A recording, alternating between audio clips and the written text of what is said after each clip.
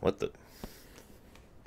Hey guys, if you're here. If you're not here, well then, what the hey?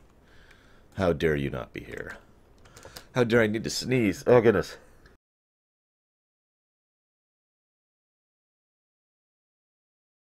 Pardon me.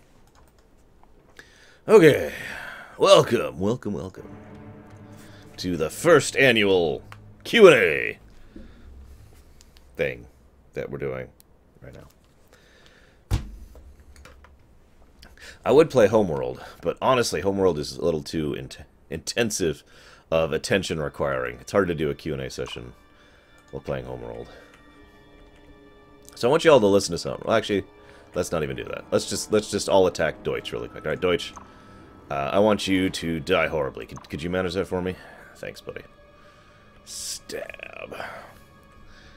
Okay, how are we doing on everything? So we got 4 more turns till our Titan is ready. And then we'll be ready to wipe out the Sacra.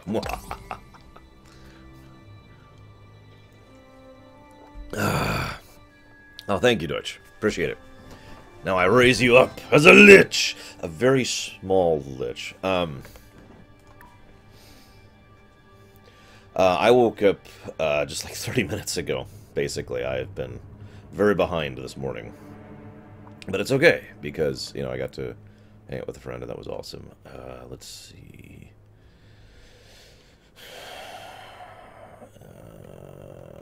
Let's do both of these. And that. And that. And that. Hey, Lyria. Hey, Corrales. Hey, Frozen. I hate it when that happens, Frozen. I actually have a backup of this keyboard just in a box ready to go in case anything happens. So anytime one goes bad, I buy a new one and then put it back into the closet, ready to go. Now I know what you're thinking. Dang it, we wanted you to play Stellaris. Well, honestly, I just really want to finish this match. Sorry, guys. A kink requires your attention. So should we get rid of pollution forever or increase production? No brainer. Hey, Zeiss. I swear I'll post soon. I swear. I was actually going to do so this morning. Exquisite. As I mentioned earlier, I woke up late. Oh yeah, who is that? Who is that? So I looked up the voice actors here. So give me a moment. The voice actress of the Silicoid advisor is Misty Lee, if you happen to know who that is. You know, I don't even remember the actual model anymore, Frozen. It's a Microsoft ergonomic, and it's like the only ergonomic that has this exact pattern. Like, there are plenty of ergonomics that are similar to this, but this one is the exact one where the keys are all exactly where I like it, and it's got the perfect cushioning for my palms, and it's prevented me from getting any problems in my hands over the years, so this is the one I use. And hi, Darch, and hey, Takoida. I don't know if you heard my Homeworld comment. It's not like I don't want to play that game. In fact, I would love to play that game. Especially since I'm in kind of a war game kick right now in my existence. Yeah, Frozen. I use wired keyboards. Wired mice, too. Now, getting a hold of the new version of this mouse would be hard, because they don't actually make it anymore. Hey, Munch. What's up? Who haven't I said hi to? It's a good game that I was going to keep playing, girls. I don't understand the question. Guys, what should I tell him? I don't understand what to tell him.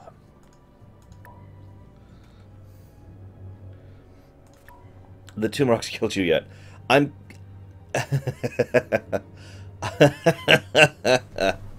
I am, I'm debating between 2 options of how to deal with you and your Tumorox excursions, Ice.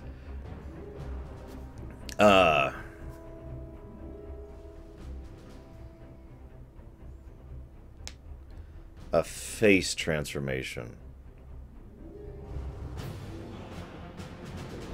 I'm sorry, my mind isn't on that track. What do you mean, Dakota? Hey, Sparta. Hey, little Billy. What's up? Oh, the Titan's ready. The Titan. I think the Titan could solo this thing. Why don't we...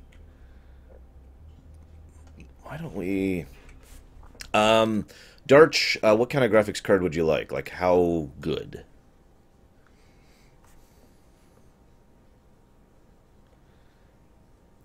Probably, I know this is going to sound horrible, but in my opinion, the best sci-fi RTS, not war game, just RTS, would actually be a tie between Homeworld and StarCraft 2. Okay, okay, yeah, I get you, Takoida. You're right. I know what you're talking about now. Sorry. God. Yeah, yeah, okay. So we know that for a certainty? I didn't know that. So yeah, what kind of video card? Because I actually got a list here recently updated. If you'll give me a moment. Okay, so I usually actually buy my stuff off of Amazon nowadays for computer parts. Part of that's because I get free shipping. So if you don't get free shipping, that is relevant. But part of that's because bit by bit, Newegg just kind of stopped carrying the stuff I wanted. And that was an issue for me. Like when I want a very specific part, Newegg more likely than not would not have it. And that just became more and more of an issue until finally I just abandoned Newegg entirely and started going through Amazon for my computer part. Oh, gotcha, Dakota. Then I would have absolutely missed that. Yeah, Amazon tends to have better prices. So let's look at graphics cards. Again, how good do you want the graphics card, Darch?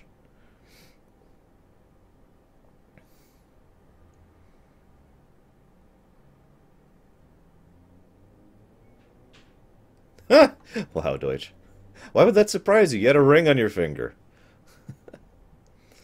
Let's see. Let me put it to you this way, Darch, since you're still not responding. You could get an ASICS RX 460 for 140. That's kind of low end, but pretty cheap. You could get an R9 380X, or if you prefer an NVIDIA, you could get a GTX 960. That's for about $250. You could get a GTX 1060 for 313, or you can get a GTX 1070 for 400.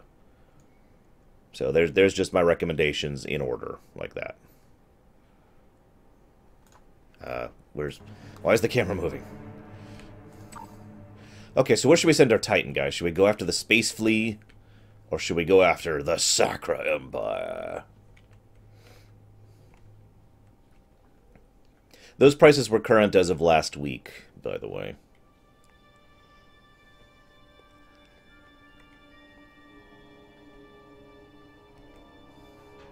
Yeah, I think we should take out the Sacra first, honestly. I agree with that idea.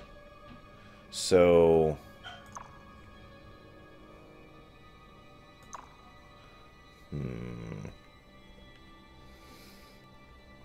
I think we're going to be just insane. So we're going to leave the Titan just kind of here for the moment.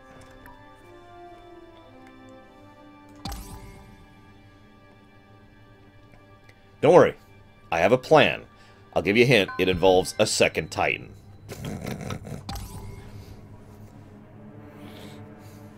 Also, the Nippon, I didn't have much to talk about on them, but they are awesome. Meaningful exchange furthers understanding. That's Troy Baker, by the way. And no, I have not, Sparta. A most agreeable conclusion. Also, hang on, where's my list of names? Morning, Azura. Where's this, where's...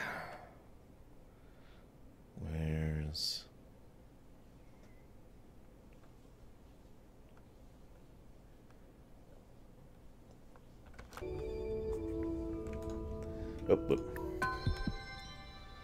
Hey, Progressive. Sorry, Frozen. The coolest alliance, race, gender for a Ret Paladin? My old Paladin was a female human. But honestly, I think female Draenei would be even better. When I made my Paladin, Draenei didn't exist. Although, my first Paladin ever, this was in the beta at this point, was a Dwarf.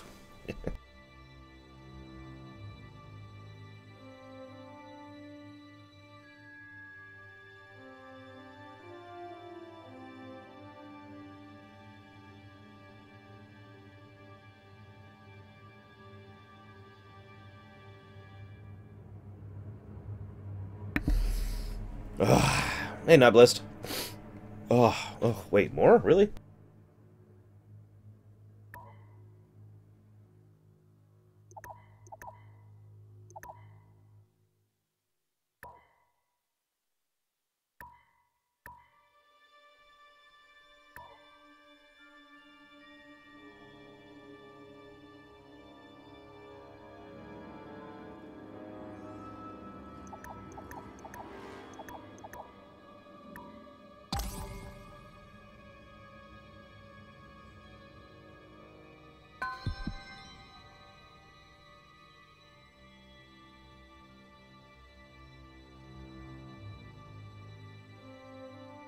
Ah, yes, air conditioning is indeed awesome. How fast a sailing ship with 32 cannons would be?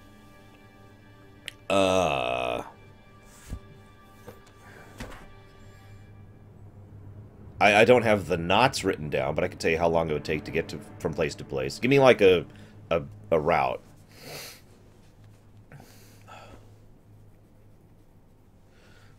Let me think about that, actually. Well, okay, so that would be a military grade for galleon, probably, to have 32 cannons. Or no, actually, no, it wouldn't. It would be one step down from a galleon. So that would be a schooner. So a schooner would be decently fast. So a schooner would be 2 or 3 steps down from the average fastest speed. So pretty darn fast. Ugh. Sniff, sniff, snuck. Don't mind me.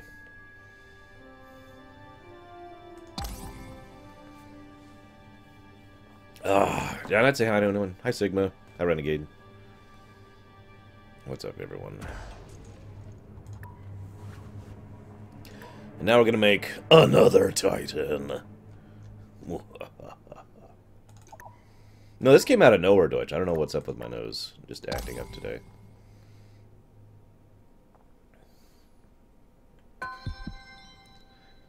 A real-life frigate? Well, a frigate is significantly bigger than a schooner. And generally slower.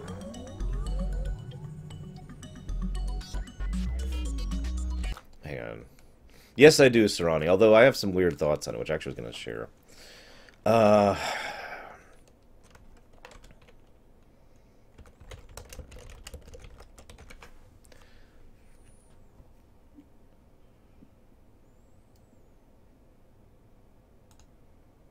I'm just looking it up, Zeiss, because you're asking for, like, specific speed, so I'm just going to look it up.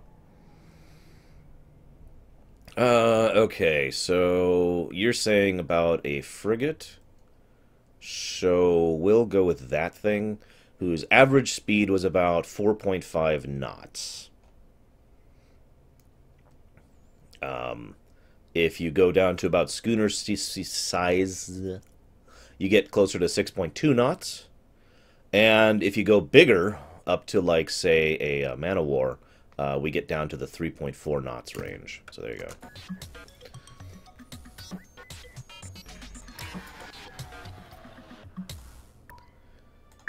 Ah, crap. I just upgraded my Titan. What dendrite of knowledge should these ones... Exquisite? Yeah, go ahead and upgrade all. Why not? Blow the money. The Titan 2.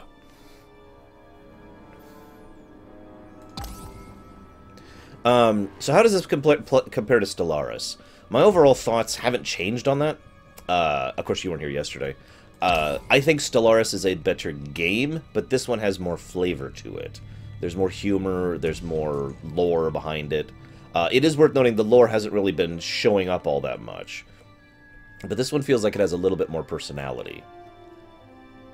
But Stellaris, like, if you ask me which one should you buy, I would probably pick Stellaris first. Although the fact that this game is only $30 kind of improves my opinion of it significantly.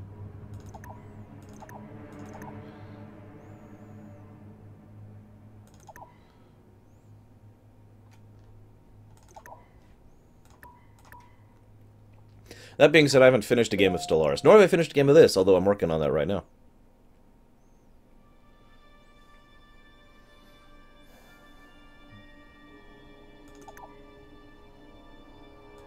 Apparently there's a Heinlein patch. I already dislike it. What's with the patch that's happening? Because I was going to play Stellaris today.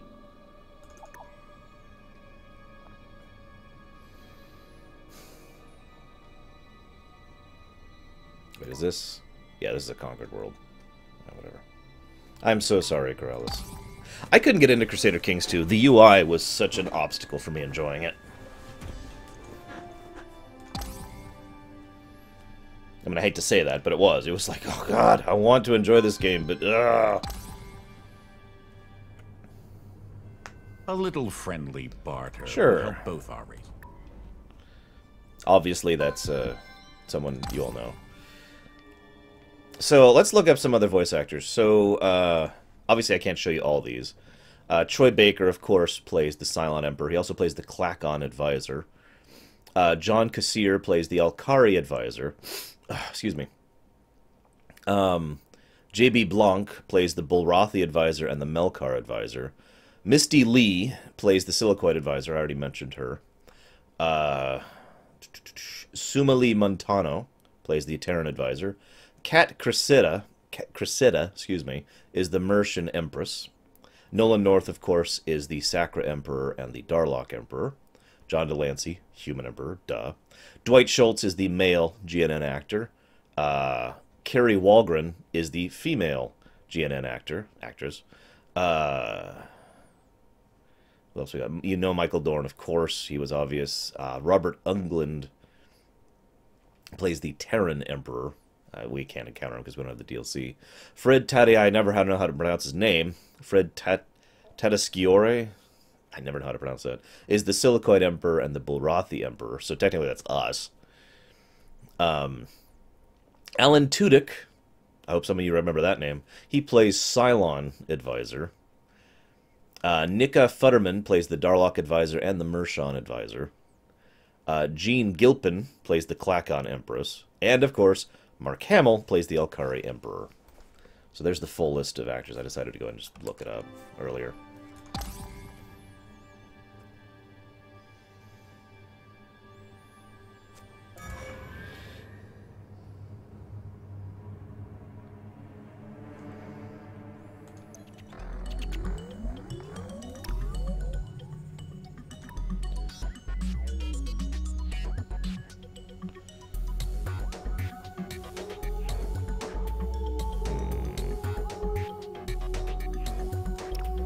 Precious. Yes, Alan Tudyk was a leaf on the wind.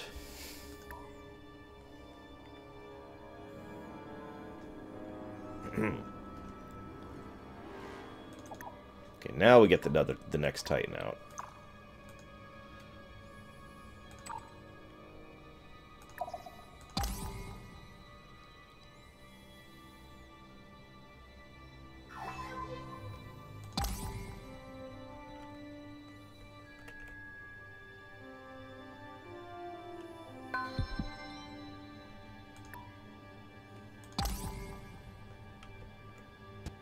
War is the ender of lives. For those born tomorrow, we wish peace. I'd love to have peace with you. From the second scene, yeah, that was pretty much my inclination on that one. It is worth noting I went into Xenoblade knowing the ending, so that kind of affected a few things. So I'd love to have peace with you, Sakura, but I can't. Because every time I coordinate with you, the humans hate me more. So, no, we're just going to stay at war. Now, if you'd like to surrender... Are you now so greedy as to drop our arrangements? Well, I'm sorry, but, you know, we're going to conquer all of you. I mean, that's just how this is going to work. It's nothing personal, really. It kind of is. You did piss me off. And that's usually a very dangerous thing to go and do in a game like this.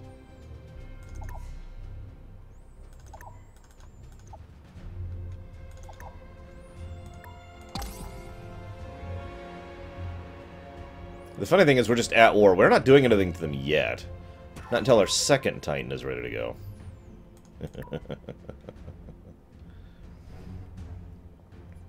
I haven't really had any big plans to, Kralis. I haven't even bought them yet. I suppose at some point I should.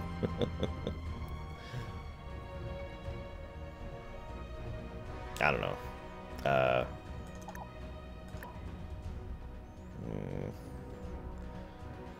That's Mirak 3. So what do we got here? Small. Small. Small. Medium. Wow, Mirak 3 is actually probably the best place for that. Hello, Necro.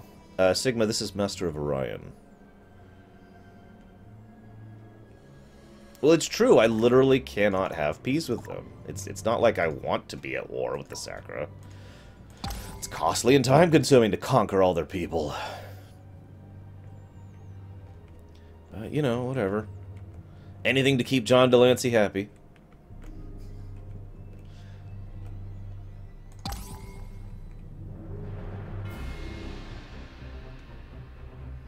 We're going to do this war properly, too. We're not going to leave an undefended front like we did with the Mershon.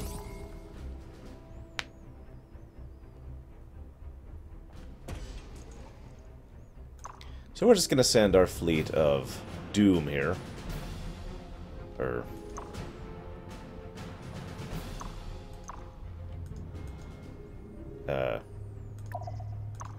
There we go. 3 Titans.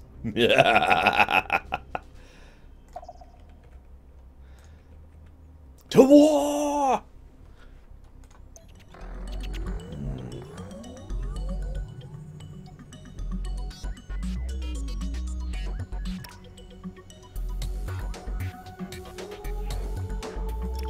With each new... Hey, Saldir.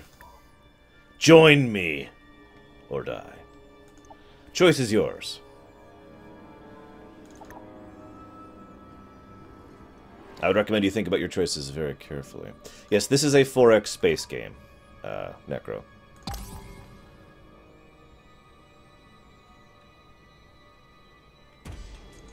Well, considering that's the premise of the original premise, I should say, of the MMZ series, Takoida. This is just a sad day and age when we have to call Master of Orion a game like Stellaris. Think about it for a moment. Alright. Now it's time to start making lots of troop transports.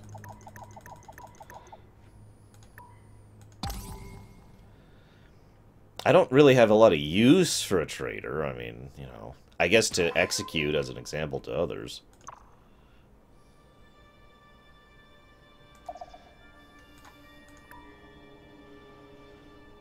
The Mershon could eat. So would you like to be one of the Silicoid traders or one of the Mershon traders, Saldir?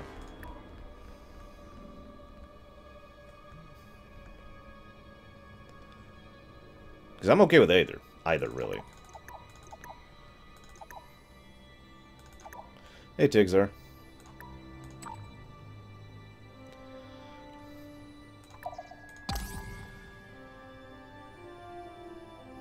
Yeah, as I've said, there's actually 2 distinct types of 4X games. And then there's Grand Strategy, which is another thing. There's Space 4X, like Master of Orion, the original. Like the new Master of Orion, like Stellaris, like Endless Legends, or Endless Sky, or Space, whatever it's called. And then there's Ground 4X games, which really are different in the overall construction style. Oh, Galactic Civilizations, that's another good example of Space 4X. And then there's Ground 4X games, which, you know, the Civilization series being the example thereof. So, I have a Q&A for you guys, since no one's asked me any questions, really. Dun dun dun.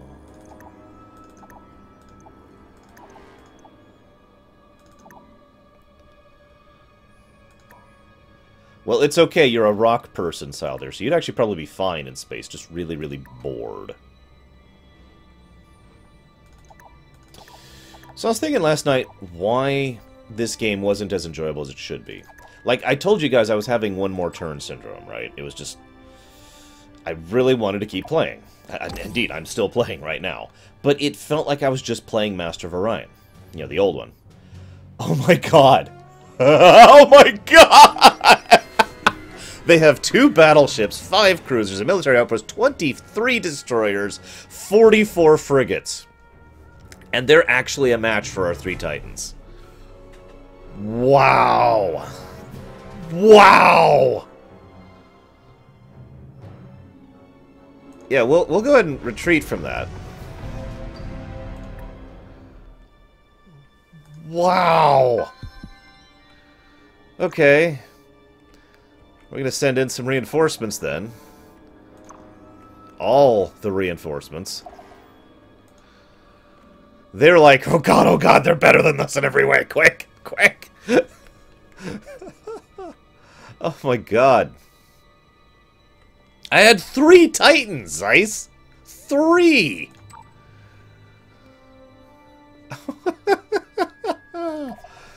The biggest ship we can get is a Titan. Anyway, so to continue, the hey Permeus, no, damn it, Ashura, air conditioning, come back.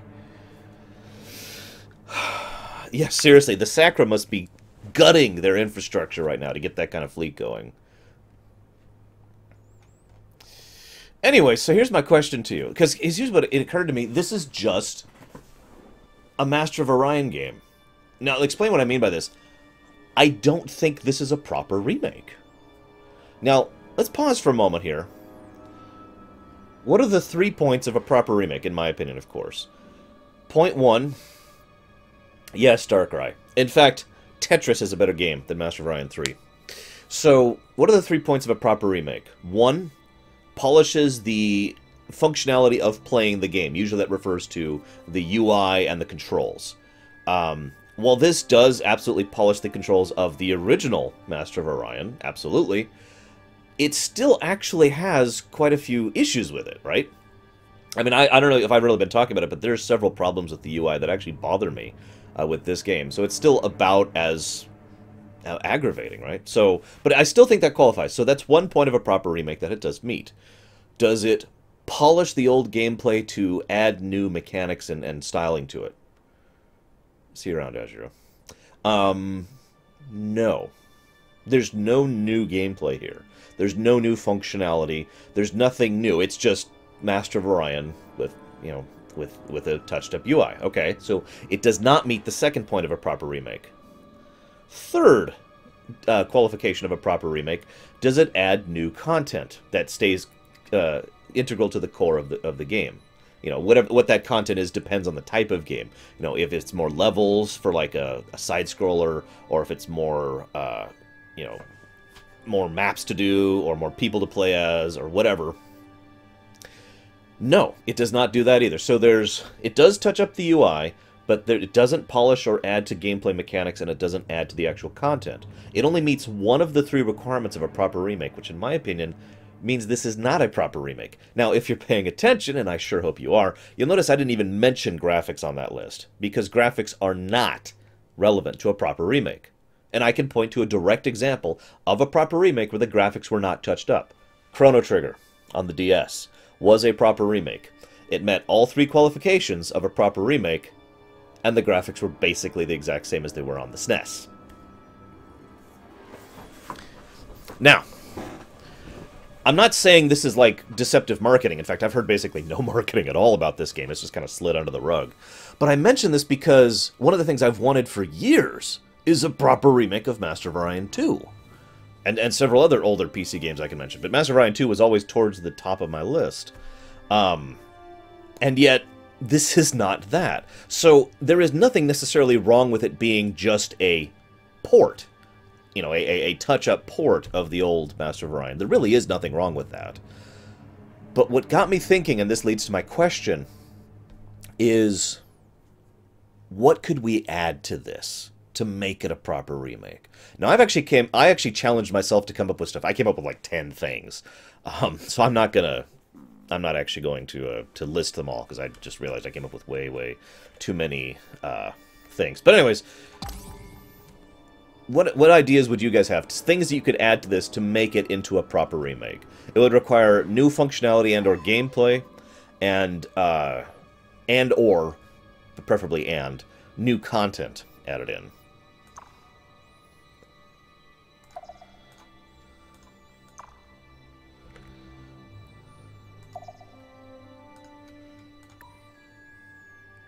Now, what Nymph says is something several people mentioned yesterday, and is the most obvious idea that occurred to me immediately. Add Homeworld-style RTS. Make the actual space combat a real RTS section, rather than what it is, which is basically just a nothing, you know? So actually have real RTS combat whenever you go into combat with another race. I think that would add quite a bit to it, personally.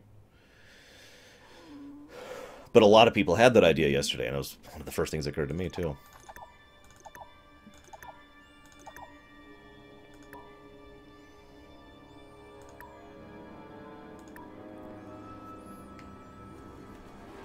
And that would be good additional functionality, good additional gameplay mechanics to really help flesh out the original, right? I had a couple of other ideas. Why not add some... Now, granted, this is basically borrowing from Master of Orion 2, but why not add some RPG elements to this? Why not make it so that... Oops. Yeah, exactly, Frozen. We could have won that battle just now if there were real RTS elements to this. Imagine, again, from Master of Orion 2, so imagine you can hire on heroes who can gain levels, and, you know, how far in depth you want to go in this is up to you. But at the very least, have, like, individuals you can hire to either be governors of your planets, or governors of your systems, or admirals of your fleets, you know, that kind of a thing. And in so doing, allow you to customize your play a little bit more, right? And of course, that was in Master of Orion 2, but we could take that idea and go another step with it. Add, like, something like talent trees to the people, so you could customize your heroes and say, well, I want you to be more inclined to this, you know? And that would go hand in hand with another idea that I had. Why not give you the option to hyper-specialize planets? The way this works right now is basically like Master of Orion. Given enough time and tech, you can turn every world, except for, I think, like, volcanic and radiated. Or no, volcanic and toxic, excuse me. So you can turn basically every world into a Gaia world with everything, given enough time, right? And I know that's part of the point, but one of the things I would have liked, and I've thought about this ever since Mu 2, is the ability to hyper-specialize. I want this planet to be an industrial world. I want this planet to be a fortress world. I want this planet to be a research world. I want this planet to be a general Q&A, Darkrai. Q&A about anything. Why is that not... What can I do to make that more clear? Here, hang on. Let me just add something here.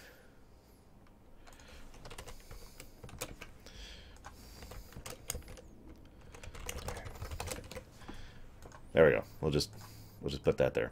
So, so you could, in hand in hand with the governor system, you know, you could have one governor to get really, really good at being a scientist, a research governor, and then set up one planet like on a frozen world or whatever. Have frozen worlds be better at research, and then keep them frozen worlds, and just kind of keep adding on specific improvements that remove its ability to produce as well, that remove its ability to, you know, produce food or whatnot. So it would actually be a world that relies on other planets. Which brings me to a third idea, and this is all part of the same idea, really, if you're paying attention. Add in more of an ability to have a network of resource sharing. Mu 2 kind of had this. You could share food resources if you got freighters and whatnot. But the ability to basically have one planet provide the food for the rest of, like, an entire sector kind of a thing. Have one planet be able to produce the buildings that go on another planet. You know, that kind of a thing. And I'm going to stop there. These are my ideas. I'd love to hear more of your guys' ideas. So Deutsch asks, what's it like to be the Grand Emperor? It is a constant chore of a job, let me tell you. But I do my best.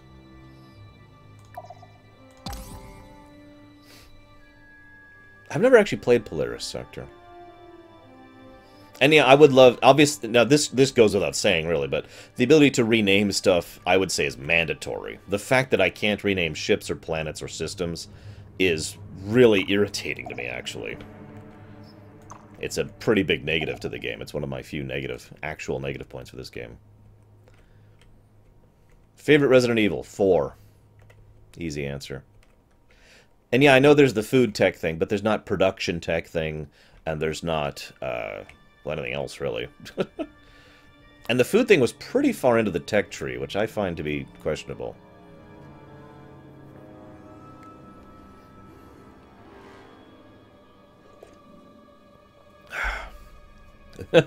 Turning planets into weapons. That's valid. I also think the spy part of this game needs to be upped. Right now, you can do missions on enemy planets, or you could counterintelligence on your planets. And you have to pick a specific planet to do it on. There's no way to,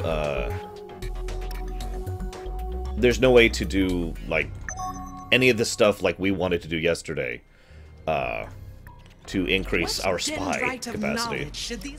Precious. Sure thing, Darkrai. There's my answer. Would I ever play Resident Evil 4 on stream? Probably not. I don't own it. I haven't owned it in a long time.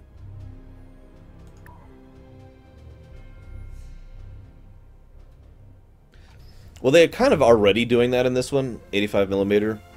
Like, you have to... Like, I just had to pick, for example. I also wouldn't mind a blind research option, which I feel was in one of the R4X games I've played recently. I don't remember which one. Like, you don't research a tree, you just research, and then you... Plah! This is what you research. And it does kind of follow a tree, but you can't pick. You just research, and then something is researched. And I kind of liked that, actually. The most common victory I go for in 4X games is military. Second most common would be science. Third most common would be political. Fourth most common would be economy. Most games don't even allow that. And fifth most common would be culture, which, again, most games don't even allow that.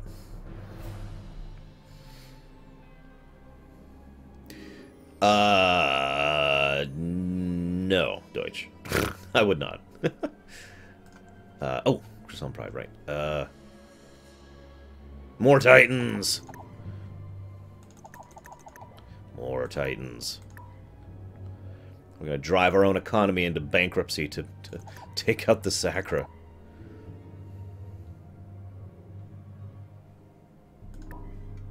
Ah, okay. Yes, that's right. Is it possible for your own species to starts to disband and start some kind of civil war? No, although that would also be kind of a cool thing. There's, like, revolts, but all that means is you have to conquer your own planet or wait out the revolt, which isn't really that much of a thing.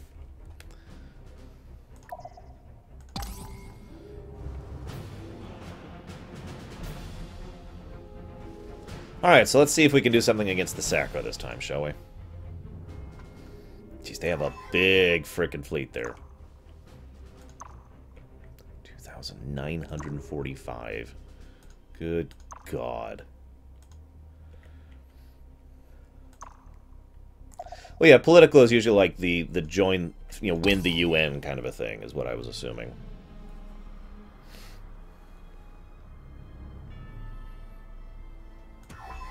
Yeah, they're making the Fleet of Doom here. We're, wow, that's still a surprisingly close fight between our multiple Titans and battleships and cruisers.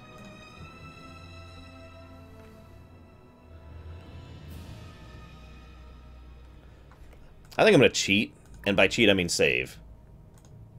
So that's not really cheating, but I'm going to save. And then we're just going to try it. We're going to see what happens. So first we're going to wipe out this military outpost. BAM! So that's done. And then we're going to wait for them to come to us, because that's what's going to happen next turn. Alright. Wow, we're still unfavorable. Let's see how this works out, shall we?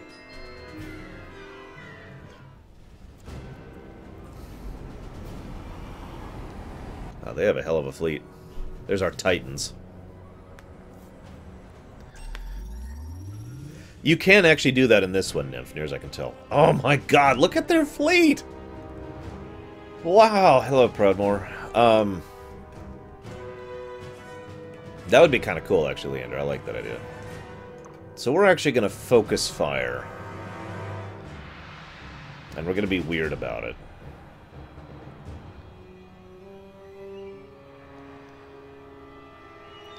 Yes, I have, and probably Necro.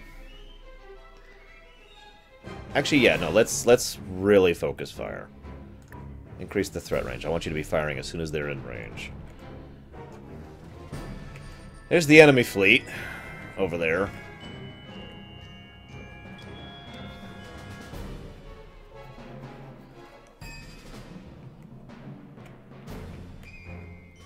God, the Titans are huge. Look at those things.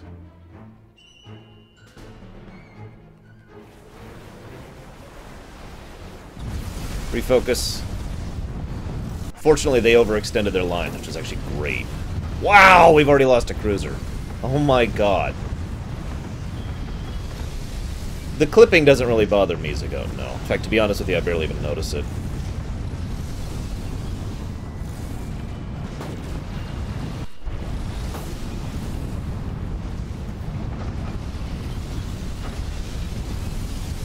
Oh my god.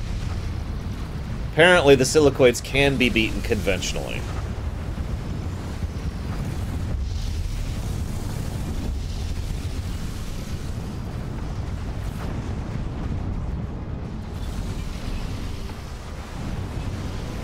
We're down to just our Titans and one battleship now.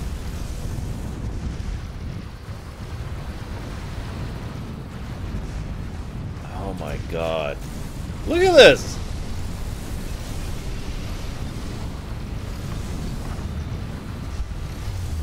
And there goes the battleship. And there goes one of the Titans.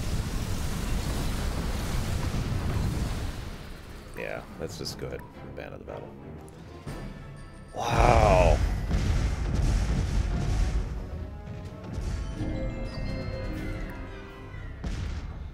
And that's why we saved. Because holy hell.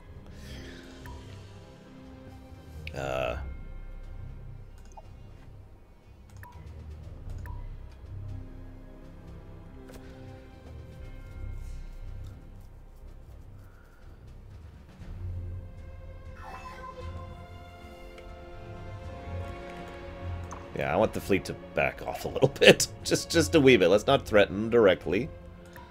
We are building more Titans as we speak. Which is gonna suck. How can they even afford a fleet like that? Like, this is actually gonna bite for us. And we have a pretty good infrastructure and a well-developed, very advanced society, and they're just like, more ships!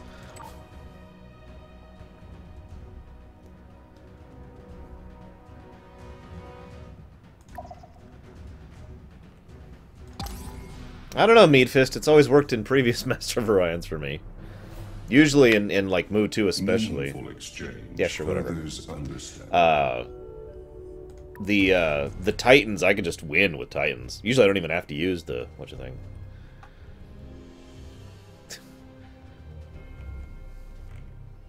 They have the Starforge, I knew it! Favorite character, ship, and moment across Star Trek. Character? Favorite character in all of Star Trek?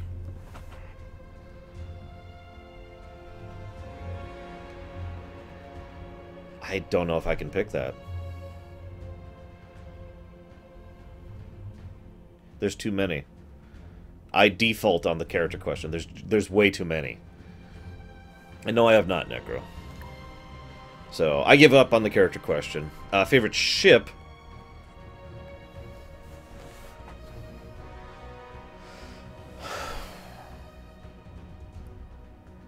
Do I have to pick an individual ship or a class of ship? So, I'll skip over that one for the moment, too. Favorite moment? In all of Star Trek, I have to pick a favorite moment? Okay, favorite moment, I'm probably going to go ahead and give it to the moment in Star Trek II after Spock has died, spoiler alert, and Kirk is sitting there and he breaks his glasses. It's a beautifully subtle moment. And basically is the penultimate moment of all of the arcs and all of the different plot threads that have been going throughout all of Star Trek II are all surmised in that one scene where Kirk is there and breaks his glasses. No, not really, Sparta. No. I have seen a little bit of Arrow and the other two that are tied to that, but that's about all I've seen.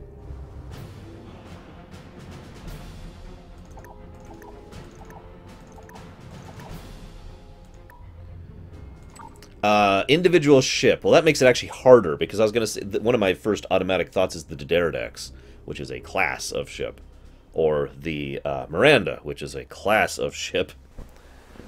Okay, so I have to pick an individual favorite ship in Star Trek.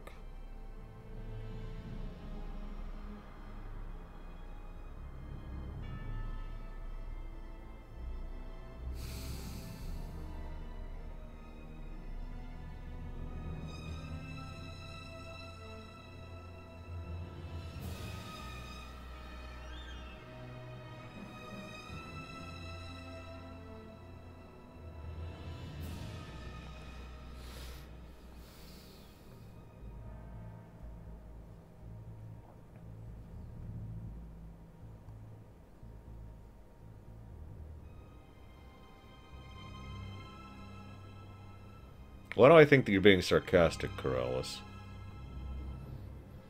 I can't pick an individual ship. I can't. I'll just default to the Defiant. Screw it. The Defiant.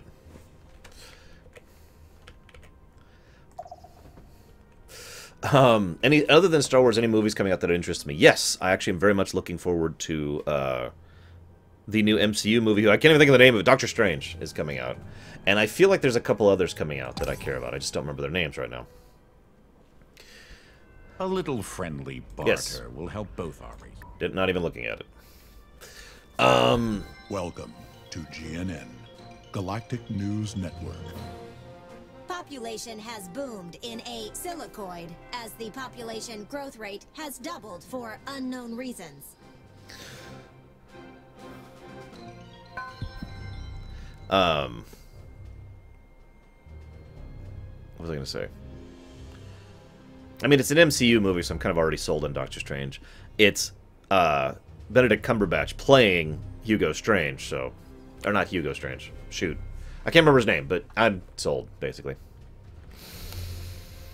Okay, so favorite crew. So I have to pick between original crew, TNG crew, DS9 crew, Voyager crew, and Enterprise crew. Or the new crew, right? Believe it or not, that's still a hard question. So I'm going to flip a coin. Because it's so close between the DS9 crew and the TNG crew. Ah! And that would be the TNG crew.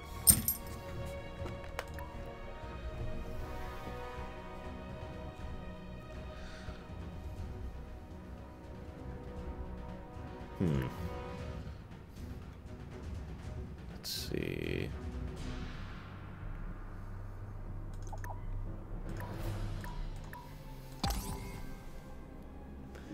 And if I've missed any questions, please feel free to repeat them, because it's not that I'm ignoring them, it's just that I'm missing them.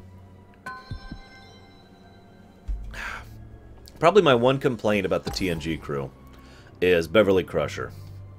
I like Gates McFadden a lot, actually. I think she's a good actress.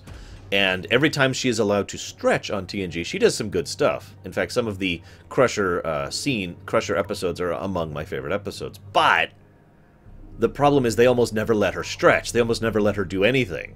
They tend to forget that she's there at all and treat her as if she's just the Doctor. In fact, to be blunt, the Doctor on Voyager got more scenes than she did. And I think that's one of the bigger flaws of TNG.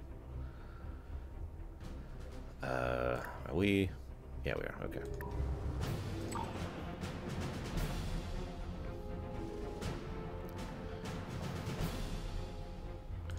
Oversaturation of MCU. I don't, but I bet other people do. And therefore that means technically there is, and that means technically they're going to start doing worse. We know Marvel makes terrible business decisions. This has been true for decades. So they're probably screwed. Pulaski, Tigzar?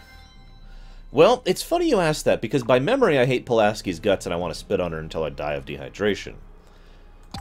But I haven't rewatched TNG in years and years and years at this point. I, of course, plan to do so when we get to the TNG Ruminations, which should probably be starting about sometime next year. So, yeah. What dendrite of knowledge should these ones pursue, Keystone?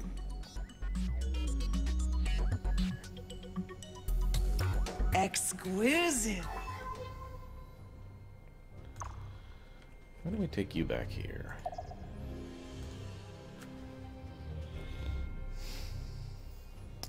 What did DS9 do so well that other shows should copy? Strong character focus, although all the Star Treks did that. An emphasis on continuity without requiring continuity, which, as much as I don't like that as much as strong continuity, like, say, Babylon 5, it does make it easier to get into. You could pop into DS9 at about Season 5 and still kind of have an idea of what you're doing. And, of course, a general good presentation of ideas and concepts. DS9 was probably the Trek that was least afraid to tackle hard issues. And I think that's one of the things that really helped flesh it out, in my opinion. How would DS9 have played if Picard had been in charge of it? Considering Picard is much more leaning towards diplomacy and less towards war. Although it would be interesting to see Tactician Picard. It's not like he can't do tactics, it's just that he prefers diplomacy. This is a gentleman who almost abandoned his officer career to become an archaeologist, don't forget, because of how much he was into that. So, yeah.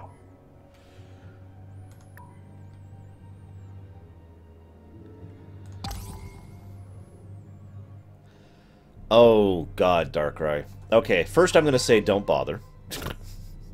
In my honest and blunt opinion, one of the 3 hardest types of games to make in the world, I would say the 3rd hardest, is a Metroidvania. It requires tremendous forethought and planning with regards to design of your game. Of what I would normally call level design. But obviously they're supposed to be just the one level. So, yeah. DS9 if Rick Berman is in charge. Well, it would be gutter trash.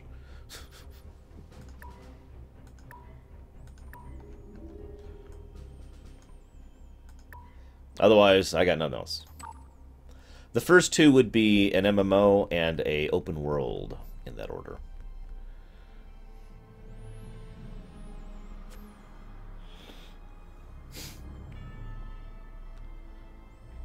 Yes, if you can make your game so you can play it upside down, you officially have made a good Metroidvania.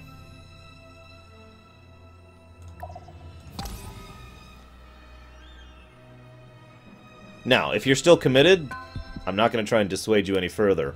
Just take very, very careful care to design the way that the world is. The level. The one level. And then keep designing it. DS9 if the God Emperor of Mankind is in charge. Well, he wouldn't be in charge, would he? He'd be sitting on a throne being fed Cardassians, or excuse me, no, Bajorans regularly. Best open world in open world game. I don't understand that question, Tigzar.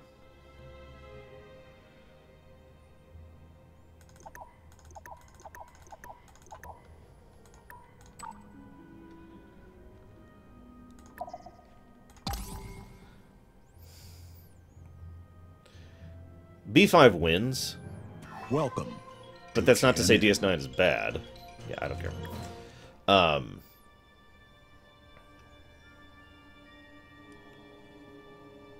An MMO open world Metroidvania. So you're going to make a sandbox MMO of Dark Souls. DS9 of the Province had not closed the wormhole. The Dominion would have won. The end. They would have won. There would be no resistance. There would be no pulling a victory out of their ass. They would have just won.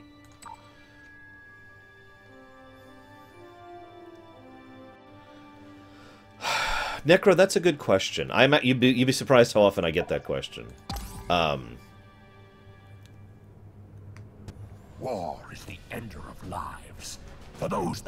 No, we're still not going to peace with you, even though you kicked our ass last time. Yeah, screw Rick Berman. I got the pillow right over there. I usually recommend 2 things for Star Trek.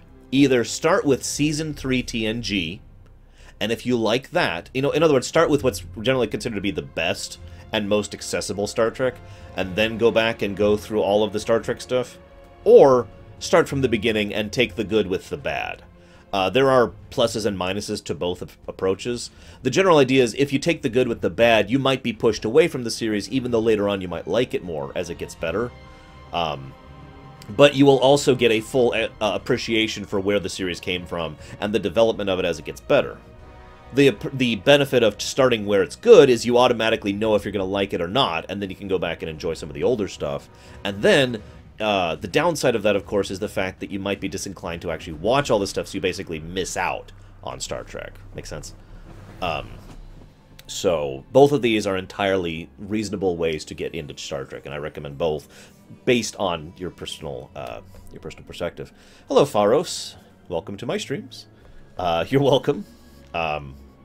This is a Q&A stream, so if you want to ask any questions about anything, that's generally how that's allowed. Now, I may say no.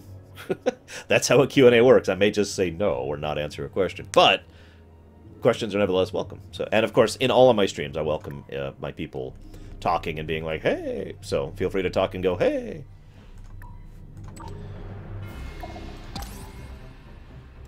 Which Star Trek franchise had the best mirror universe? Original series. Although STO was pretty good, too.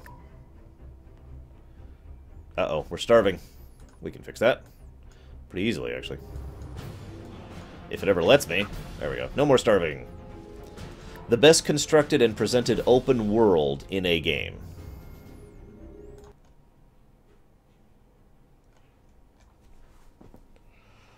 Yes, you will, Necro. That is one of the detriments.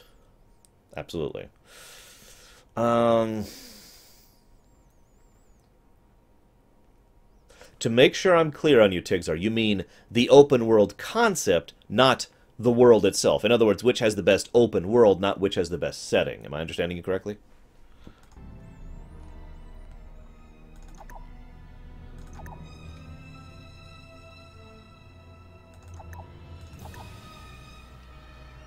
But it's presented extremely differently, Shuryu.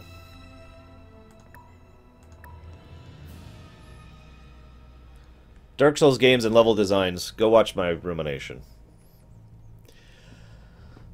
Favorite video game character? Me! No, okay, so the best open world in an open world game.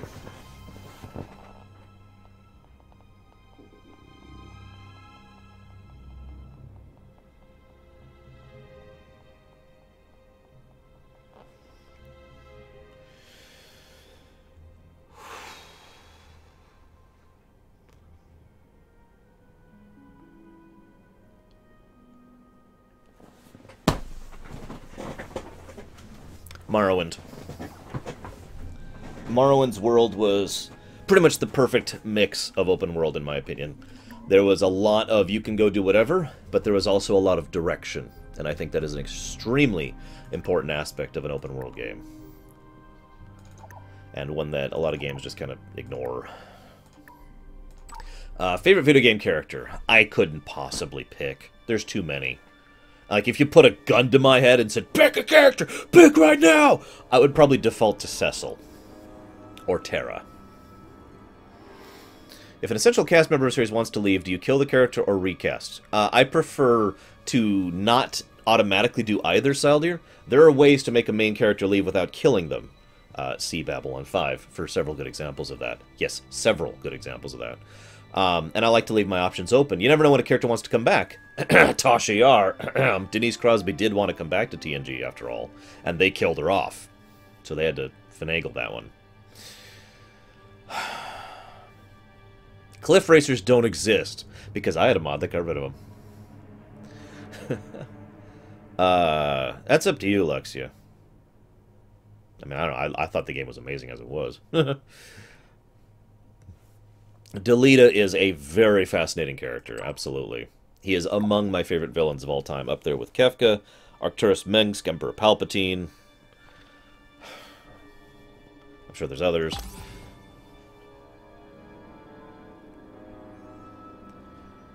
Actually, we've talked about that before, Necro, and Peter Hines can go screw himself on that one.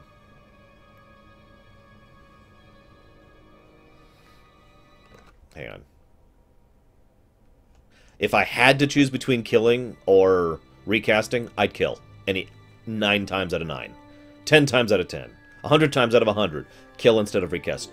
I am very against recasting unless you absolutely cannot avoid it. And for reasons I shouldn't even have to explain. It should be incredibly self-evident why I have that opinion.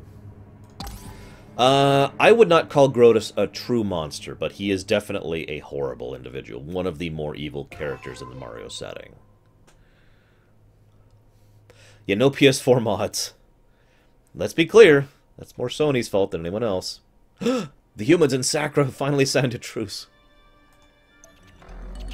Queen Shroob is intended to be a monster, in the more alien sense of the word. Favorite non-video game? I don't understand that question. You're gonna have to help me out.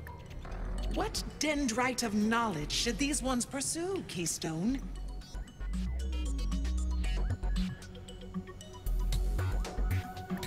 Aren't we working on...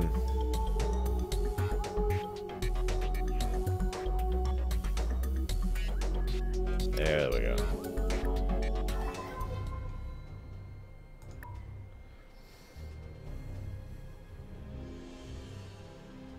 Oh, you mean like my favorite game that isn't video? Okay, I understand.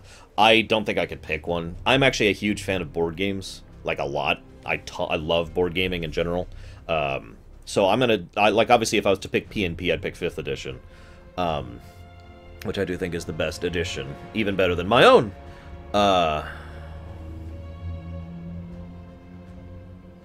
wouldn't actually call Albedo crazy. I would call him insane. Kefka was crazy.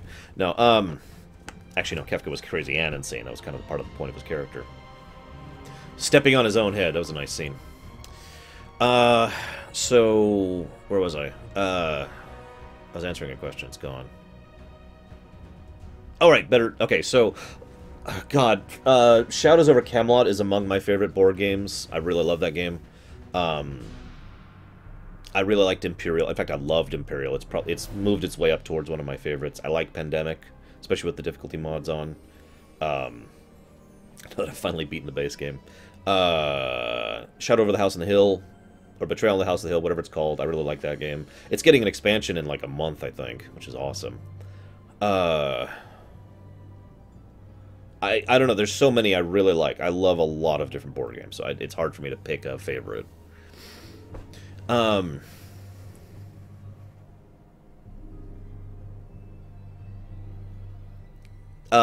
have played the Legacy version adventures, and I've also played several of the expansions at this point.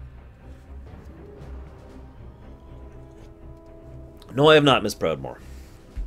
Favorite video game set in the D&D setting? Neverwinter Nights 2. I don't even have to think about that one. Have I played Kingdom Death Monster? No, I've never even heard of that. I am ignorant and stupid. And if I'm missing a question, it's because I'm missing it, okay? In other words, I'm not ignoring any questions. If I'm going to not answer a question, I'll say I'm not answering that. So please don't think I'm ignoring you. So please re-ask questions if you don't see me answering one. War Games Red Dragon. No. Don't think I have.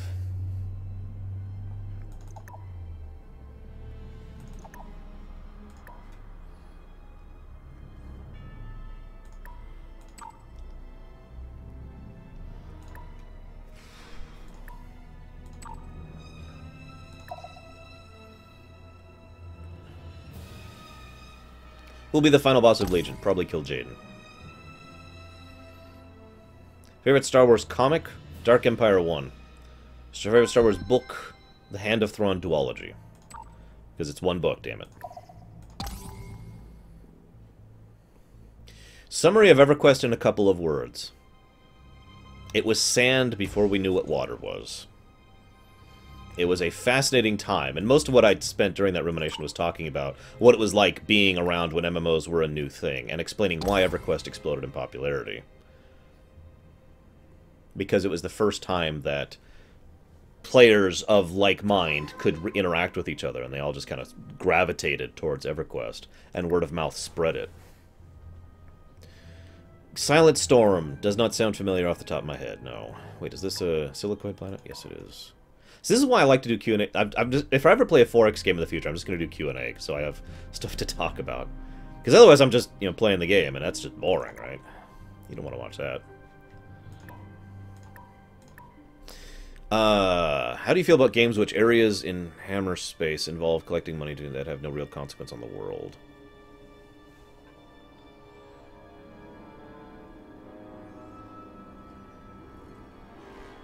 I don't know that I have an opinion on that, Darch. Really, I'm not sure I do. I like Luigi's Mansion. I haven't played Luigi's Mansion 2 yet, I keep meaning to. Perfect unstoppable 10-man WoW party. Me. What, I have 13 characters. Is that cheating? Harry Potter, if Dumbledore died in part 2.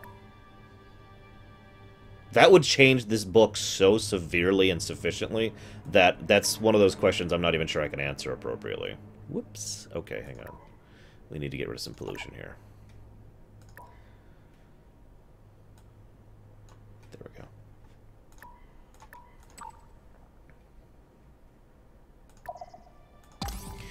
go. Which MMO have I had the most fun in? WoW. Just WoW. I mean, Asheron's Call is way up there, and so is Guild Wars 1, which I know isn't actually an MMO, and so is Lotro, and so is STO. All of these are great MMOs in my opinion, but wow. Just wow. There's not even a question in my mind on that one. Alright, why don't we start stabilizing the economy, shall we? Because we need it pretty badly right now. No, I am not, Miss Proudmore. Although I am looking forward to the extended edition of The Hobbits, which I haven't watched still. I do plan to watch them for the Rumination, obviously. Extended edition or bust, as I like to say. Hey, EGI Maple? I'm not sure how to pronounce that. Eggy Maple? Eggy Maple? Either way, thank you. Welcome to my stream.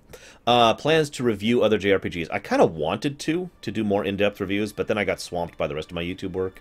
I would like to do one of Super Mario RPG, though. That was basically the next on the list. And then next after that was going to be FF9. Yeah,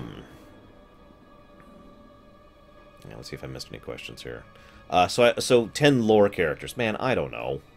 Venters, that's too big of a question. I can't answer that in short. I know Arthas would be on the list. Top 10 Star Wars game. Homeworld.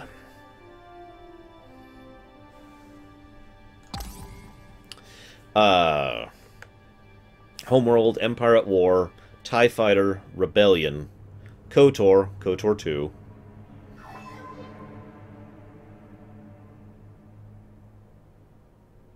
I don't remember how many Jedi Knight games there are, but the Jedi Knight games, there are several. I think there's 3 of them. I don't know. There's a few. I haven't played them in, like, since they came out, basically.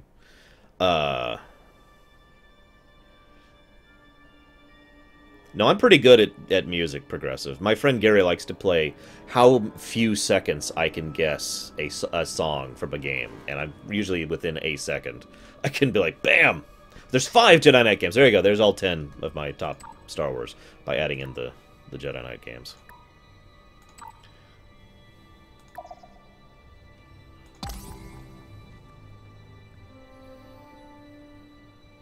Top 5 Star Wars characters.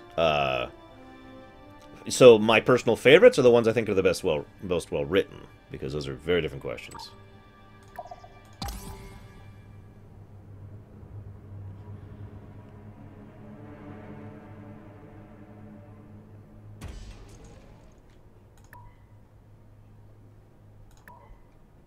Oof.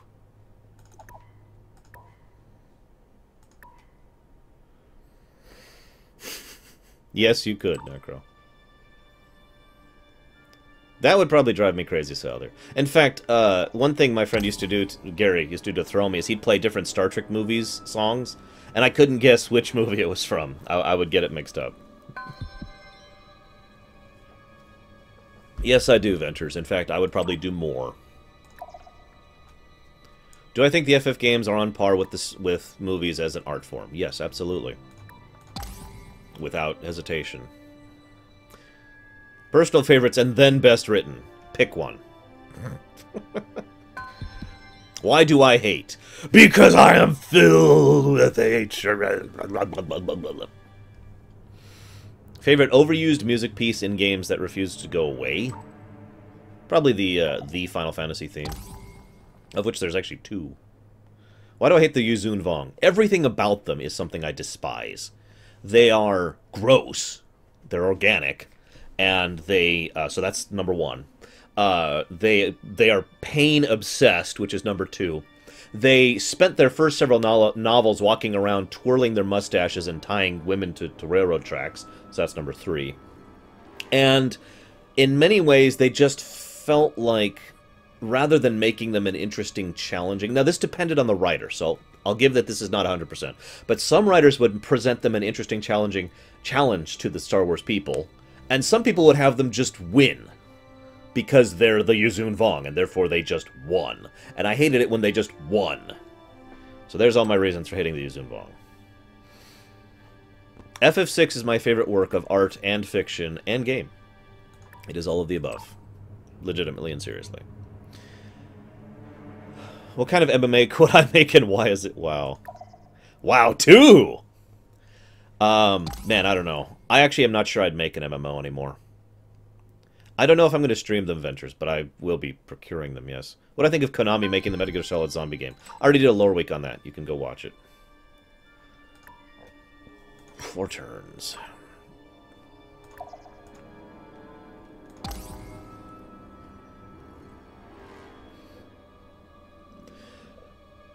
I don't know if I'd make an MMO with infinite funding. There's too many other games I'd want to make. And there are a lot of games I'd like to make. I keep game ideas in the back of my mind on the vain and frankly stupid hope that someday I'll be able to actually do something with them.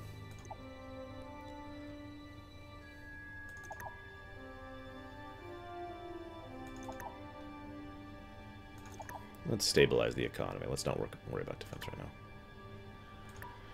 I am suddenly in charge of WoW. Well, first of all, I would do a lot of the things I've talked about a billion times. I would separate into 3 factions. There would be the Horde extremists, the Alliance extremists, and the 2 could be at war with everyone else. And then there would be the Army of Light, which everyone else could join, and that is a choice. A player would actually have a quest where it would have like 4 or 5 things where it's like, do you want to join this? Are you sure? Are you sure? Are you sure? And then if they confirm, then yes, they actually join the Army of Light and function as a neutral power from that point on and stop this whole Horde versus Alliance garbage. I would also move the story in that direction. It's like the first thing I'd want to do. Second thing I'd do is I would hire a group of people, which Pax and I have actually been talking about this. We call them the cleanup crew. Their entire purpose is to go back to older content and touch it up. Make it better. And I could give you, like, if I was writing down a list, I would have pages of stuff right now, of old content that team could go back and tweak or fix or otherwise change so that it is better. Because WoW and Blizzard in general have a horrible habit of discontinuing old content. Third thing I'd do is I'd hire a live content team. People who do live interactions and live events with GM tools and custom clients to go around and do fun little events and activities. And there's dozens of activities you can do in the game. Just right off the top of my head, those are the first 3 things I do with WoW.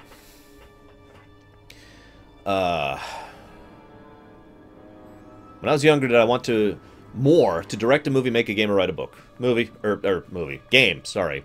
I've been wanting to make games for a long time. And I've written books. They're not good. But, you know, they're there.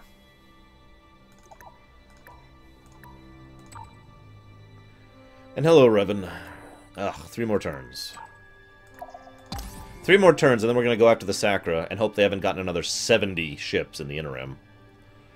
That would be funny, wouldn't it?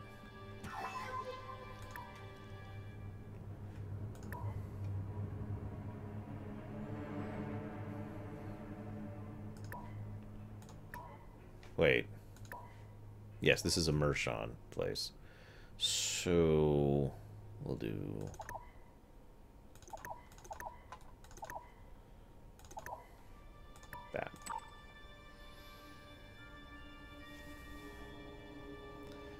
I suppose it doesn't frustrate me, Darch. It actually makes perfect sense in lore and in gameplay, since he is a bonus character to begin with. Any series that's gone defunct that I would love to bring back to life? Mega Man. That's such an obvious answer. Oh, you want another answer? You don't want Mega Man? Okay. Secret of Mana. Or the Mana series, if you prefer.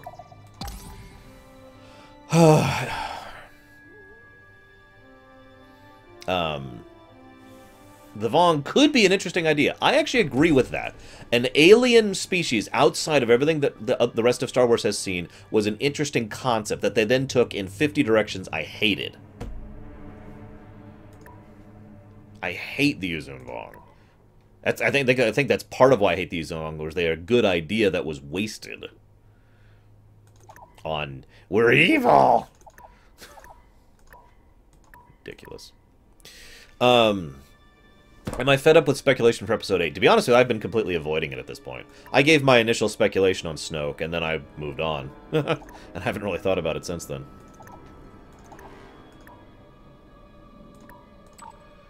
And yes, I know that they did Mos Eisley thing. I'm well aware.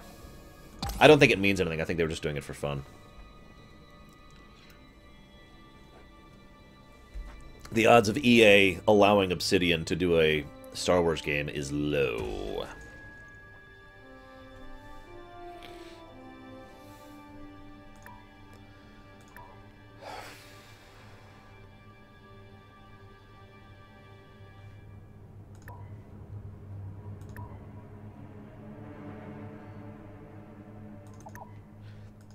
Why so what, Deutsch? Good morning, Bragwin. Is it still morning? I mean, it's afternoon. Wake up earlier, Bragwin. No, I'm kidding. I know you work third shift.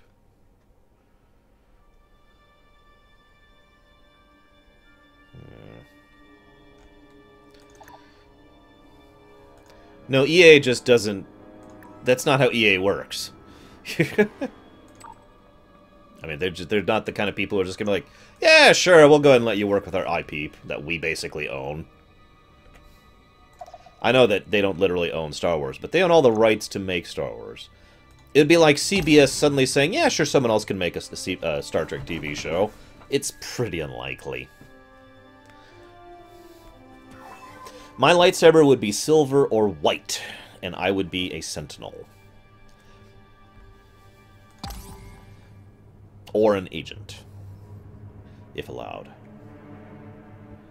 Meaningful exchange furthers understanding. You're just giving us trade. Sure, we'll accept that. A most agreeable conclusion. Why do I get the feeling the Cylons are basically bribing us to not kill them?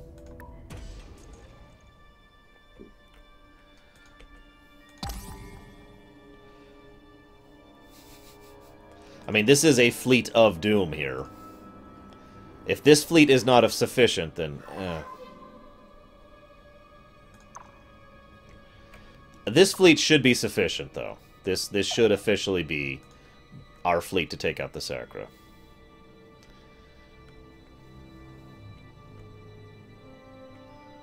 I'm not actually sure what you're talking about on that one, Deutsch, so...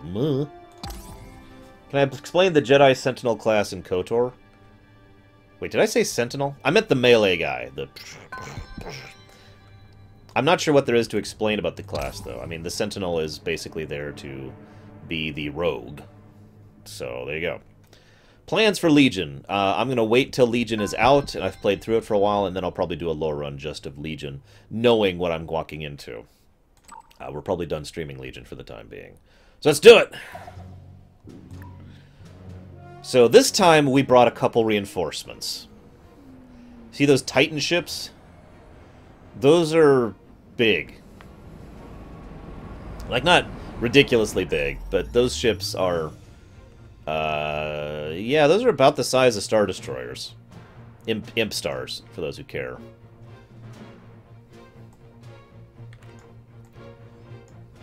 No, I have not played the Armored Core series, sorry. I have heard of it, though. So yeah, here's our Star Destroyers. And there's our battleships, which are also, you know, the previous ships we were using. There's our dinky cruisers, which, if you remember, back in the day, we were using the cruisers to conquer, you know, the Mershon.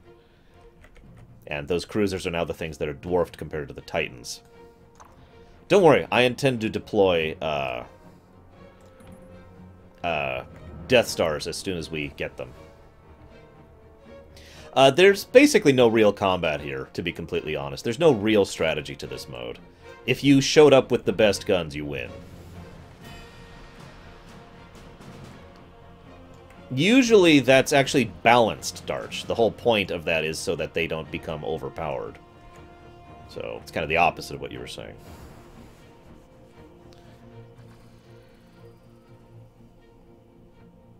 Oh, that's a good point, Necro.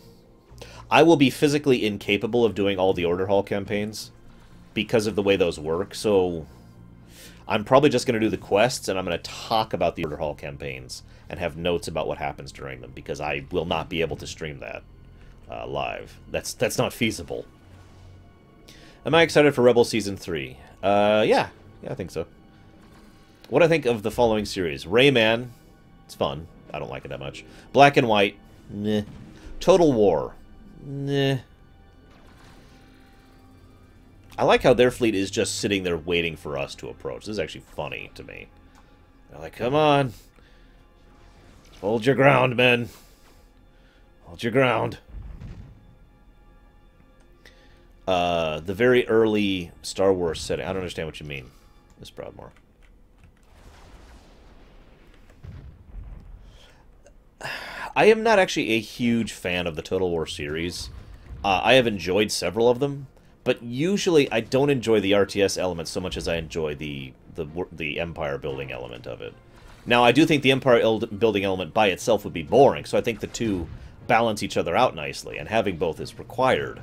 But it's never been a super great series in my estimation, or mind, or whatever. Yeah, what Permeus says is a great example of just one of the problems with doing the Order campaign streams. It'd be like, alright, so now I gotta wait a week to show you the next quest, so see you next week, guys! No, I'm not doing that. Here they come!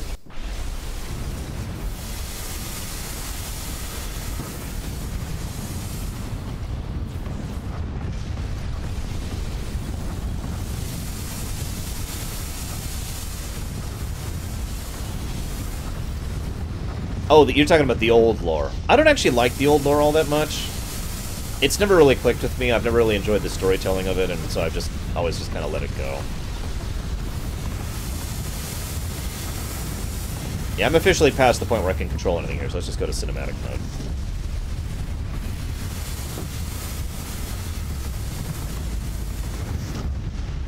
I would like to think that this is the greater bulk of all the Sacra fleet, like all of them. Because remember, they're not at war with the humans right now. So this is like their entire fleet. I don't know if that's true or not, but I love the idea that this is their entire fleet. And we're just dealing with them. Yeah, the Warrior campaign actually irritates me in several ways. I honestly feel that Blizzard dropped the ball on the Warrior Order Hall. Shaman and Druid are both definitively better, in my opinion. Have I ever played Neverwinter Nights? Yes, I've played Neverwinter Nights. I've played Neverwinter Nights. I've played Neverwinter Nights 2, and I've played Neverwinter. And yes, I like all of the above, although, obviously, it's been a while since I've played, We lost 2 Titans in that battle, and all of our cruisers. But we won.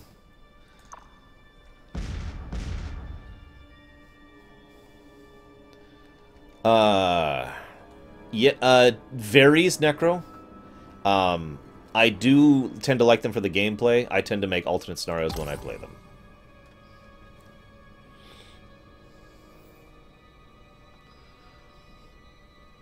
Ragnar Rocks. No, I have not. I've never even heard of that person, Formosa. Okay, so now I'm kind of pissed. So should we conquer the Sacra or crush them? What do you guys think?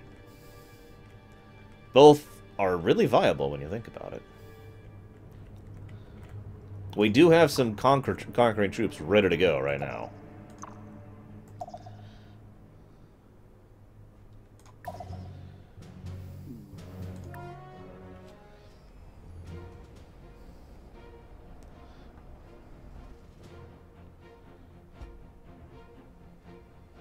I wonder what it feels like to be on this space station, knowing that their fleet of, like, 200 ships, this ridiculously huge fleet, just got obliterated, and now the conquering force is coming for you. What would that feel like? I want you to picture for a moment. You're on this Sacra space station, and your entire race's fleet, like all the ships in your whole species, multi-system-wide species, just died.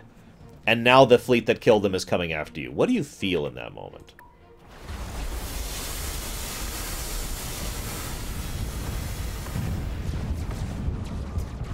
In the 3 seconds you get to feel something, obviously.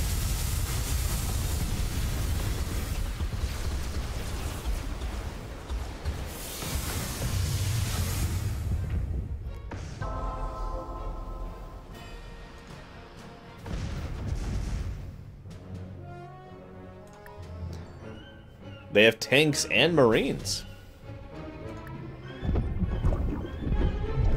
It's okay, they have a planetary shield, guys. Well, they had a planetary shield.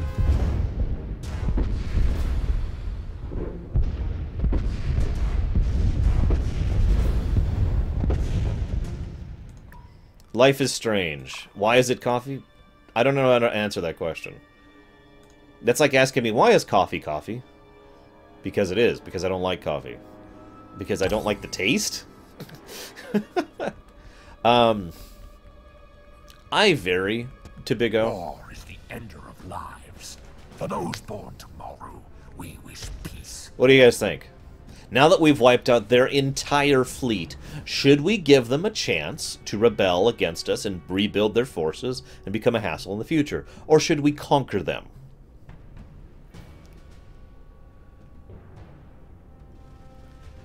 Reminds me of one of my favorite quotes from Mass Effect Lurker. You are gonna ruin someone's day, somewhere, somewhen, somehow. And nothing Formosan. I don't like anything about it. That's the point. The whole thing is coffee to me. I see nothing that I like about it. Yeah, no.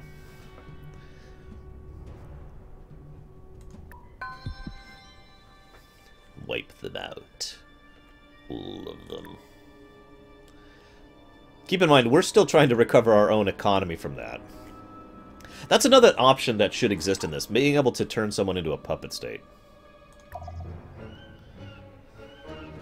Let's drop a couple more bombs. Just a couple. Prioritize military targets. No, military targets. There, that's good enough. That's good enough.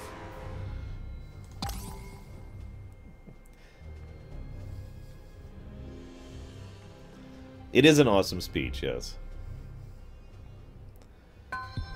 But yeah, Formosan, you're basically asking me, Arsh, why don't you like Game of Thrones? And it's like, well, because I don't. Actually, Game of Thrones is easier, because there's aspects of Game of Thrones I do like. So never mind.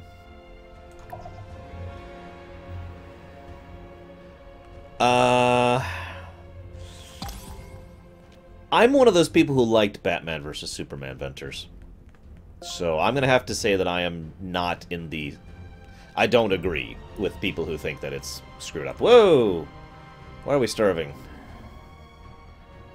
Like, seriously, why are we starving? We should have food. Why don't we have food?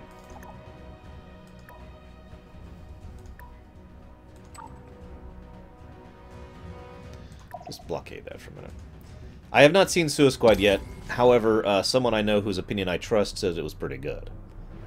So... yeah. I do intend to see it some year.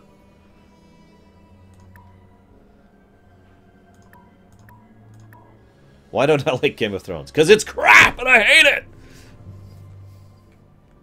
Oh, you wanted a meaningful answer. Sorry. We have conquered people. Maidfist. We are the Silicoids, Dragon Cat. Hello, Aegis. Let's see...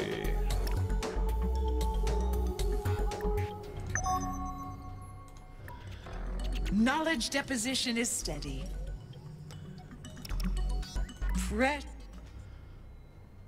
Yeah, sure. Why not?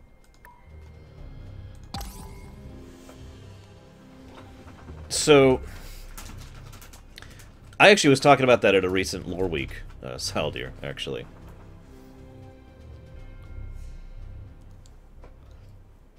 Basically, I was talking about how people tend to get defensive and how that's understandable. Like, for example, if I said, for example, right now, if I said, what's something you guys like? Just give me something you like something you really enjoy. Hey, look, another Gaia world. All the Gaia worlds.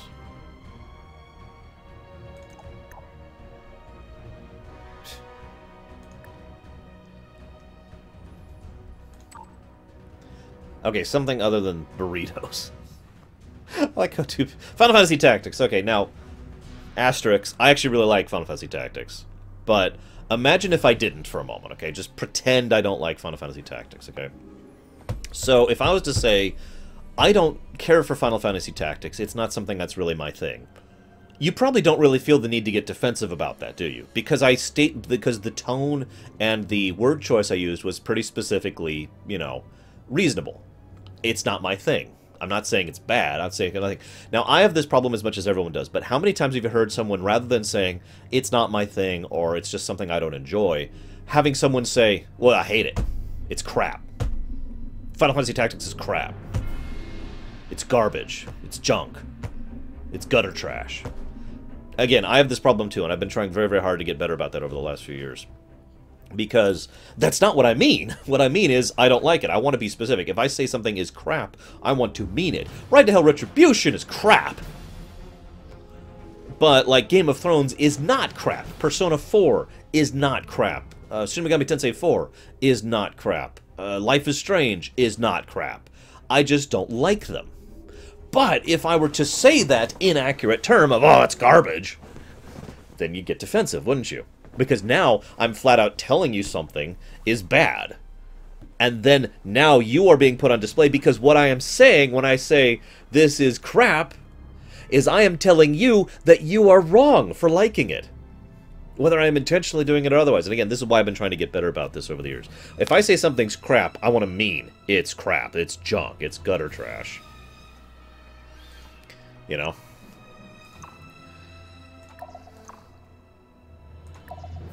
Alright. Deploy! Welcome to the Silicoid Unity.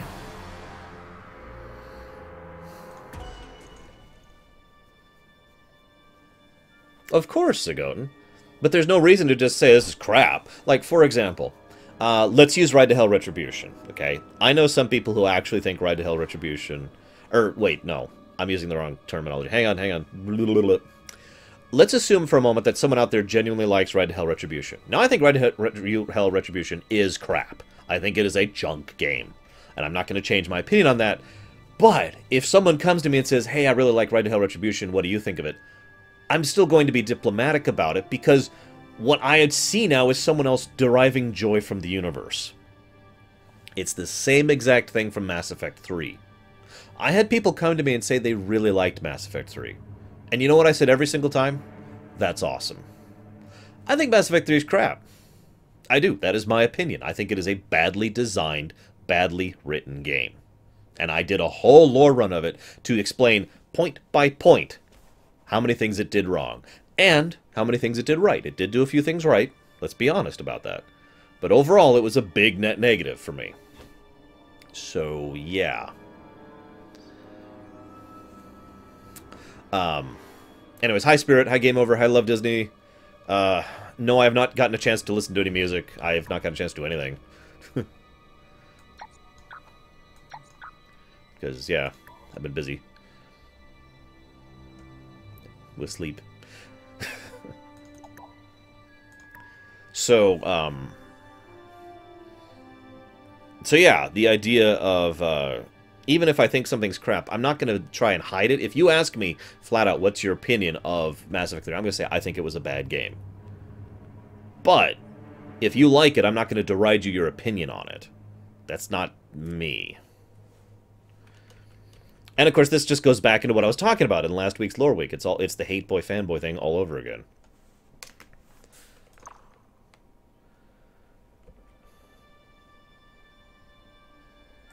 What do I think of the PS Pro? I will talk about that tomorrow, but I honestly don't have much to talk about. It exists. The end.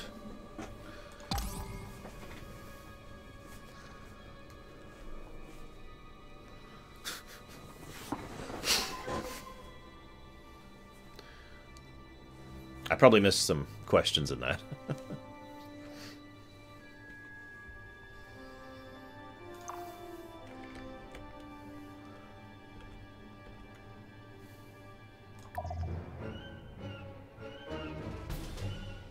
Thoughts on Mass Effect Andromeda? I'll be talking about that tomorrow, too.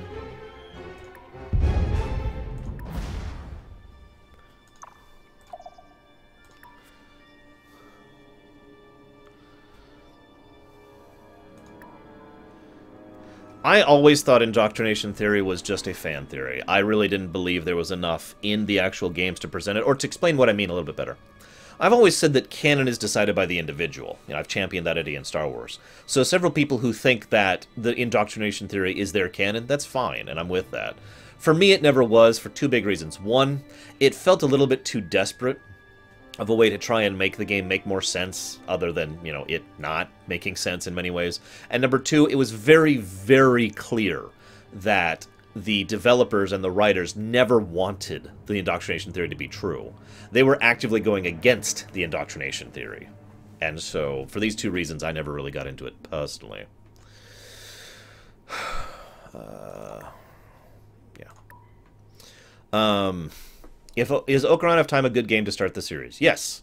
I would not recommend it as the best game to start the series on. I would say that's LTTP. But I do think Ocarina is an excellent intro. It was many people's intro into the Zelda series, and it is often considered the best Zelda game. I don't consider that personally, but, you know, there are many people who think that. What is my opinion of Legion? 20,000 negative plus awesomes. I love it. I absolutely adore it. No, I don't, Necro.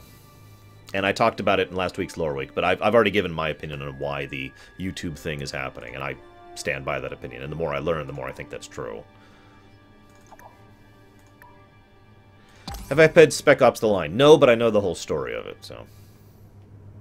That is true, Zagon. But again, I never really bought it. This is GNN, it never really clicked with me. Galactic News Network. What? A malicious computer virus was discovered at a Silicoid colony.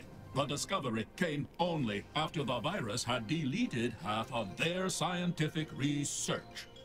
Don't look at me. I was here with you the whole time.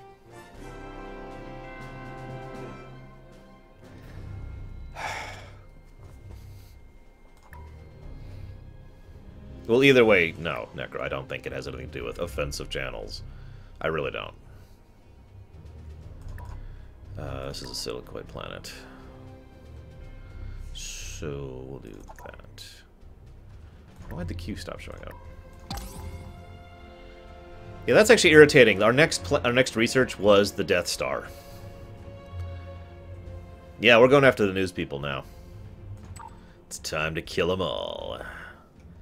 Oh, there's a fleet here. There's a Sacra fleet. Surely this fleet will be a sufficient opponent for me after the last one. Let's see. 1 battle station, 1 orbital battery, 1 missile base, and 1 destroyer! I'm just going to enjoy this one. God, our fleet has got to look terrifying at this point. Look, surrender and we won't hurt you. It's really simple. I'd rather not destroy your space station. I'd rather take them for our own. But, yeah, if you don't want to surrender, that's fine. I'll just kill you.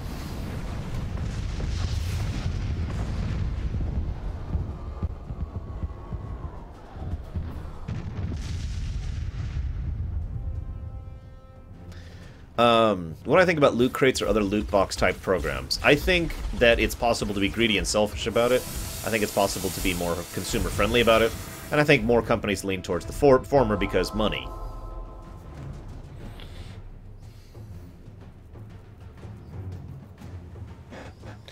I believe I did, Nymph, but obviously that was a while ago.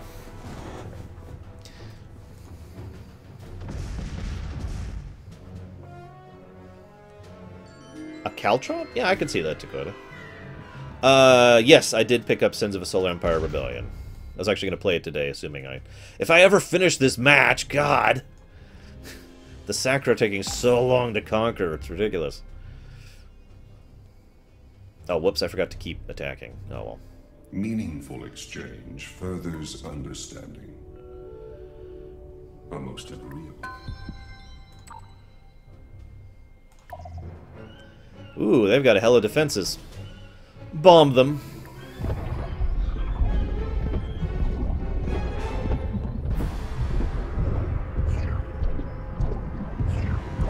How would it feel to be under a planetary shield that's being slowly bombed? Like, what would that feel like? Just hearing the up ahead. Until finally, it all goes away.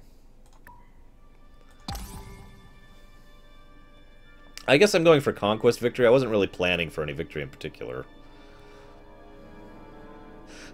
I love how I keep humanizing my enemies. How would it feel to be the enemies? Look at this. Top score, top conquest, top technology, top economy, top diplomatic. I think we're winning, guys.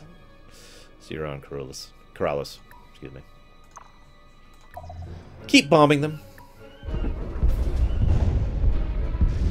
You can surrender at any time. This is another thing that I would have added to this game. You know, the ability for the enemy to be like, okay, we surrender. We cannot withstand you.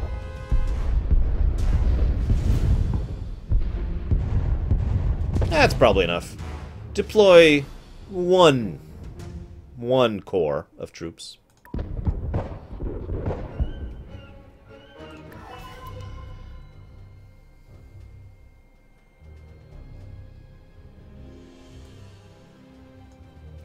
Absolutely Formosan. Most of my life, actually. Going back to when I was a kid. I've actually been called a whinging, neckbeard, child clinging... Or not child clinging. Like, I'm clinging to my childhood, you know, nostalgia junkie, I believe is the term that was used. If they would surrender, I wouldn't have to, Necro. I would actually rather they surrender. I really would. But they're like, no, we don't want to surrender. Bastards. That's a good question, Aegis. I don't know.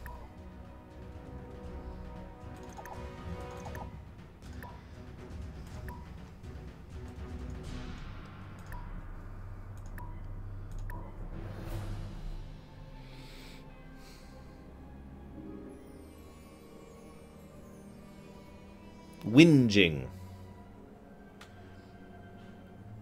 I've been called a lot of dirty names over the years, actually. It's kind of funny, really. Especially since I started the show.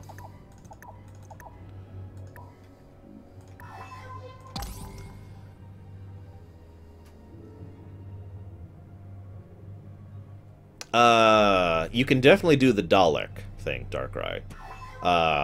Technically, I'm doing the Borg thing, but not literally, so that doesn't really count. And I don't believe you can do the Yuzun Vong thing. Although you can terraform, like, everything, so... You can also, Darkrai, destroy a planet. I'm getting to that part. I'm still working on that tech. It's very high-end tech. But you can destroy a planet and then send in your construction ships to turn the debris of the planet into a brand new planet, which is better than the old one. And you can then terraform the new blank planet. Not a joke.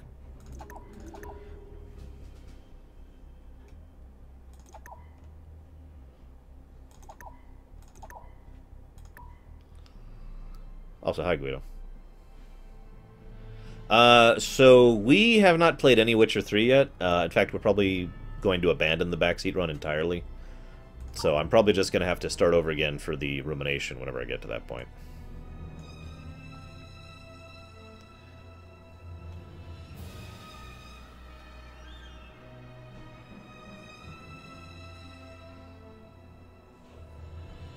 What do you mean, Dakota?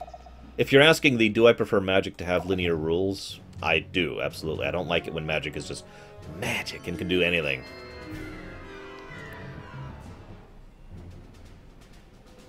Favorite phone game? Oh, you mean like a mobile phone? I don't really like phone games. They're not really my kind of thing. So I suppose I'll just list the only two I've had any real fun with. Plants vs. Zombies 2 and Fallout Shelter.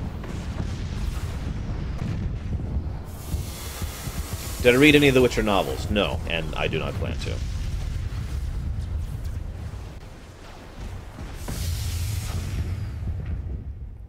Well, even if it's linear magic versus conceptual magic, I'll still go with linear magic 10 times out of 10, Dakota. I'm too much of an engineer. I like things to be defined. Oh yeah, there's also Brave Exvius. Sorry, I should praise that game. I actually did an exploration on Brave Exvius. Whoops, I meant to attack the colony. Would you like to surrender?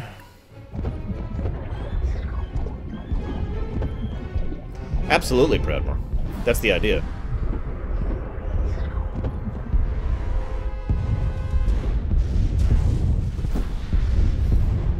Well, nobody's requested it, Tegzar, so... Dissidia Opera Omnia? What the hell is that? Yeah, we'll try and attack. Why not? Deploy the troops! Good job, troops. All the time, Formosan. Wait, you mean giving in to the hate? Everyone hates what you love, and you feel that something may be wrong with you. I don't usually change my opinion, but I think something's wrong with my opinion all the time. It's a self-confidence issue kind of a thing.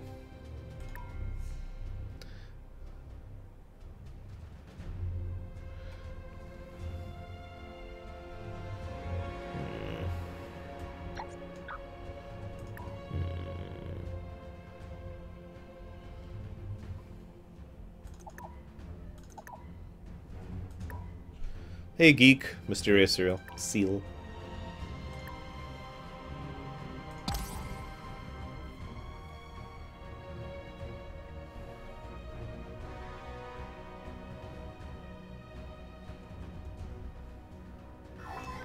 Call me weird, Necro, but I don't really think level of advancement denotates morality. In other words, it doesn't matter if, say, I don't know, let's use the Q from Star Trek as an example. If the Q decide to wipe out humanity, I don't think that's acceptable. Because it's not the variance in advancement that matters. It's the reality of advancement existing, period. We can pretty definitively say that ants do not have sentience or sapience. We have studied this. We have put effort into studying this. However, the Q are fully aware of the fact that we have sentience and sapience. So that's the difference. So in other words, no, I don't think there's anything acceptable about a more advanced race wiping out a lesser one because they are less advanced. Now, there's other things that could lead into that, and it's actually more of a gray thing than you think. But I don't think the level of advancement is what changes or matters there. Damn it. Damn it. Ah, the Yui. Attack. Just wipe them out. All of them. Oh, cool. Still there.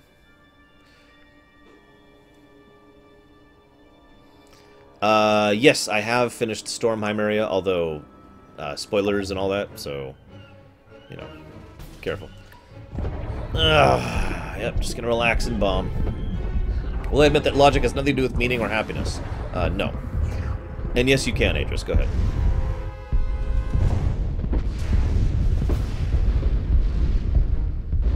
They actually have a lot of troops here. I think we'll bomb them again.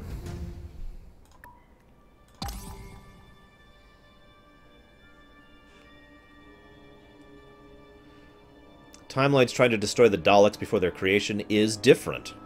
That was not about destroying a less advanced species.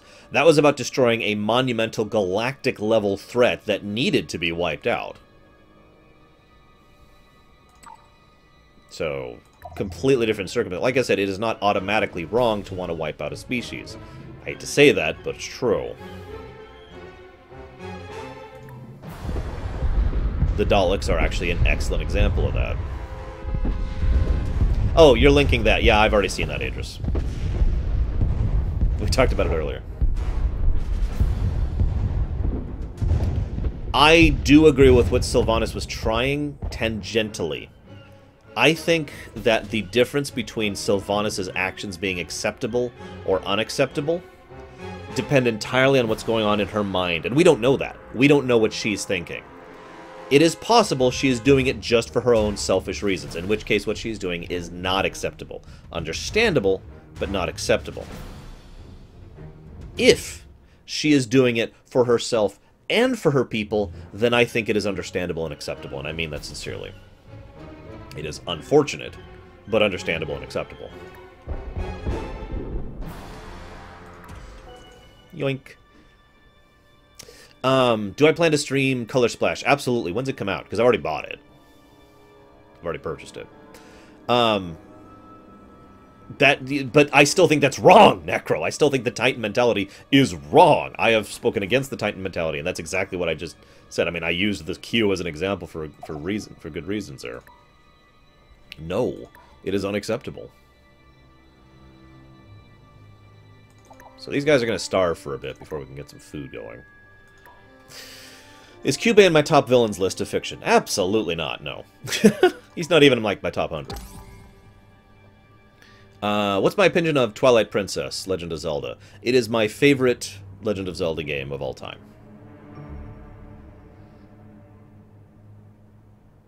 Well, the Valkyr's entire existence is basically they exist within the spirit realm of Azeroth. So in other words, the dead, right?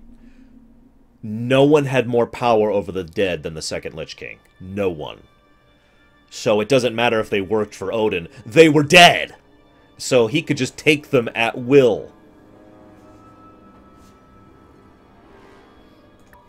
So, yeah.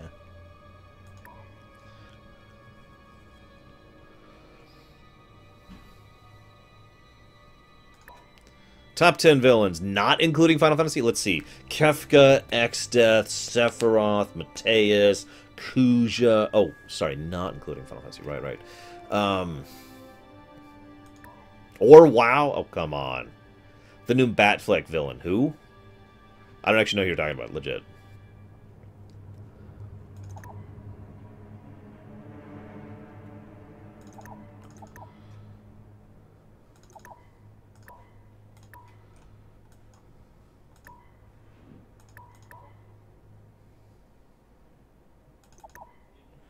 Oh, Deathstroke? Deathstroke's a good pick for a Batman villain. He's a fairly classic Batman villain, so he fits in many ways. I don't understand why that's a problem, Spirit of Memory. I mean, we know where she is as the Horde. We work with her.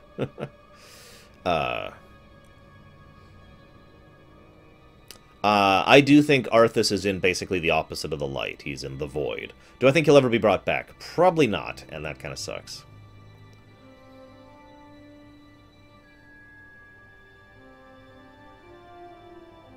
That's actually, I have taxes lowered at the moment. I can raise it without causing strikes if I have enough things in place to reduce unhappiness, and I can do that. I have a lot of things in place to reduce unhappiness. You'll notice I have most of my planets doing trade goods right now just to offset the economy to keep my taxes low. Do I think we'll see the Joker on the big screen Batman movie again? Yes. I don't think that's a good idea, but I do think it will happen. The Joker, as much as I do think he is an interesting and fascinating character, is overdone on the big screen, and they've done too much of it. They did the original gentleman whose name I can't remember, forgive me for not knowing his name.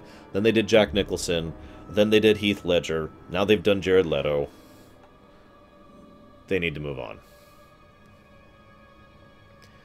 I think there is a definite order the zones are supposed to be done in, Spirit of Memory, from what I understand. I'm still not sure what that order is, though.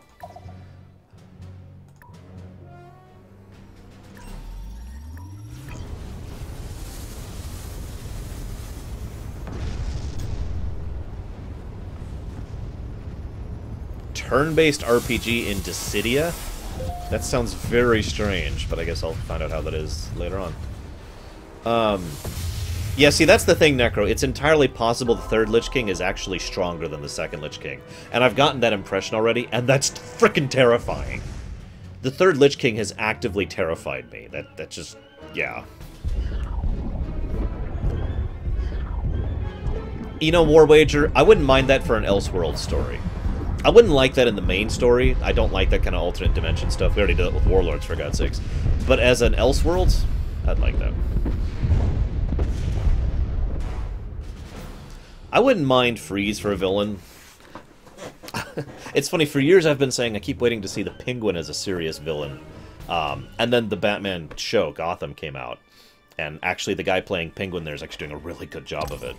And then we've got the Telltale, where Penguin is clearly poised to be a major character. So, I don't have a PS4 progressive, so I can't be.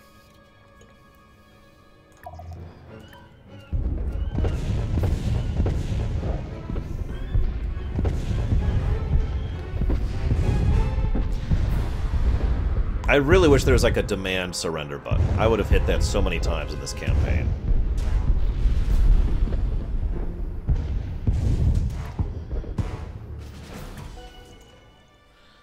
Ooh, we've inherited a polluted planet on top of the usual problems. Wonderful. Ooh, this is a dirt poor planet, too.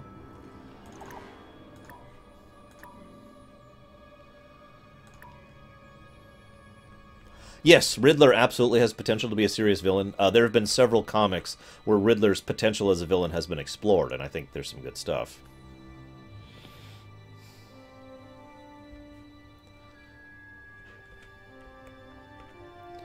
If they ever make a WoW 2, should it be a prequel or a sequel? Now, that's a good question. I think that's a great question, because it's something I've been talking with PAX about recently. You guys have heard me say the idea many times that, and some of you disagree with me on this, and that's cool. I get your disagreements, and it is kind of a risky thing. But to have WoW just kind of like stop for a bit, and then have Warcraft 4 come out, and then have the next expansion happen after Warcraft 4, right? So the story keeps going that way. But another thing we could do is WoW could stop, Warcraft 4 could continue the story, and then WoW 2 would go back here, because there's a lot of room in Warcraft's past for gameplay there that they could do. So that's another way they could keep that kind of thing going.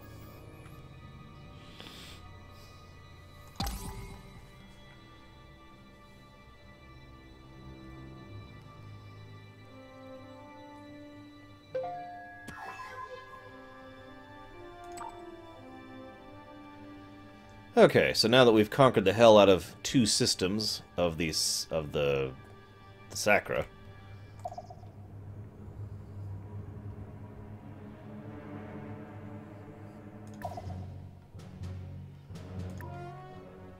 Whoops, I didn't mean to hit that. Well, whatever. Let's watch the destruction, shall we?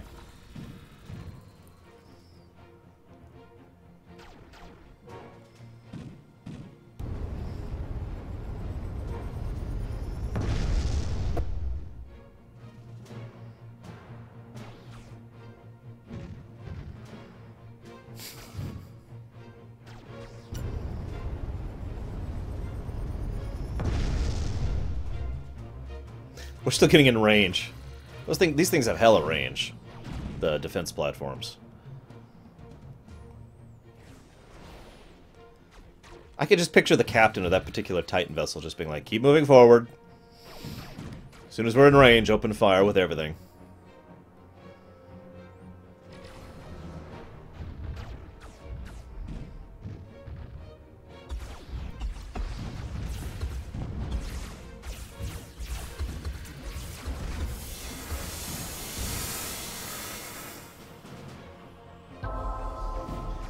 I think we got him. So since we're just conquering the hell out of the Sacra, I think we need to really kick it into high gear, which we can't do because conquering the Sacra is really draining our coffers. Now is when pragmatism comes into effect. Do we keep conquering these people and accepting the financial burden of taking care of new Unity citizens? Or do we start wiping them out because we can't afford to let them live? Are their lives worth money?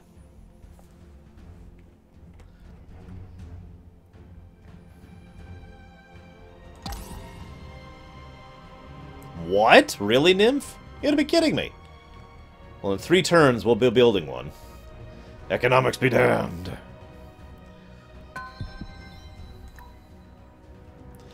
We are actually hemorrhaging money right now because of the conquest. We were doing well financially, and now it started to go back down. So we're no longer doing as well as we were. No, I have not, Darkrai. Although, nothing about Prometheus, but I've always thought that the aliens were designed by the Predators. Like, that's the idea I always had in my head.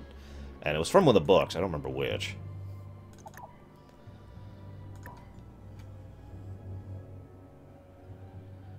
I'm not a drug dealer. I'm everything else, but I'm not a drug dealer. What, Tigzar? I'm not asking about morality. I'm asking about politics. There's a difference. Sadly. Okay. Hang on. So we actually have a few things we need to get done that we haven't done yet. So they are a 12 planet. And they are a 16 planet.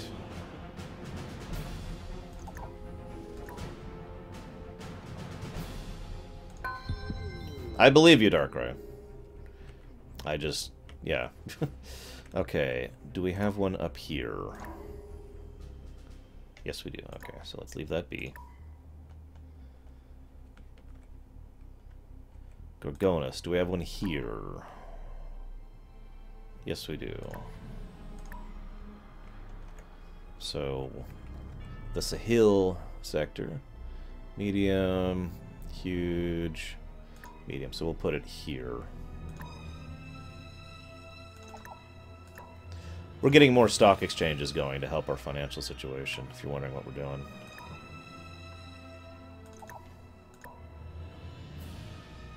She's doing fine. She's getting very smart very quickly. It's very terrifying, really. And that...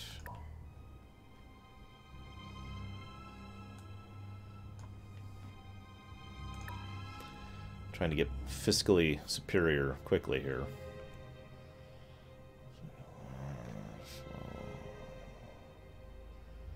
I guess there's no choice on this planet either. Oh, we've already done it here. Okay, sure, whatever. So there, we now will have stock exchanges in every world except for the newly conquered ones. But that won't be ready for a couple of turns. So we need the treasury to hold out for a couple of turns.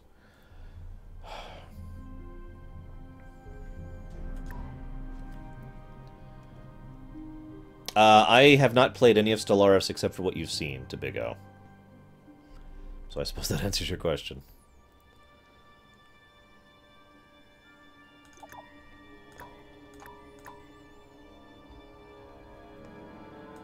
It's okay, the Sacra are just starving. It's not a big deal or anything. Frickin' hell. Whatever, just start trying to get that food going.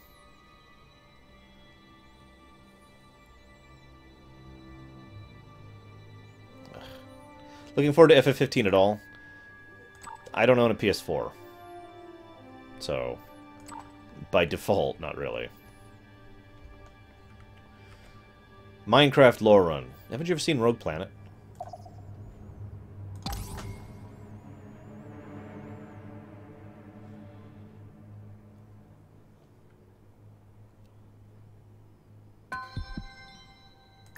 I haven't heard anything about that, Tigzar.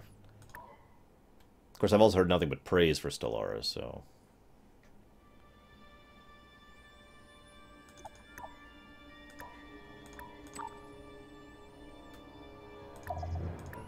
Whoops. I didn't mean to do it.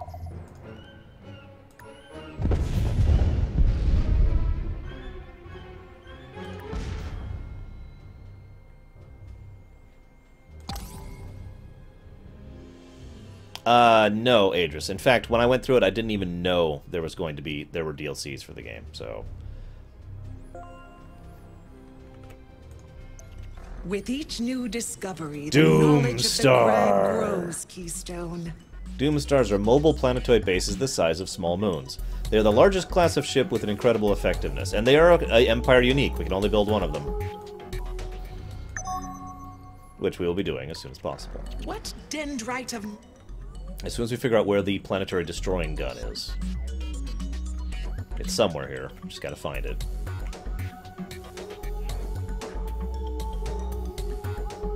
Come on, mouse over. There you go. You just noticed that, Necro? Yeah, people were asking if it was Q&A just about Moo. I decided to make it more clear.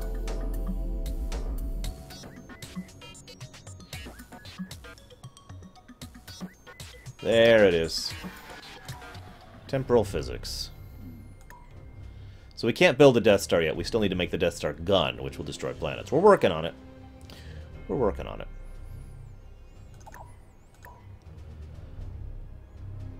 No, I did not, Psychotic. Not that I would. I like having fleets of Doomstars, personally. I know, I'm weird.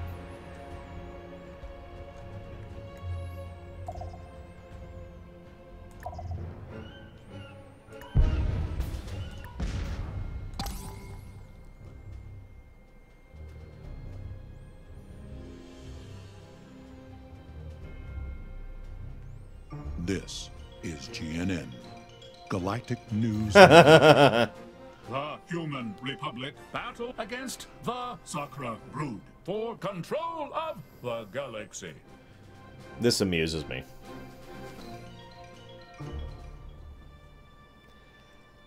That sounds like the one race whose name I can't think of. Magog. That sounds like the Magog, Dakoita. That would be awesome, Darkrai.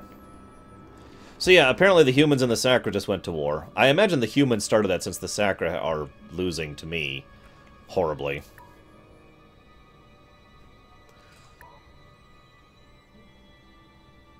I mean, I can't imagine they'd be like, quick, let's go to war with these other guys who we're currently at peace with.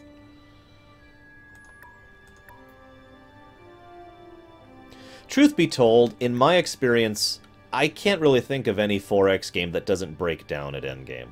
Once you reach a certain critical point, you have effectively won, and it's just cleanup from that point on. To give you an idea, we're at that point right now in Moo here. We have won. All it is now is mopping up and finishing off the rest of what's left of them, right?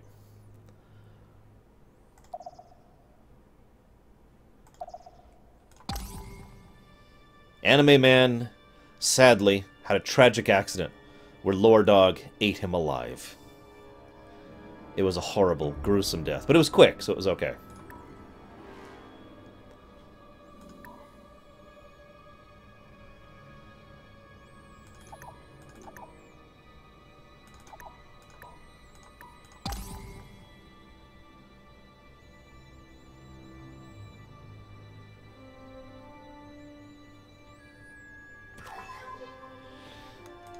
No, it was a very quick death. Only quick deaths for anything at all. For example, we could kill these guys quickly, or we could kill them, or we could kill them slowly, or we could kill them quickly. So we killed them quickly. We wanted to be merciful. See? Makes sense? Now drop the bombs!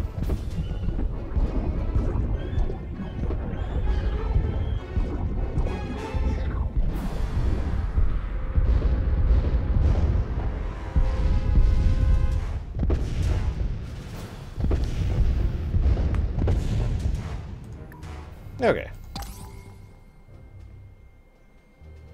I've done that a few times, Spirit of Memory. Yeah, actually, off the top of my head, I can't think of any 4X game that doesn't kind of break down at the end. I'm really thinking about it. But, like, even some of the more complicated ones, like Star Wars Rebellion, by the time you get to a certain point, you have won, you know? And it's just mop-up. I have to be completely honest, there are several times when I'm playing a 4X game, and I'll just stop playing when I hit that critical point, you know? No, stop hitting population centers. Aim better. Stop, stop, stop. I'm tired of killing civilians. Kind of like Black Sun, Necro, just off the top of my head. War is the ender of Nope. lives. For those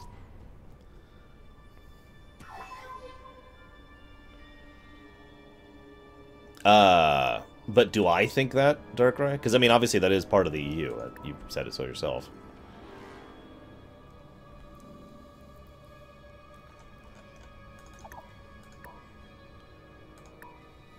You don't know what Black Sun is. Go read more Star Wars stuff.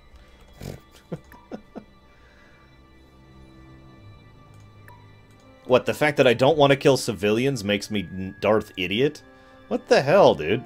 No, I'm trying to bomb the military, and for some reason, the military are hiding their troops amongst the civilian populace. What the hell? Really? Do I, in my own personal canon, think it? Honestly, yeah. I don't think it was the only reason, but I do think it was one of them. So, yeah, we need troops.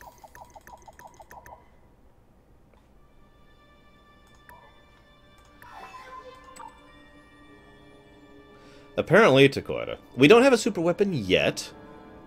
We're working on it.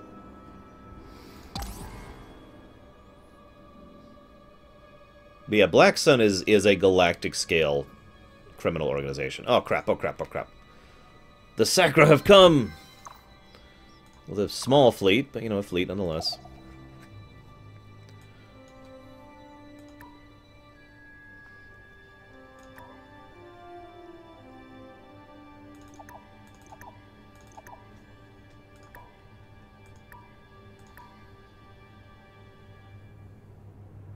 Yeah, I heard about Shizor maybe showing up, and then of course he didn't.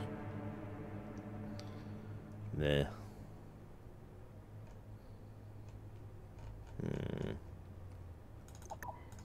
Guess we'll just work on that.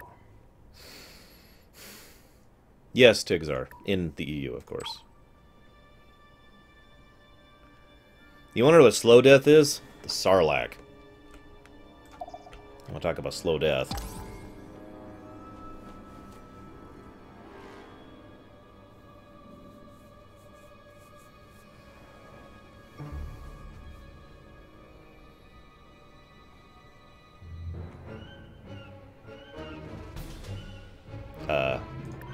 So now they're bombing their own people.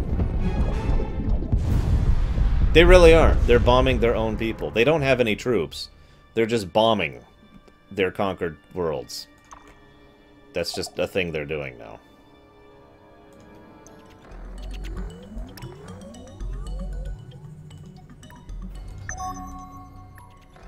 Knowledge deposition is steady. God dang it.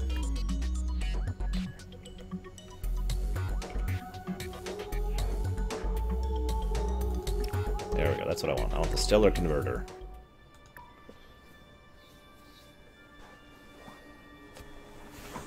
Supposedly, eventually you do die, little Billy. Supposedly. I'm not sure we have any eyewitness accounts to verify that, but, you know. Which just makes it all the more horrible.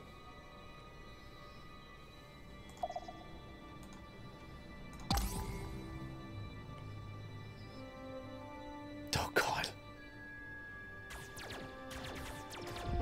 Look, the humans are fighting the Sacra too. Isn't that great? Meanwhile, the Sacra are still bombing their own people.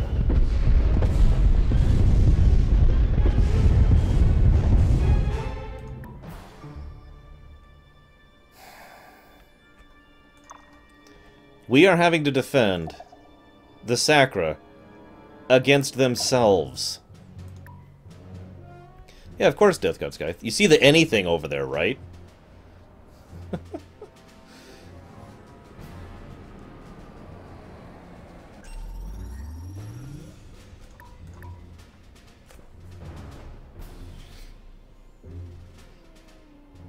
No, they just walked over and decided to start dropping bombs. It's okay, we're here to save your own people!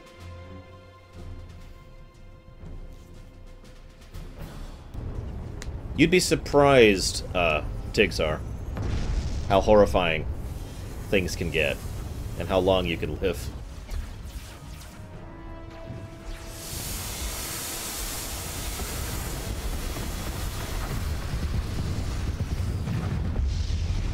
Like, if you could stop the cellular degradation process, you'll live a really long time. I wouldn't be surprised if the Sacra are totally PR spinning this. They got some Clark stuff going on, like, oh, the horrible bombing of civilian populace, because it's just civilians they were bombing, not military targets at all, just civilians. Oh, the horrible bombing of the Sacra civilians, even though they already were surrendered by the horrible, evil silicoids, blah, blah, blah, blah. You know, something like that.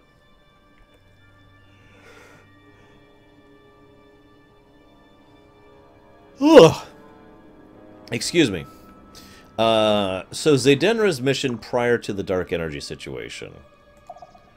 I gotta think about that, actually. God, look at this. They just wiped this planet to the frickin' ground. You bastards. Oh my god, and we lost everything. Whatever, just start getting work on things again. Just get it done. I am not horribly evil. I'm trying to keep these people alive. God damn it. I say the more games the better, Saldir. I don't get the whole anti-Kingdom Hearts philosophy. I never have. I never will. Tatooine should be glassed. Again. In my opinion. Okay, so Zaydenra's previous mission. I can't remember off the top of my head.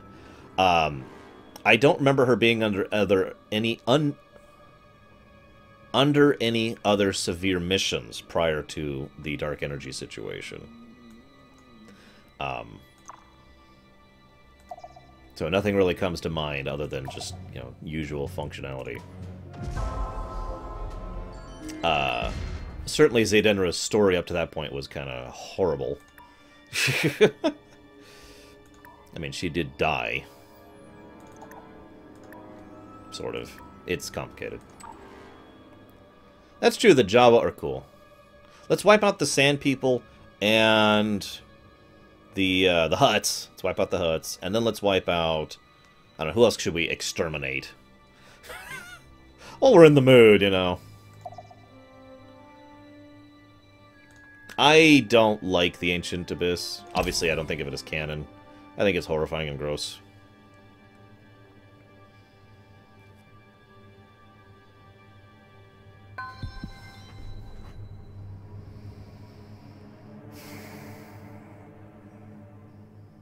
Oh yeah, we gotta wipe out the Sarlaccs, absolutely. The insects on Duxon.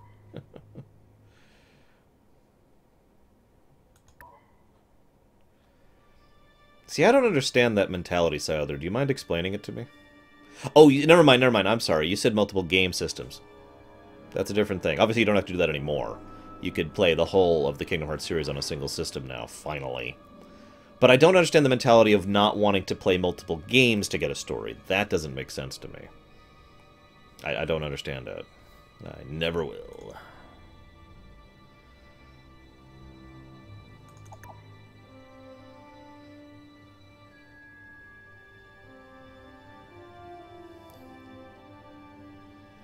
Wait. Yeah, that's okay.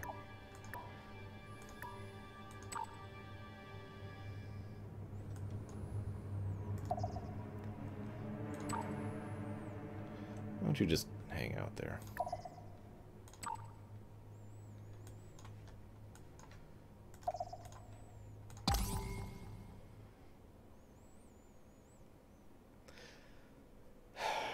I just realized that's like the least satisfactory Imperium question I've ever been asked. Like, I love talking about the Imperium, but I have no idea what the hell Zaydenra was up to prior to the Mass Effect series.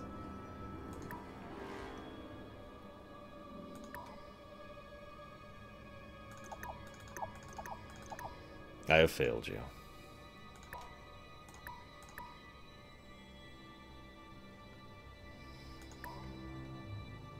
No, sorry, wiping out doesn't work on Toydarians. Only money.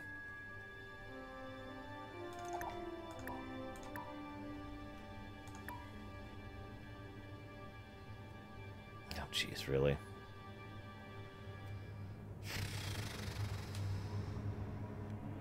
And we're kind of financially destitute right now, trying to take care of the Sacra.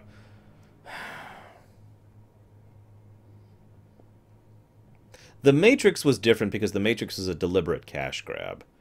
The original Matrix movie, they never expected to be successful. Let's be honest, they've never had a success like that before or since. So they were just like, whoa, cash in, quick, quick, quick! And they were pretty open about it even. They were like, yeah, this is our first big, money, let's do it. And yeah. Okay, so we have lots of problems here. Yeah, that's not even gonna work. Shoot. Okay, whatever, let's take care of the pollution.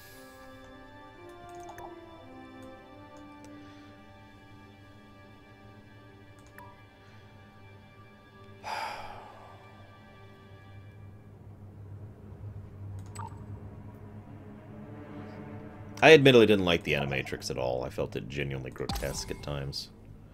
What time period would I choose for Warcraft 4 if it was a prequel? If Warcraft 4 was a prequel? Meaningful exchange furthers... Once again, they're bribing us. They're offering us technology for nothing in return. I really think they're like, please, please don't turn those massive fleets around and kill us, please. Okay. A most agreeable conclusion. We will continue to spare you, Cylons.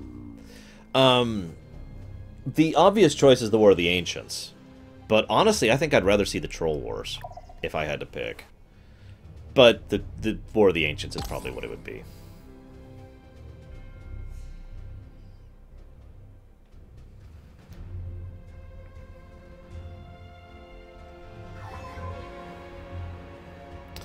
The Primes universe. So for those of you not aware, someday when I'm actually caught up on stuff, haha, which may never happen at this point, being realistic, I would like to continue doing this idea of interactive storytelling on the show. I've talked about this idea many times. I'm basically ready to go on it, other than the fact that I don't have time to do it. Turning on the fan. It's hot. Oh, air. The Null Wars would be fun, but not that extensive. So, there's one other story that I've written within the Primes, and that's actually called Kingdom of Dirt. And it's an entire story set in Australia during the Prime storyline, because Australia is completely self-contained from the rest of the Prime storyline for reasons that are explained in the Kingdom of Dirt story. I have been kind of mum on the details of the Kingdom of Dirt story because it's part of the first chapter, but if you want to hear about details, I'll go ahead and tell you, because I might not even ever get a chance to write it.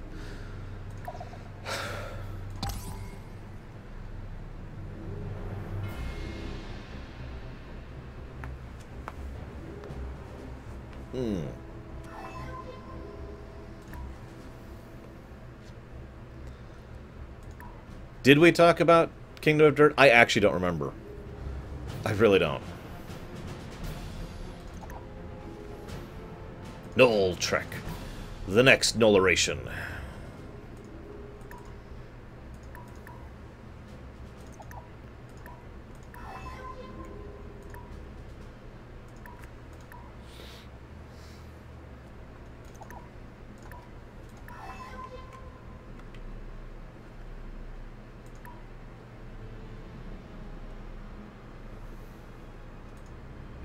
Oh yeah, we did talk about the alternate history leading up to the Primes, but not actually anything in the Primes itself, if I'm not mistaken.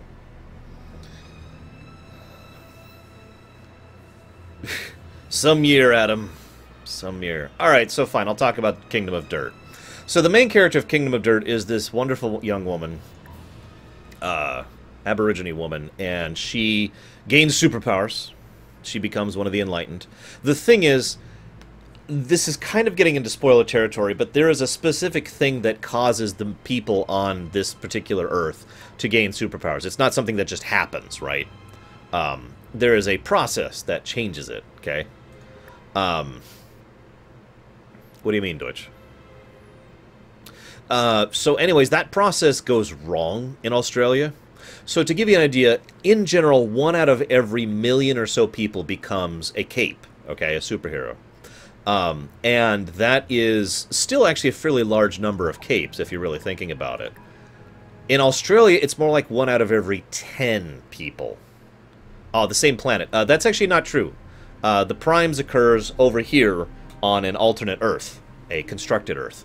Primus occurs over here on Primus. Hello, Lateralis. What's up? Oh no, a destroyer and a frigate. We'll never make it. So in Australia, so the whole function of the Kingdom of Dirt storyline is trying to deal with the 1 out of 10 problem. I want you to imagine right now if 1 out of every 10 people in an area would just suddenly became a superpowered individual. Now, I know what you're thinking, and Spirit of Memory just said it. You know, obviously Australia would just conquer the world. Well, that's not what happens because they're not unified at all. It turns into a massive cluster of hell. They start destroying each other en masse. The capes just kind of start turning Australia into a wasteland because so many of them have superpowers, and there's people who want to fight for the government, there's people who want to fight for themselves and be vigilantes, there's people who sell out their ability to criminal organizations, there's people who make their own criminal organizations. It turns into a chaotic free-for-all very, very quickly, and a certain individual who's a main character in the Prime's main storyline, for reasons I'm not going to go into because I don't want to spoil too much of the main Prime storyline, locks Australia away. Makes it so that everyone in Australia is imprisoned in Australia. Ha ha. And so they are stuck there in their unholy hell. So the Kingdom of Dirt storyline follows this woman. I can't remember her name right now. I think it was Melissa. And Melissa trying to exist, survive, and generally function within the destroyed hell that Australia has become. The whole gamut, Little Billy. The whole gamut. Everything from someone who could move, like, basically has the ability to cast prestidigitation, to someone who can drop, you know, Cyclops-level eye powers on people. It's the whole gamut of power there. No one up to the level of the Primes themselves, of course, on the tier of that. Like if the Primes were at, say, a 5 and everyone else was at, like, you know, a normal human was at a 0, we're talking 1 to 4 is what Australia consists of. And it's funny you say that, Rickard, but think for a moment if members of the government suddenly gain superpowers.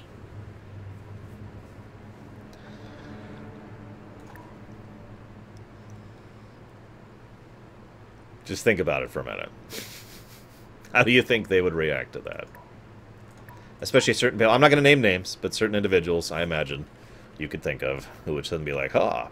Nobody is at Superman level of powered, no.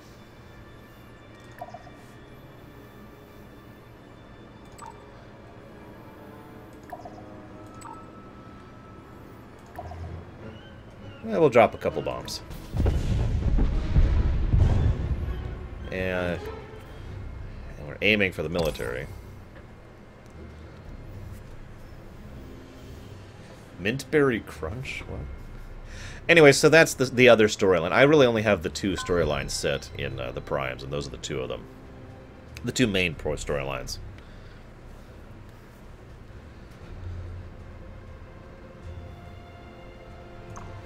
Anybody Aquaman level powered? I'm gonna go with no. In terms of your typical DC or Marvel superpowers, most of these people are pretty low tier. Only the Primes themselves are high tier.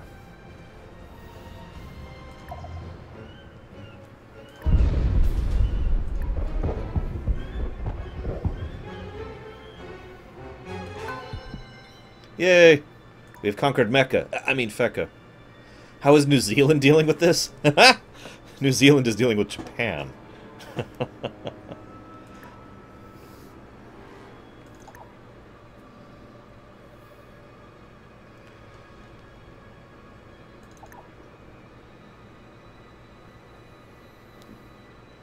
What do you mean, Deutsch?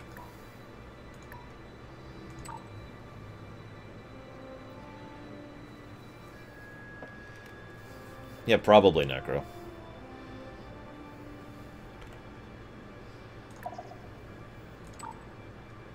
Alright, let's go continue conquering. Just think about it for a minute.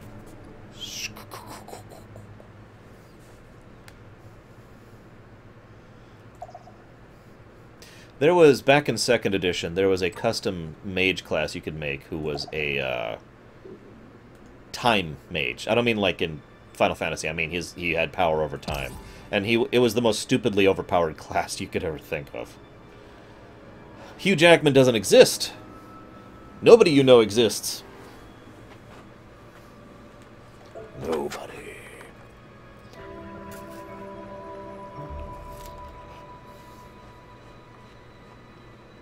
I suppose that's a matter of perspective, Nero says.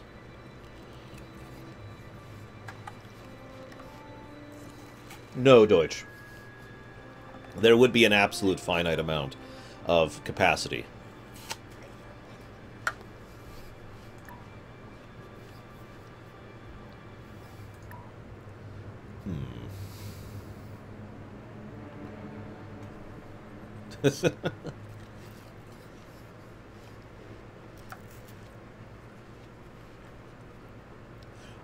Professionally, Serrani? No, I haven't been for years. Hopefully I never will be again. Fingers crossed.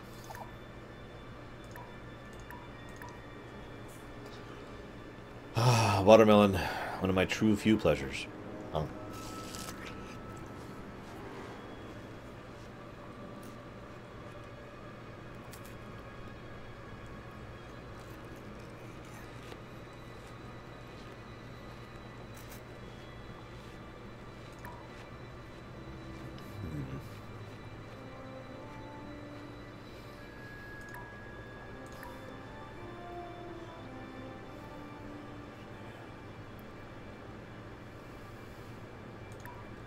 So, we need to do that on 4.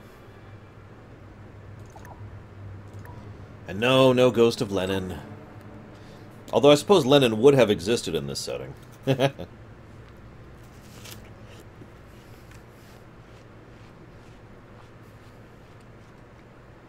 Can you help me define what you mean by newer game music, Lateralis? I mean, there are plenty of modern soundtracks I like. I like Mankind Divided soundtrack. I liked, Shovel Knight soundtrack. I know it's a bad example. DuckTales Remastered, I like that one. Which was a proper remake, by the way. I liked, Fallout 4 soundtrack.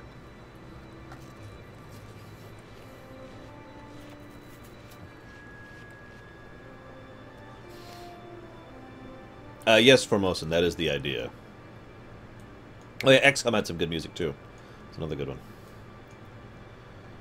Are there no connecting points? There aren't. Witcher 3 apparently had a good soundtrack. I'll take your word on that one. The best position to have in a corporate IT environment is to be a system admin. The system admin. Because then, the people above you really don't have the ability to question you or challenge you. And the people below you won't have the ability to question you or challenge you. So you can just get your frickin' job done rather than having to worry about office politics. If I had the ability to have anything other than money forever until I die, can I say power? A little friendly barter will help both our races thrive, don't you think? No, I have not. I'm not really a big fan of J.R.R. Martin in general.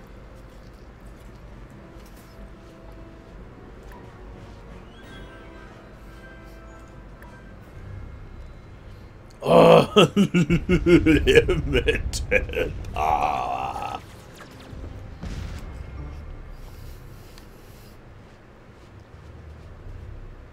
Hi, Marley.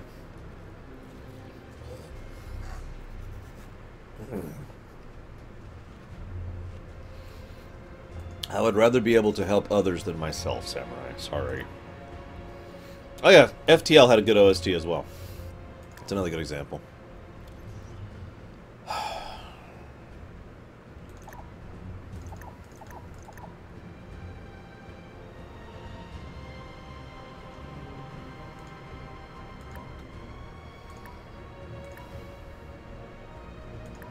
I mean, if you asked me, could I be happy for the rest of my life, or die tomorrow, but I get to spend today making sure that everyone else in my life is set for life, then I choose the second. There's no question or hesitation on that one.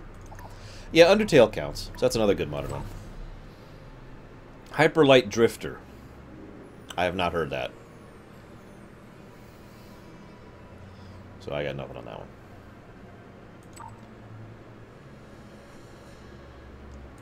I'm not sure I would ever want anything from Akira Formosan. Oh, thank you.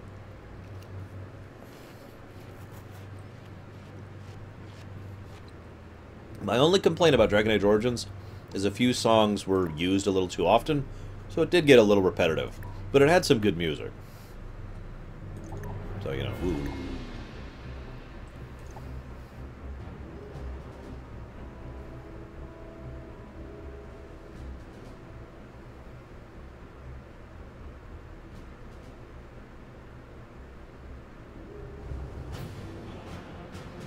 Yeah, the Doom soundtrack was pretty good, too. What do you think, guys? Nobuo Uematsu, Formosan. Shimamura is good, but she's not the master. Should I continue conquering the galaxy, or should I just win? Oh yeah, WoW's music. The recent WoW music is good. Actually, before I win, I want to conquer Orion.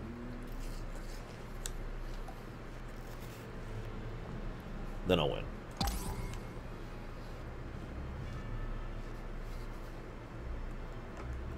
By ascending to a new plane of existence.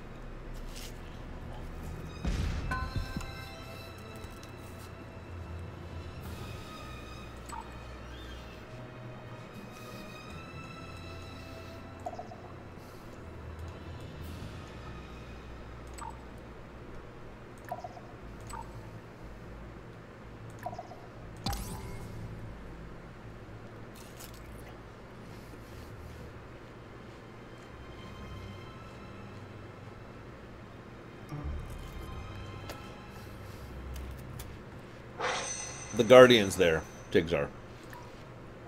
I'm going to send my Death Star after, excuse me.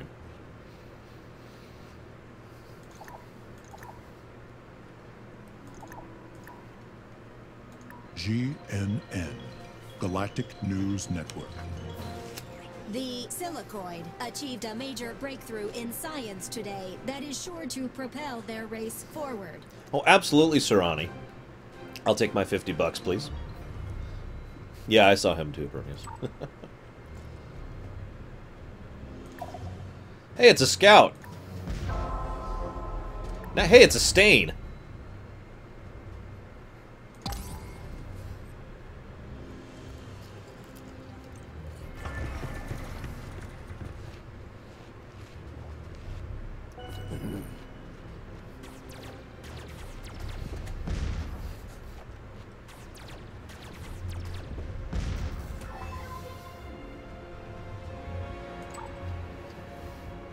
Ori and the Blind Forest, that was another good one.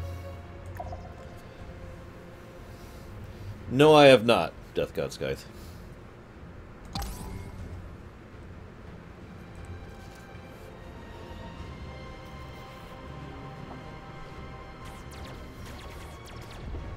Who are the Cylons fighting? You know, I just realized we still haven't met every race.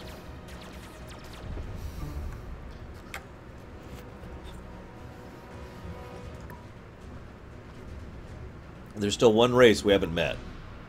That's actually kind of astonishing, really.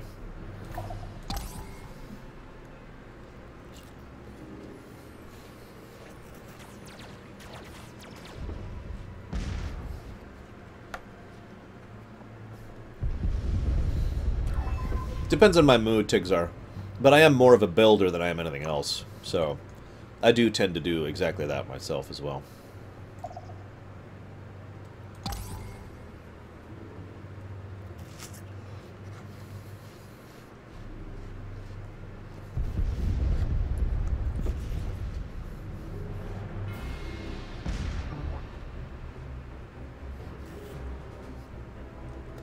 I like how this planet's still starving. I mean, I don't actually like that. It's just... Damn it, I'm doing everything I can to provide you frickin' food. And you're like, ah, we need more food. How much more do you need? God.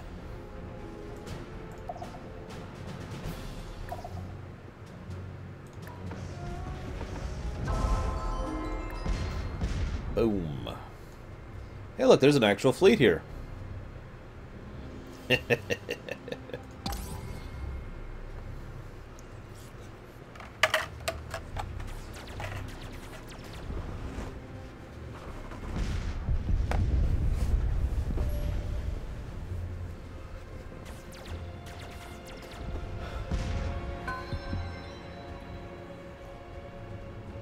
I misread that as Geth for just a second. Geth Prime. So they've got a pretty big fleet here. Look at this. They have 17 destroyers, 8 frigates, 2 battleships, 4 cruisers, a battle station, missile base, and batteries. No, you cannot, Miss Proudmore.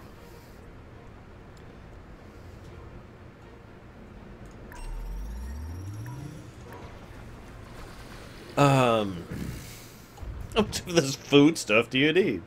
If I could decide one type of genre in games. What do you mean, Serrani? Like, if I could make a game of one genre? Is that what you're asking?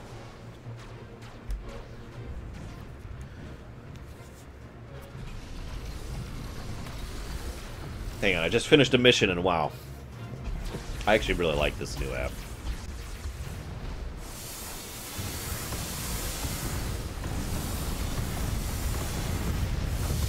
Goodbye. I agree. That's a problem.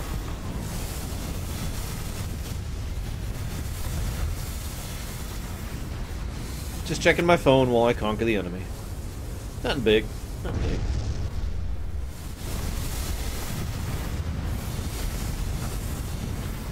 Yes, there is Shuryu, and there should have been in Warlords, to be blunt. But at least there is one now, so, you know, whatever. Partial credit.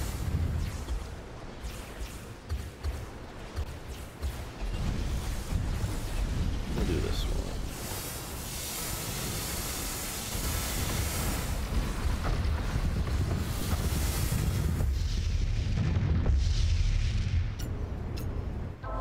Oh, I think we won.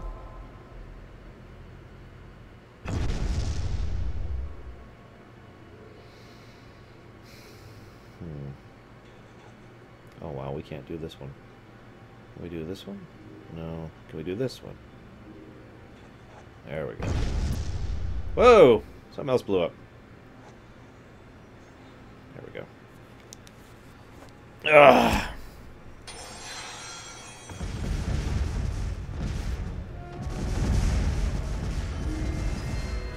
Goodbye. Oh, they have a lot of defenses. Drop all the bombs! We'll bomb you some more.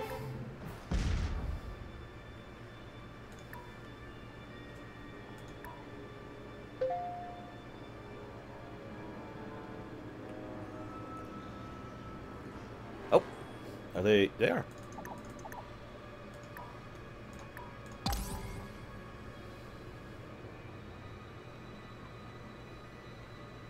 So I can't win the game until I've done the last few things I want to do. I want to take Orion, and I want to blow up a planet.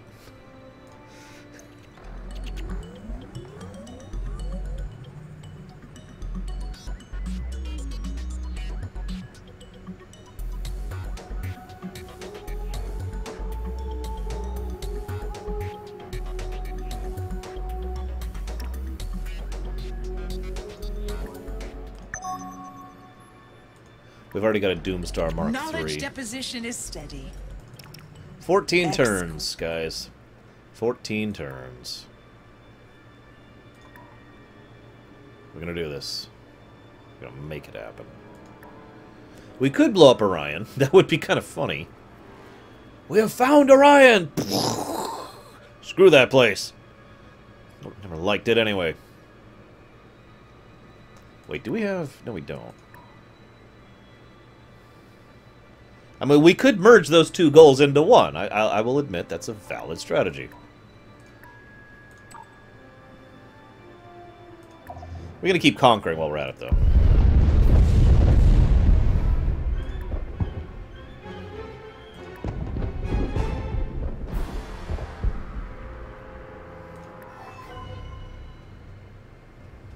I have no idea, Serrani. I don't even know what's available. I'll probably do random. Or let you guys... I'll probably let you guys decide. Wow, they have, like, nothing here.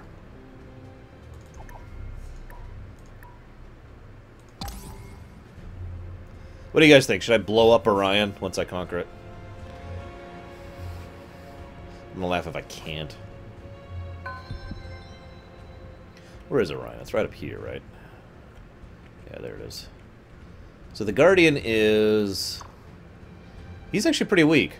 So I think a single Death Star will be able to take him out.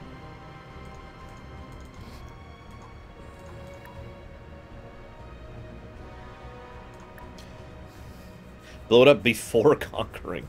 Well, I need 12 turns before I even am capable of blowing it up. So, I mean, you know, you gotta give me a minute.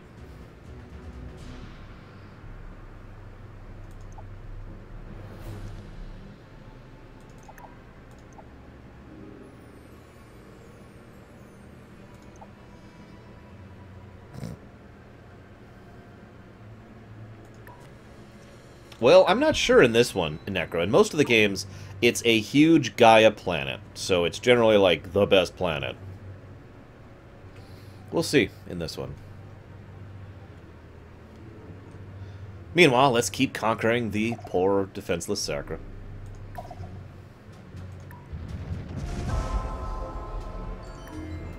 Drop all the bombs.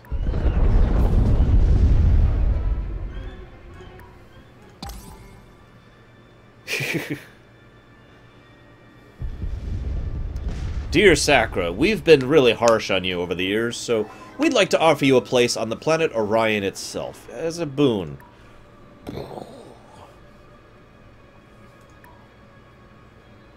I gotta be honest, that's actually horrifying. Like, still to me, to this day, that one scene in Episode 7 is like one of the most horrifying scenes I've seen in movies ever. That was absolutely mind-numbingly horrifying. That was just... Whoa. What the crap? So I'm just picturing, like, the people, you know, newly settled. Ah, this is great. And then they see the red glare just getting closer and closer. Drop all the bombs. That should be enough.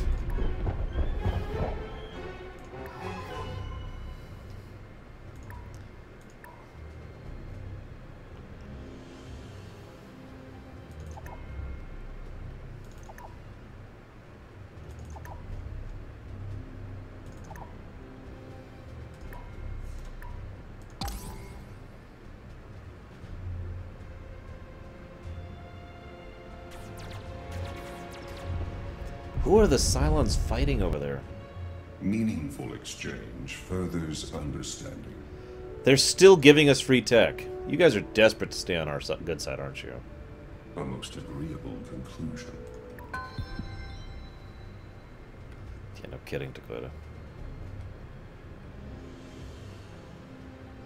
Yeah, imagine if we had seen it from the Alderaanians' perspective. Just, what's that? Ah, just horrifying.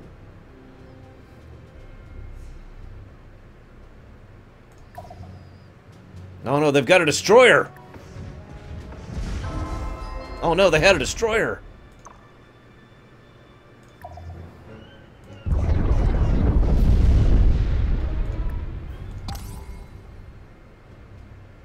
So, we do have a choice. We can test... War is the ender Nope. of lives. Nope. For those Nope. No peace. No peace in our time. Peace through power. Peace through power. So we have a choice. We can blow up a Sacra planet. We can blow up Orion, maybe. Or we can blow up an uninhabited planet to test the Death Star. I'm not sure if we can blow up an uninhabited planet, though. I'm not sure. We'll have to figure that out. What do you guys think we should do?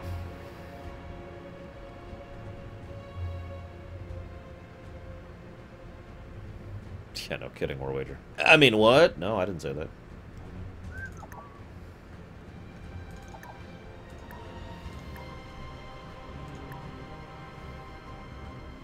Still bad? Jeez, okay, fine. You guys really want me to blow up Orion, don't you? You guys are so horrible. Granted, the Orions kind of have it coming if you know the lore. Basically in the same way that the, well, I can't think what they're called, also. The precursors from Mass Effect kind of have it coming.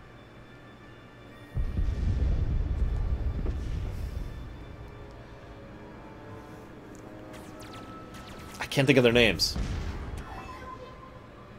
The...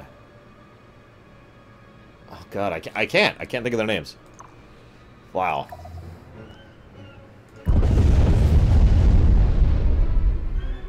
Protheans, thank you.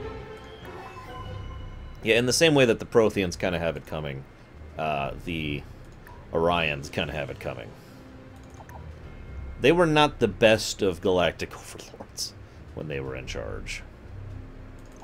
And they're kind of directly responsible for the Antaran situation, too, while we're on the subject. Let's just leave it at that for now.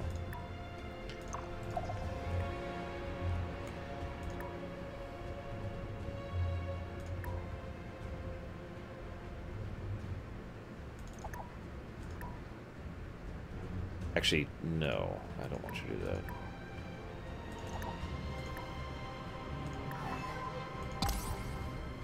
So it's okay, guys. We have once again financially stabilized.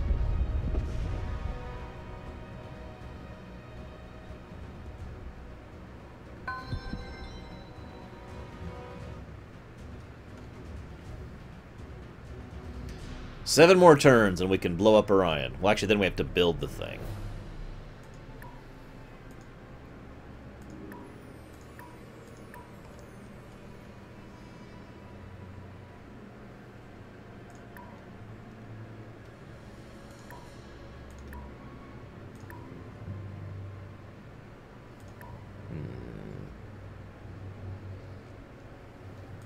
The Doomstar. Because we thought Death Star was just not obvious enough. Yeah, I know. Funny, right, Dakota? Yeah! Oh, but we finally met the final alien race. the hindmost of the Darlock Cabal greet you. We are sure we'll have much and more to discuss. So it's the Darlocks. Interesting.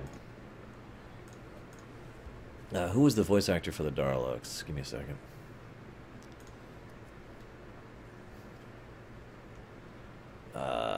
Darlock Emperor. Darlock Emperor. That's Nolan North. My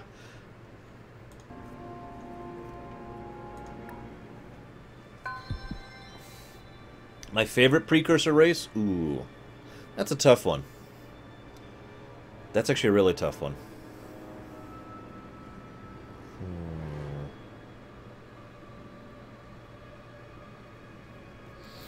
I do think the Protheans are a good example of a precursor race.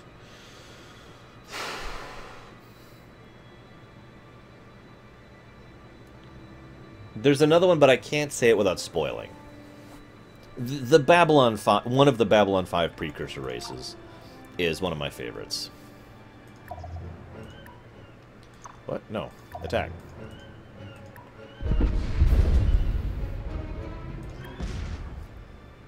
Look, I haven't been enslaving anyone. They are full, free citizens of the Unity, okay?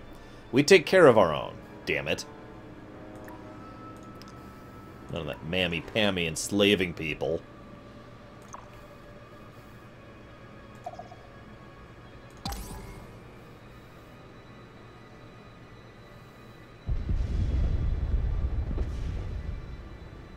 As more and more sentient races meet, a clear need arises for a place for diplomats to discuss and debate if the galaxy is going to escape the tragic path of war.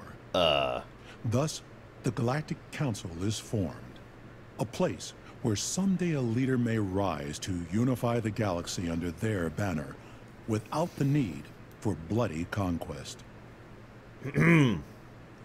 So, just to make this clear, every race that currently is a functional race is at war right now. The Cylons and the Darloks are at war, the humans and the Sacra are at war, and we're at war with the Sacra. Star Trek does have precursor races, yes, I don't care for them though, they're kind of dicks. Although the Takan were interesting, and I can't stand the Celestials.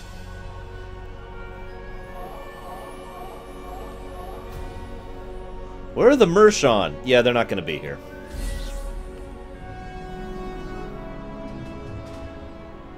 Apparently, the candidate is between the Darlok. I have made up my mind. I choose none. I will reserve my vote. You're at war with them. Vote for me. I claim this honor for the Cabal. No, I didn't, Serrani. Yeah, I'm going to vote for myself. This one would bear this weight on. Hey, it's the first time I've heard my own voice. That's Fred Tatasciore, or however you say his name. So we are now undecided. We did not get a majority vote. Because the Sacra abstained and the Cylons abstained. The Qs do not count as a precursor race. No, they don't really function as one. And look, I didn't want to carpet bomb the planet. If they had a surrender option, I would have taken it. I'd have been like, look, surrender. But they're the ones who keep putting their frickin' military in their frickin' civilian areas. I'm not here to bomb civilians. The Xel'Naga definitely qualify as a precursor race. And I hate them. I know some people take umbrage with that. I don't care. I hate them. They are, in my opinion, bastards. Manipulative, uncaring bastards. The Time Lords, I think, do qualify as a precursor race, especially given the fact that they are also bastards. Arguably, some of the most evil individuals in fiction are the Time Lords, really, given some of the crap they get up to. There's actually a wonderful speech the Doctor gives about that.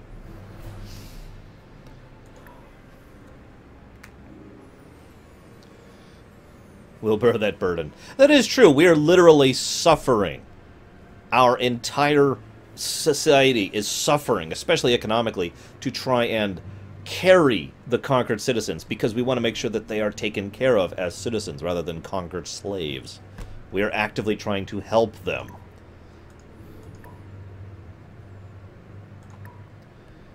No, Lateralis. What makes a good precursor in my mind?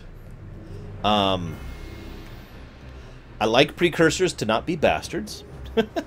But even ignoring that, most precursors are bastards. What makes a good precursor race is making them advanced without making them ridiculous. You know, that is actually one of my biggest complaints about the Halo series. The precursors, both of them, in the Halo series are kind of ridiculous in terms of how technologically advanced they are.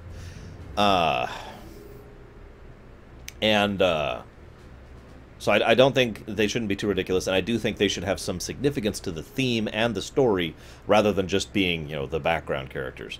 By the way, some people have asked if the Scions count as a precursor race.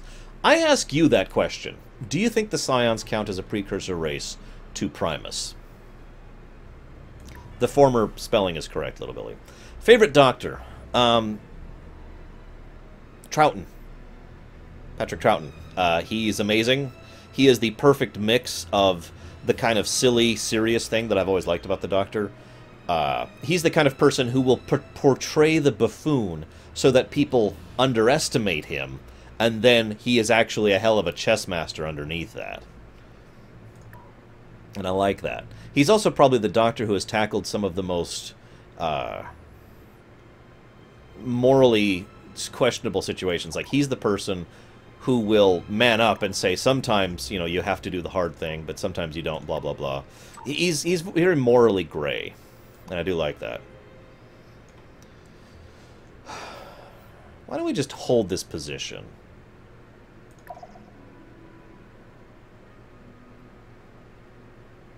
Yeah, Titan mentality. The Titans, by the way, are another great example of bastard precursors. Even though they're generally benevolent, they really don't care about anyone but themselves. Least favorite Doctor? I bet you can guess that.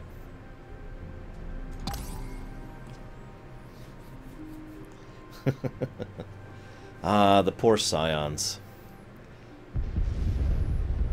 I forget the number right now because I'm kind of tired and I don't have my notes in front of me, but would you believe that the Scions, from birth of a species to them suddenly leaving the planet, were only around for about 14 years?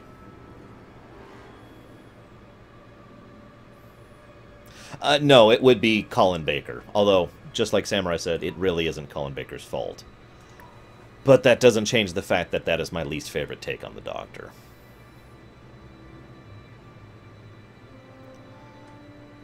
Not really, in my opinion, Panic. Again, I don't really care for their level of advancement. But... and the fact that they're kind of bastards. We're all bastards here. We all float down here, Johnny. The chain to 4. This is the one I want to do it on. Let's just get that done. Like that. And then... we actually probably should scooch that there. There we go.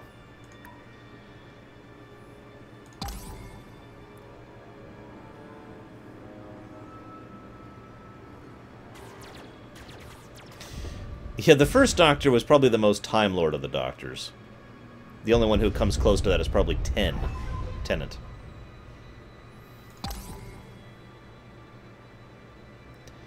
One more turn, and we can finally understand how to build a planet-destroying laser beam. Hello, Grey Wolf. No, you won't, Ice. This is GNN. This is something you don't see every day. Or ever, if you are a Nolam. A wealthy merchant has contributed an impressive sum to the Silicoid Crag. It's okay. Furnacel's dead. Actually, she's worse than dead. She's extinguished.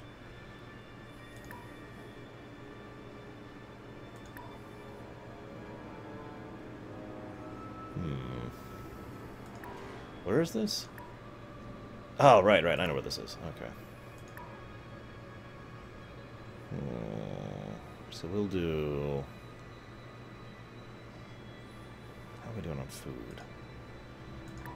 We're doing okay on food. Yeah, she's gone.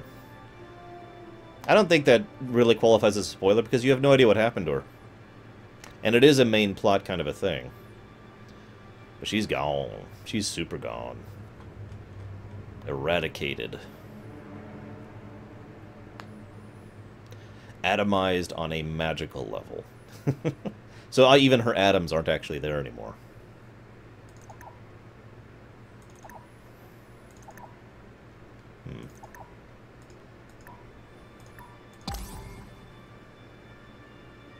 Oh my god, stop fighting. Why is everyone at war? God. Do you see us fighting every turn?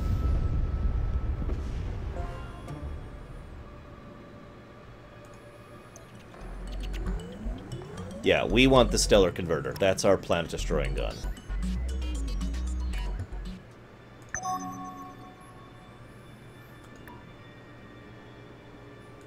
Let's make sure this thing has the stellar converter on it.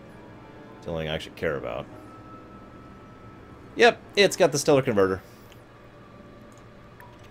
What dendrite of knowledge should...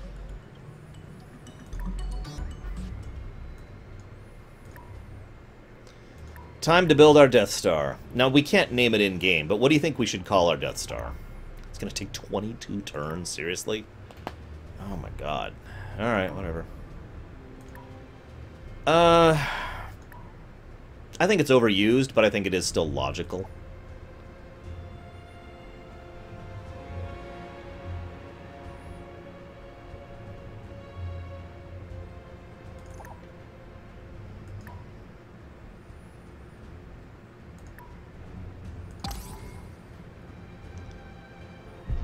Big Bada Boom. You gotta say it right. Big Bada Boom. The Star Forge. We're kind of doing the opposite of that, really.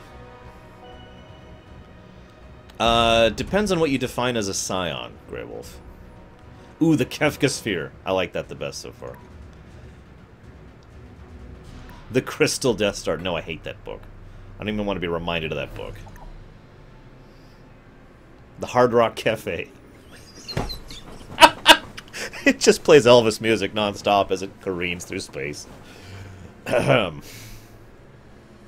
No.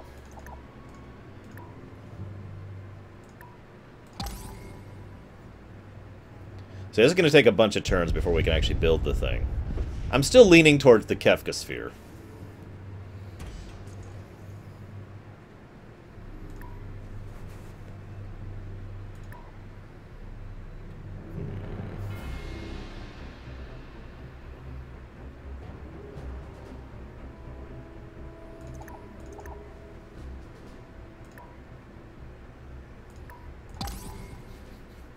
The Rock. But then I'll have Nicolas Cage on my ship, and I don't want that. Well, actually, there are certain fictions that have weaponized music, the sound waves, specifically. So imagine if you could literally kill someone with music. Blare Elvis music. Da, da, da, da.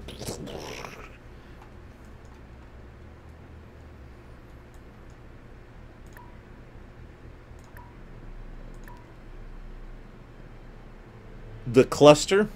Well, since I hate Steven Universe, I'm going to automatically decline. Oh, I wasn't even thinking of the dubstep gun. That's a good example of that, though. Let's be honest, the dubstep gun isn't really weaponizing music. It's a weapon that happens to play music.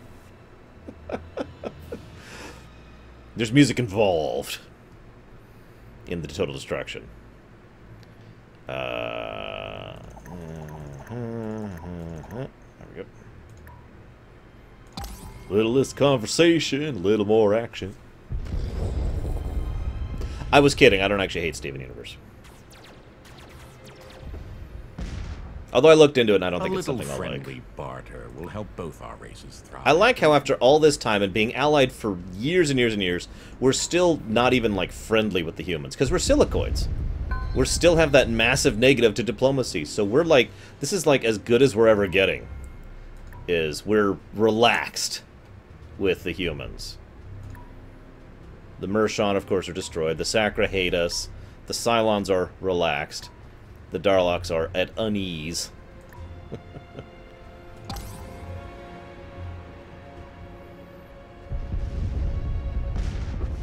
Highway to Hell.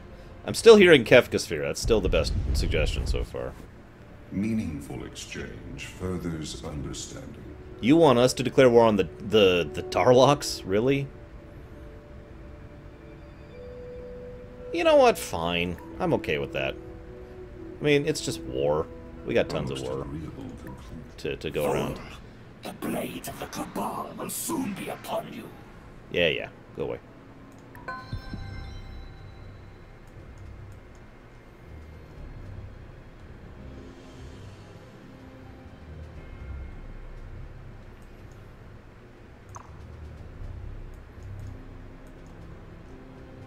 By the way, if you notice, the humans are actually successfully conquering the Sacra. Now that we've wiped out their main fleet.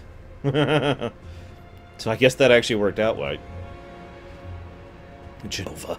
Oh god, that's horrible.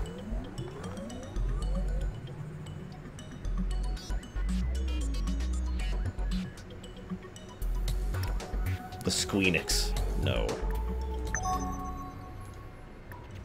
What dendrite of knowledge should these ones pursue, Keystone?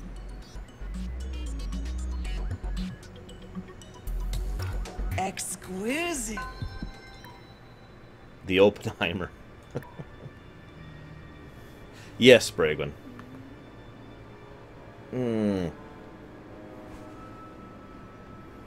Wait, I've got it.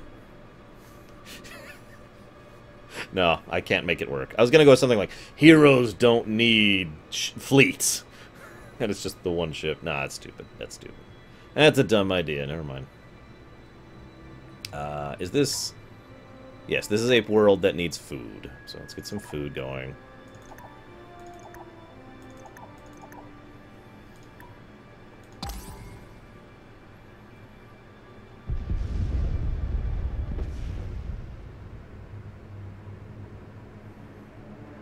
Ugh, dropping frames.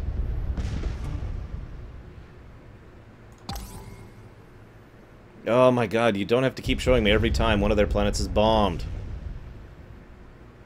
Ugh. I don't know, Zeiss. So far, none of the parties are doing anything even related to the fate of that particular plot thread, so I don't know.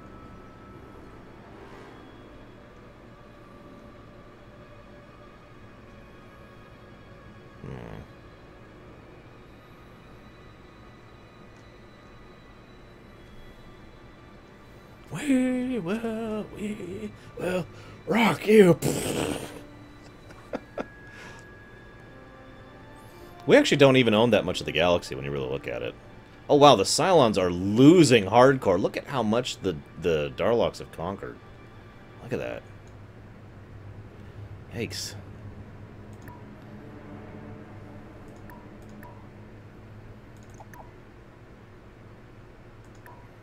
Anubis. Man, too many bad memories.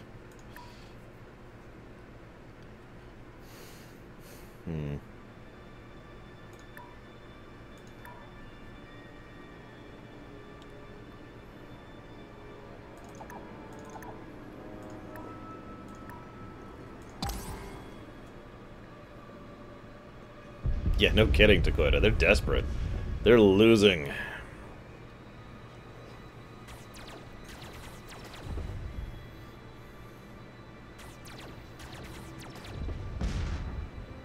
Don't worry, Zeiss.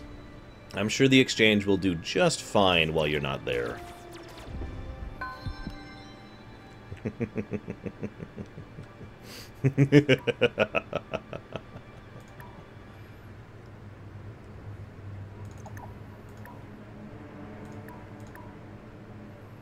Well, we will rock them like a hurricane, Frozen.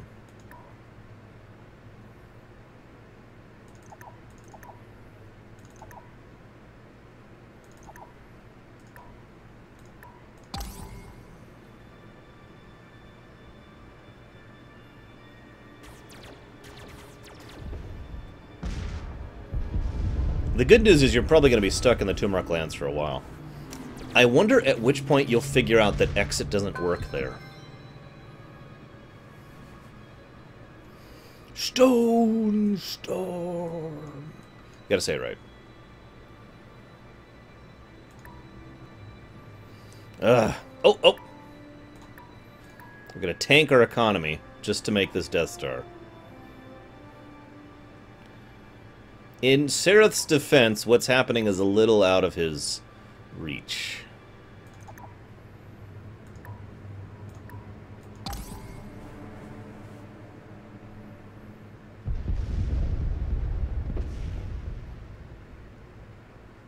Enchantment? Enchantment! You gotta say it twice. It doesn't really have the impact otherwise.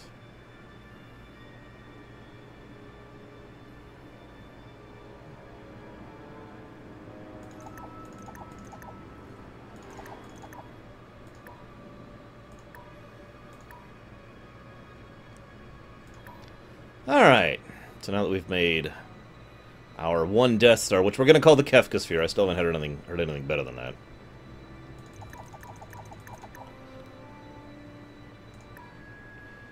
So here's the Kefka Sphere.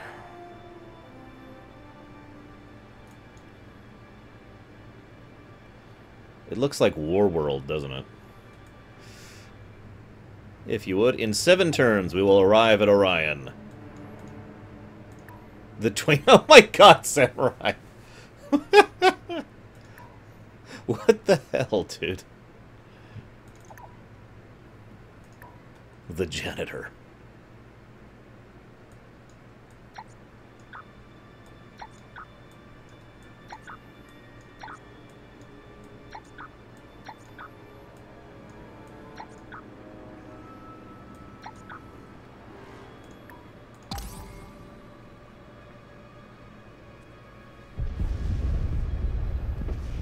Yeah, I mean, I still like the Hard Rock Cafe idea.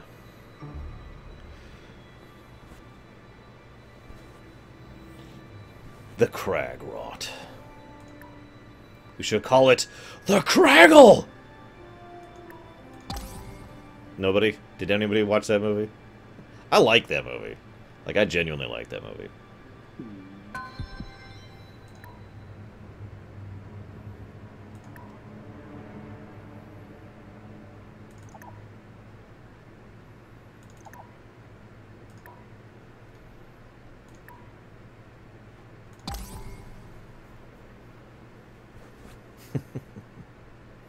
Hey, Leander, welcome back.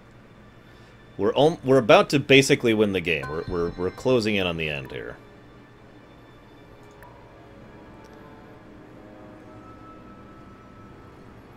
Hang on, is this? Yes, okay.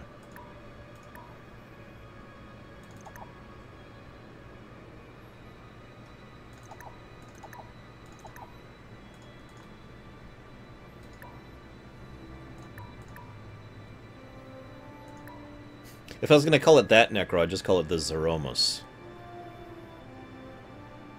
I hope somebody gets that.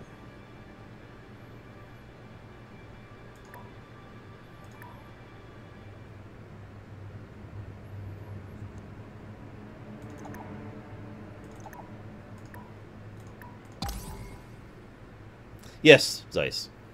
I do. This is actually taking a little longer than I thought it would, but damn it, I'm going to win this game. Yes, but why would I call that Zeromus, Necro? Why?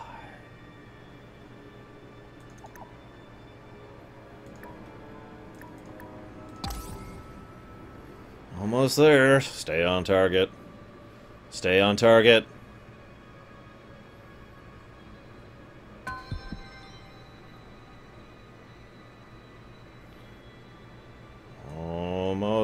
I'm gonna laugh if they just... In fact, I'm gonna save, just in the off chance that the Guardian can kill my Death Star. The Kefka Sphere.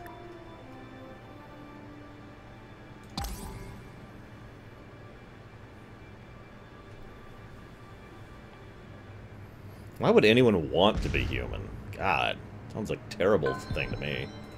Alright, let's do it. To the Guardian!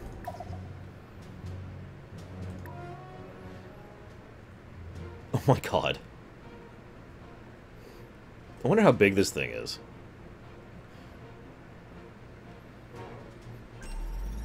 Holy freaking crap! Look at the size of the Guardian! Oh my god! Look at that thing! That's like... Aha!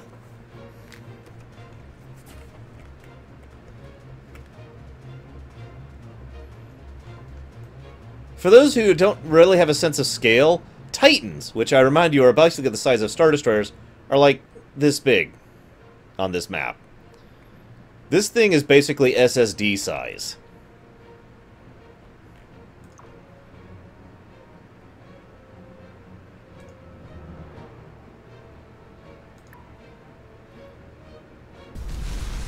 Oh my god, it's got range too. We're powering up the main gun as we speak. Yeah, this is the size of a moon. Come on.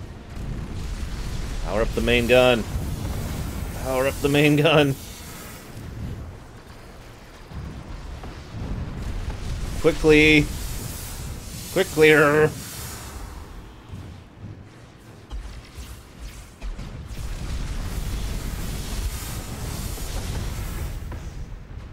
Did we do it? Or did we lose? What happened? What happened? Ah! Fire! Fire! Fire! Freaking fire! Okay. It's okay, guys. The weapon designed to destroy a planet took down the Guardian. Oh my god!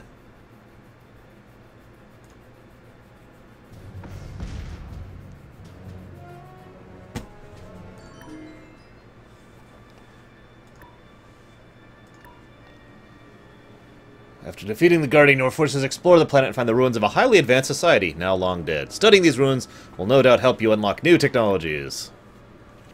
The mantle of Orion is rich with secrets. The prospectors have unearthed a landslide of new technologies. So in Master of Orion 2, when you take Orion, you get special techs you can't research. You can only get them from Orion. But the funny thing is, they were actually not the best tech in the game. You could get past them in tech. These include the Death Ray, which is a really nice energy beams. Black Hole Generator, which is exactly what it sounds like. And really, really, really nice armor.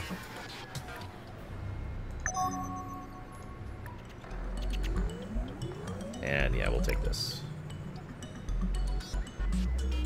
With each new discovery, the knowledge of the Crag grows.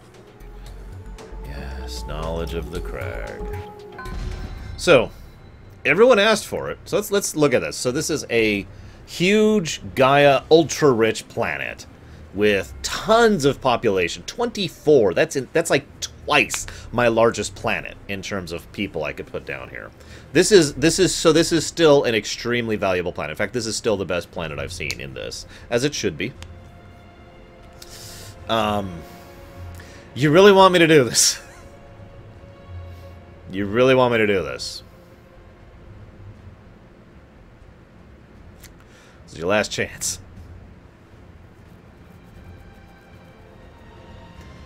Assuming I can. I guess I should see if it's an option. Oh, well, we can't do it till next turn. If I can't have Orion, no one can! But you can have Orion. The ender of lives for those born. Hang on. Can I do it to a neutral planet? That's the real question. Oh, it looks like I can't. It looks like I cannot destroy a neutral planet. Sorry, guys. I can't destroy Orion. It's not even an option. That sucks. Oh, well. Time to go wipe out the Sacra. Actually, you know what? No. No. Time to go wipe out these guys.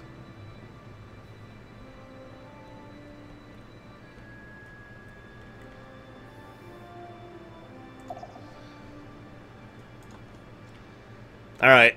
We're done playing nice. We have just turned into the Daleks. Where's my fleet? There it is.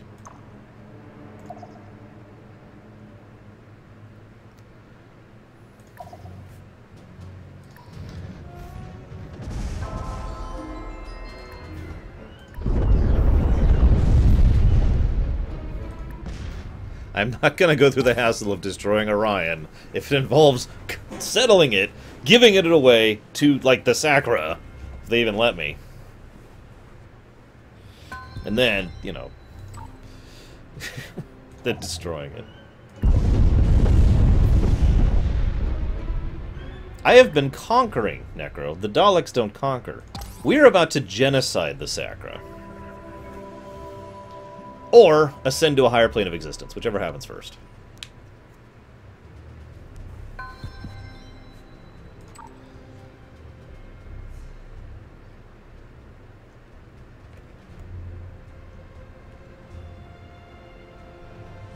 there no connectors that way? No, there really aren't. Let's head up here.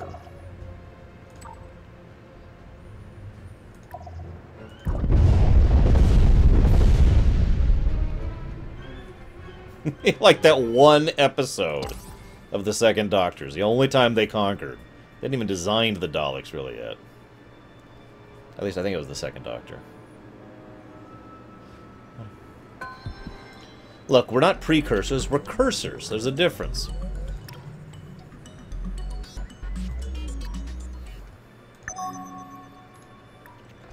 What dendrite of knowledge?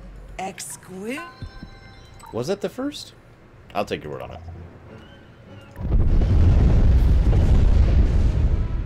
Goodbye.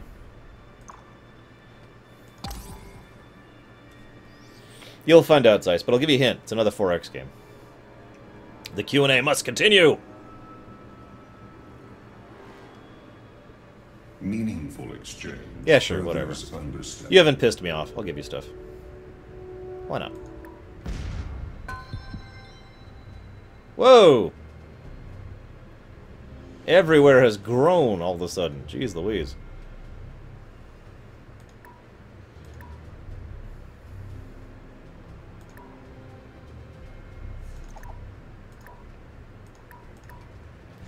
I know someone who has a phase of games he calls bored now, and whenever he hits that point in a game, he just, like, starts doing whatever. But I haven't finished my bucket list yet, because I haven't blown up a planet yet. And that is the other thing on my bucket list. Don't worry, troops! We know they conquer rather than destroy! They won't target us with their bombs! Why are they targeting us with their bombs? We thought you were going to conquer us! You should have surrendered. If they surrender, I'll take it. We're not sure, Spirit of Memory. And see you around, Shiryu. Don't know if I said that already.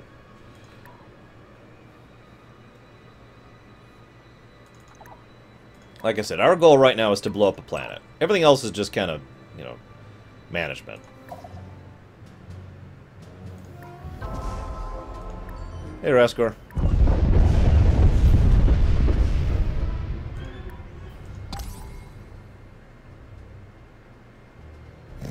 Thanks, Legend. It doesn't, Nymph. It's actually irritating. It's one of my... it's something I consider to be a flaw of this game. The AI doesn't do several things I think it should for a modern 4X game.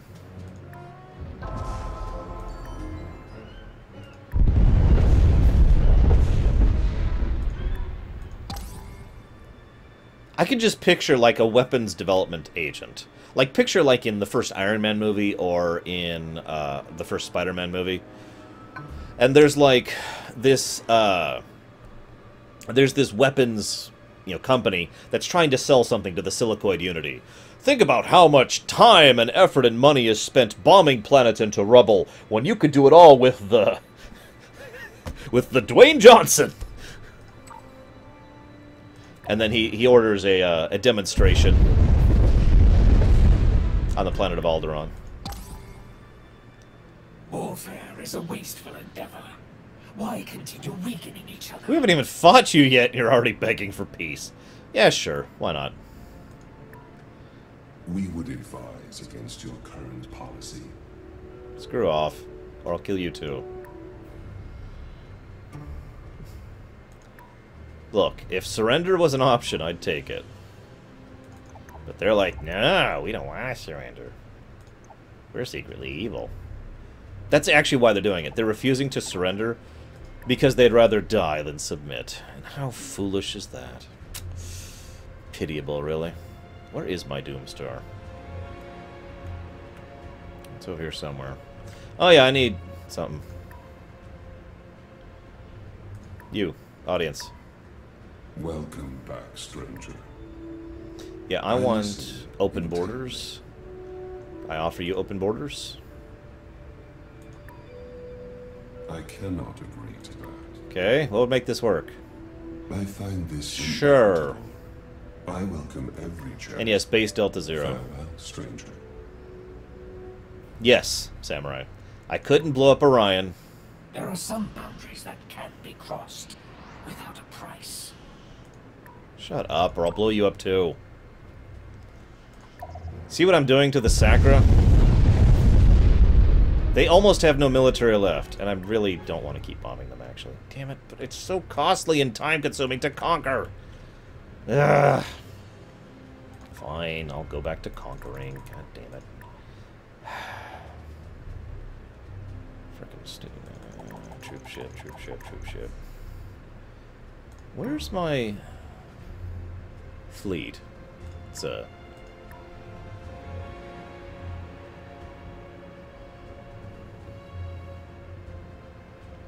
There you are. Yeah, I want you to build a jump gate. No, just you. Like over here. Get over here.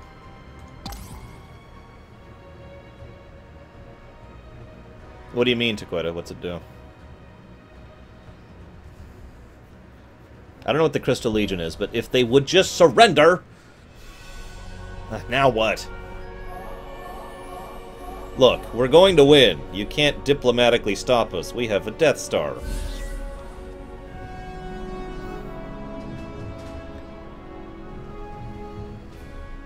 I claim this honor for the Cabal. I have made up my mind. The only people who are actually on our side is the frickin' humans. I will reserve my vote. I choose none.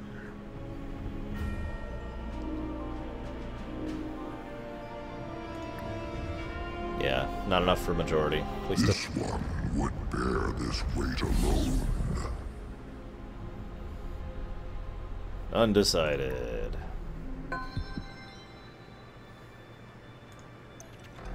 Do we want the Pleasure Dome? The ultimate in virtual holographic entertainment, creating completely immersive environments.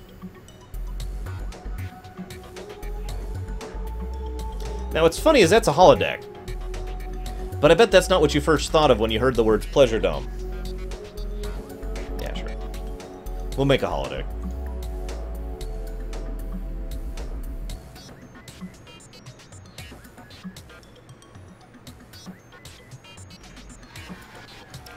Precious.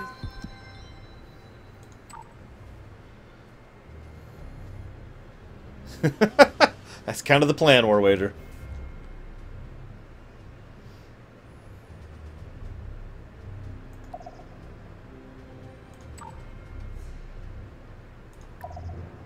I don't want to bomb civilians. I can't do it, guys. I can't. I can't Dalek it up. I can't.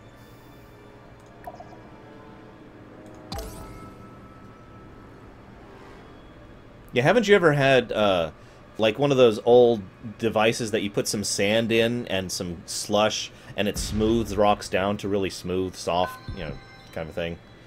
Never mind, size. Don't. Ask me again when you're older.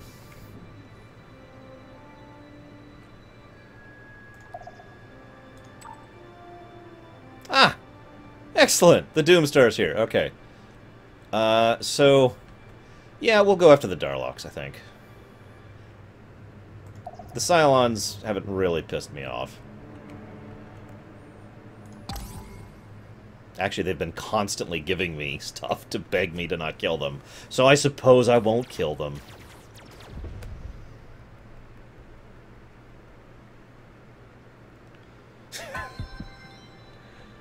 Man, you and I have not been using the same sand, Raskor.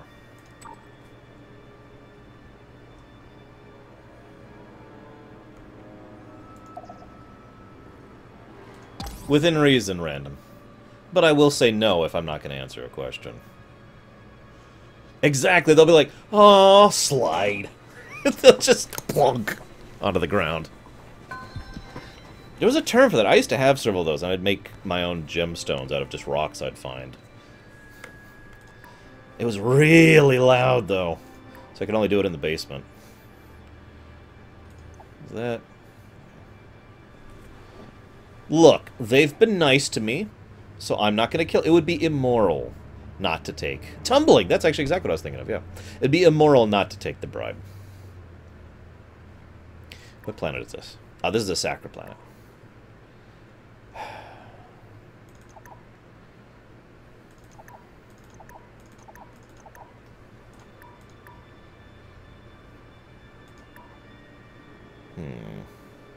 So let's go and get our very first Tumbler. I mean, Pleasure Dome. Tumbler Dome. I like that.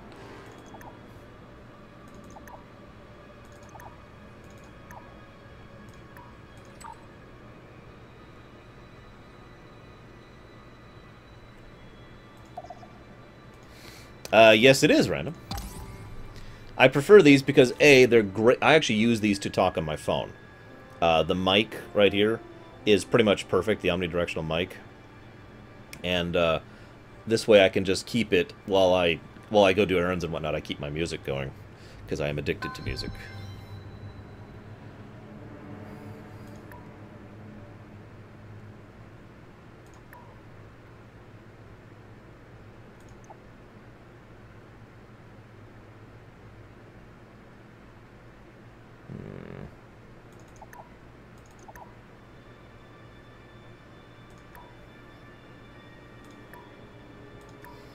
Tumblr. You guys are terrible. Let's see.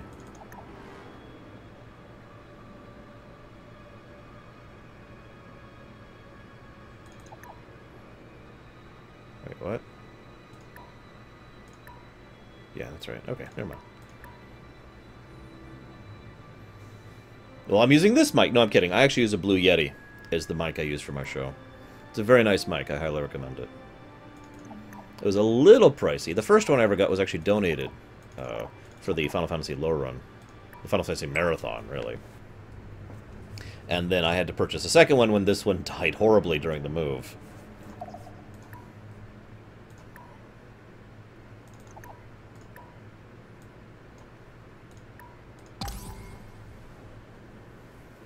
What happens in the... Oh, God, that's it. We're not going to call it the Tumbler Dome. We're going to call it the Vegas Dome. Because there's all sorts of vices you can get at Vegas. Not just the ones you're probably thinking of, because you're a terrible person. I mean, come on. There's other vices.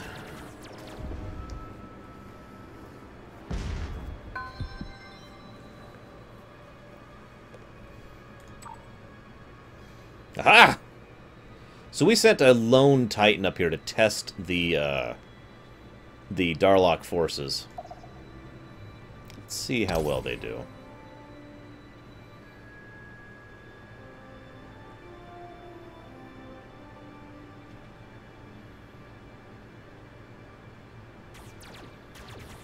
You know, I thought I was just going to do a short game here. I think I've been playing for like 4 hours. Just to finish this game. For God's sakes. Sure. With each new Is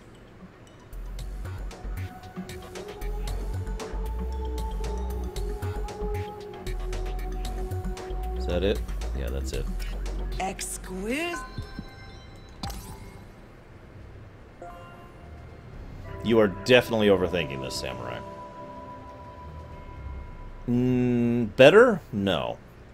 In fact, actually, overall, having played almost to endgame, I think this is basically a little bit worse. Just a little bit than Stellaris. But then again, I haven't finished Stellaris, so, you know, grain of salt.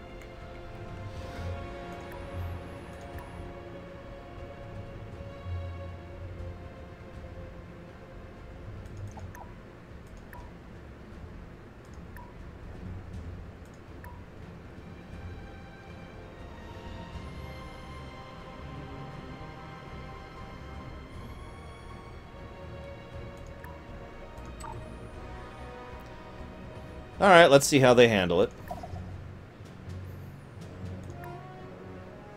Oh, right, we're at a truce. Right. Right. Okay. We'll just hang out here then. Sorry, I forgot we had a peace treaty.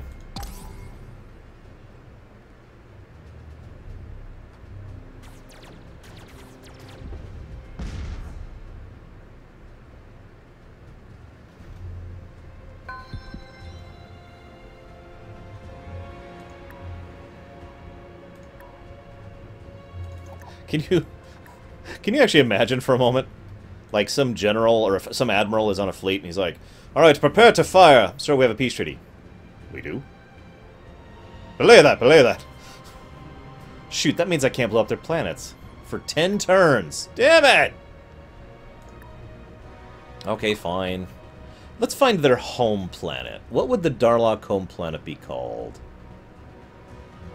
I actually don't remember. It should be up here somewhere. Damn it. Does anyone know what the Darlock home planet, home system is called? So I can find it. There's Sol, for example. And there's Sla. That's the Sacra home planet. And Mentar, which is the Silent home planet. So they lost their home planet. It's called Darlock? And Gillard? At Tanagra? I don't see a Darlock. So why don't we just head up here? See what we can figure out.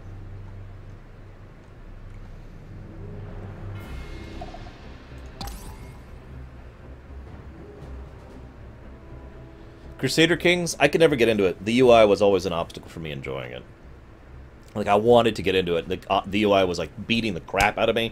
And I'm like, wait, I just want to enjoy your game. And the UI's like, screw you, give me your lunch money. And I'm like, no, please, I don't have any lunch money. I'm just wanting to try the God! And that's my opinion on Crusader Kings.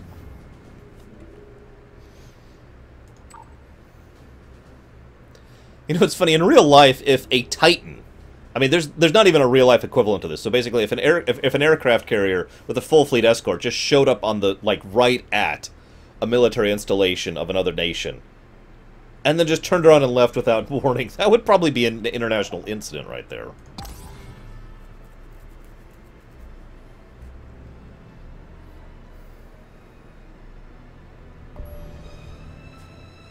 I hit my hand a little hard.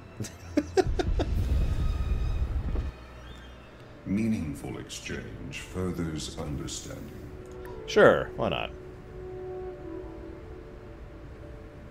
A most agreeable conclusion. Actually, you know what? I have an idea. I seek an audio. Ah! To what do I owe the displeasure of your visit? We are always willing to listen. I want your charts. What do you want for this? This is more than you deserve. I'll accept that. Thus and so. Abscond from my presence. If I must. Okay, so now we have their star charts. Where's Darlock? I should go check that real quick. Hang on. I wasn't expecting donations. No. Where is it? At least it's working. I seek an... Ah! It was from Random. Thank you, Random. Would you like to do it, to put it towards any of our incentives? There's only one, actually. Oh, Nazin. Thank you. It's right there. That's actually where we're going, too. I'm totally not going to destroy their homeworld in 9 turns. And then I'll just win the game. I'll ascend to a higher plane of existence. I'll be... Can you imagine how horrible that kind of is? Like, this ship shows up in orbit. I mean, this is some Morrowind level stuff here. Oh, by the way, that's another good precursor race, the Dunmer. So, or wait, not the Dunmer. The Dwemer. The Dwemer, excuse me. Anyway, so this massive ship shows up, destroys their home planet, and then the ship just stops. And everyone's like, oh god, oh god, oh god. And it takes them days to realize all the people on the ship are gone because we ascended to a new plane of existence. Just think about that for a moment. So now they have their own Death Star. If they can figure out how to work it, of course. But they probably can. We Silicoids are infamous for our user-friendliness. It's on my bucket list, Takoida. I can't kick the bucket into a higher plane of existence until I wipe out a planet. And the game wouldn't let me wipe out Orion without doing some hoops jumping.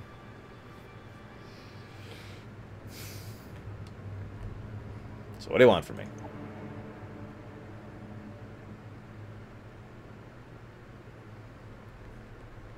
That's what we're doing, Zeiss. I don't know if the Dwemer did that. We still don't actually know what the Dwemer did. But that's what we're doing, yeah.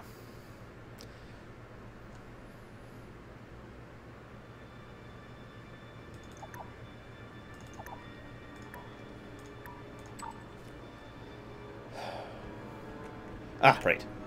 I want you to build a jump gate. So we can get around quicker.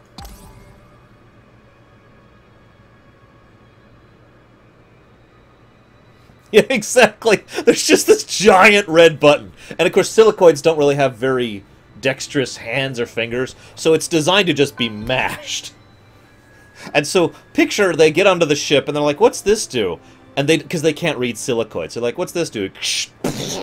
And whatever planet they dragged it in orbit of it is gone.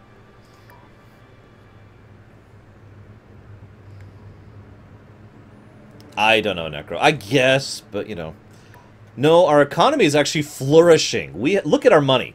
We are making 3,334 credits a turn. We have the strongest economy we've ever had. We practically run the galactic market right now.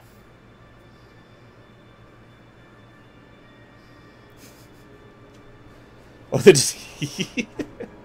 yeah, they drag it over one of their own moons. This is GNN. What? Galactic News Network. Long-range scanners have detected a gigantic space dragon lurking in a previously unexplored sector of space. Well, that is how it usually works, Adris. Ironically.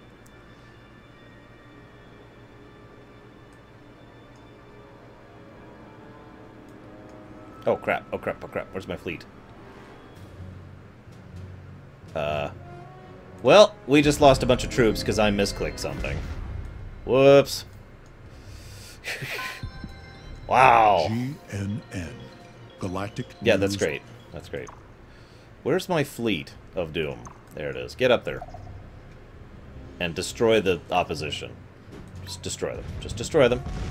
Thank you. Where's the space dragon? I guess it doesn't matter. I mean, we took out the Guardian, which was bigger than a moon. I'm just bigger than a moon. Think about that, just for a minute. Really think about it.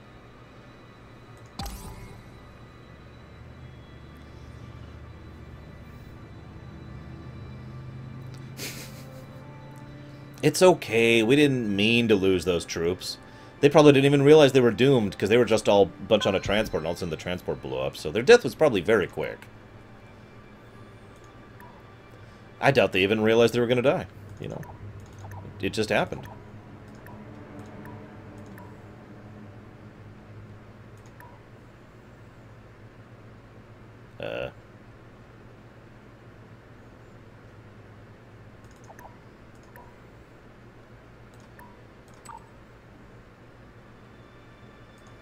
Let's try this again. Let's go ahead and drop some bombs. Just a few. Just a light bombing.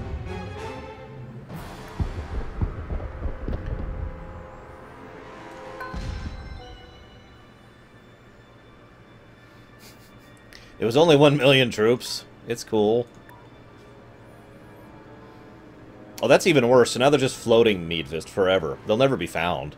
There's like no way to find one person in space. Think about that for a moment. I was just trying to have a chicken lunch. Didn't mean to blow up my own troops. Sorry, sir. Sorry, sorry.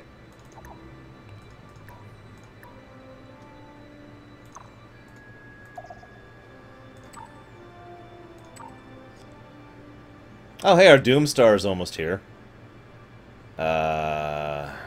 Where's their system? I lost. Oh, it's up there. Wait, why is the Doomstar going that way? I need you to go, like, this way. Oh, they're blocking the way. Aren't they? Or are they? Can they... The warp point is blocked.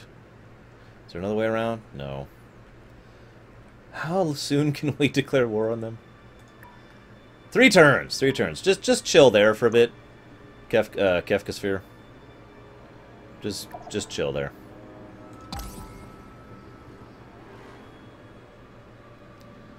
$21 billion, Necro. With a B.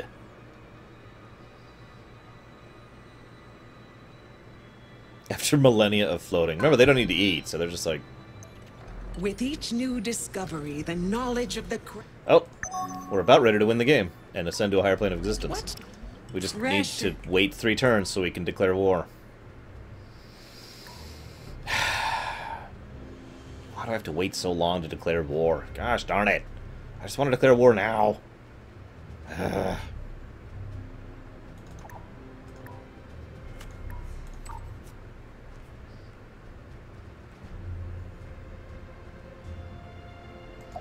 These are really, really, really big planets, yes. Just keep chilling out. Yeah.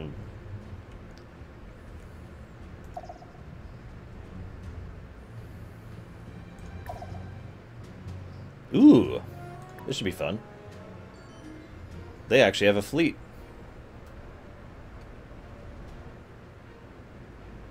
We will! Yes, it is Bravewind. I don't know how to do it, though. We will win the day!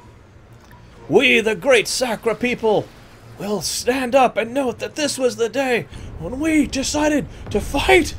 We're not going down quietly into the night! We're going to live on! We're going to survive!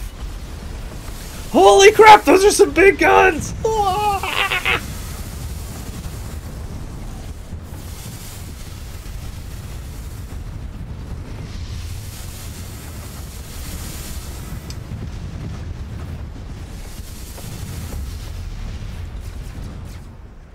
Sorry, there's no Sacra Sinclair.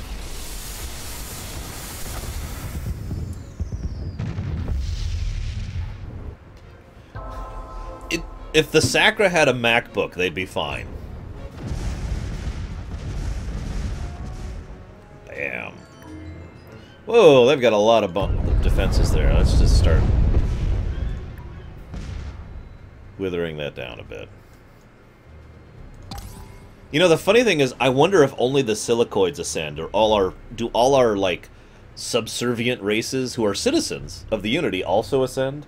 War is the ender of lives. For those Nope.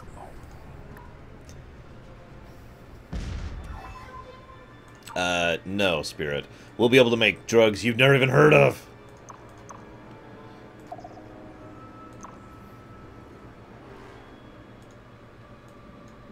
Why can't I build anything here? No, no, no, not what I meant to do. Oh, whatever, fine. But no, I want to build it right there. Well, I guess I can't. Meh.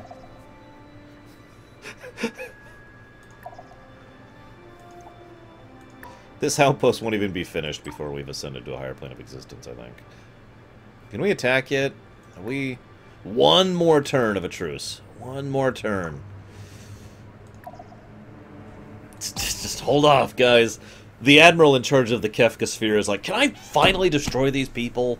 Please. Please.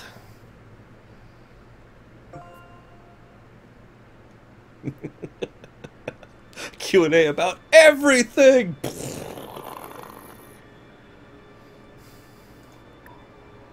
Seriously though, I wonder if we're going to ascend everyone else with us. I'm really curious about this.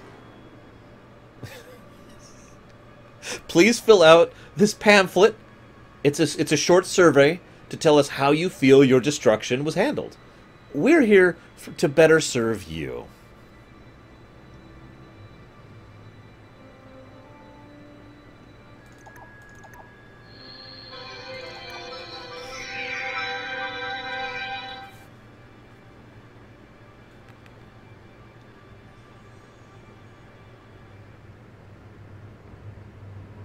Yeah, I can't even remember the next movie I want to see, period.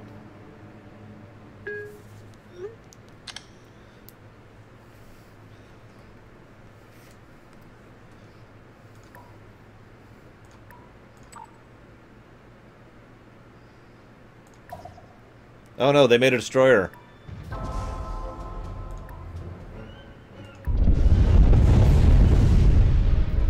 Stop resisting. Resistance is... Do we still have a truce? No truce! What? The Doomstar's chances of success are unfavorable? So they've got a battleship, 2 cruisers, another cruiser, 20 destroyers, 13 frigates, 1 frigate, and 6 frigates. And apparently that's actually a match for my Doomstar. I'm in shock. I really am. Okay.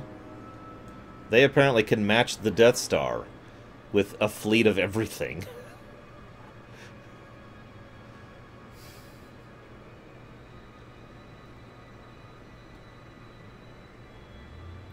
Where is it? Where is it? I know I built one. Thought I built one. I did build one, right? No? Ah, there it is. 10 turns? Really? Oh, jeez. Okay, it's faster to just go here then. Screw it. No, you can actually only build one Death Star. I'm actually in shock that my Death Star can be matched by anything.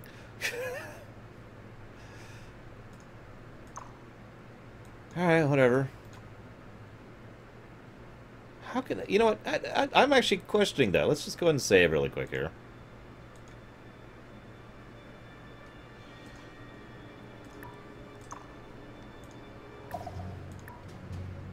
Yeah, declare war.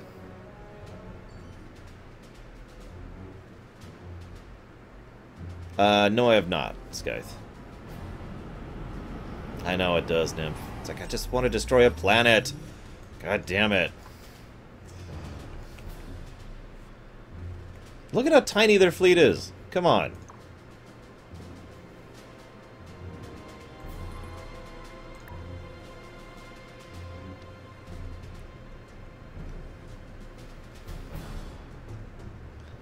I remind you, the Guardian was like this big.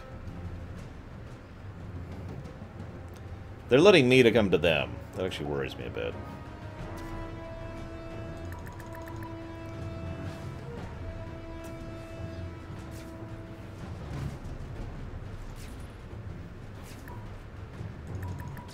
Ah!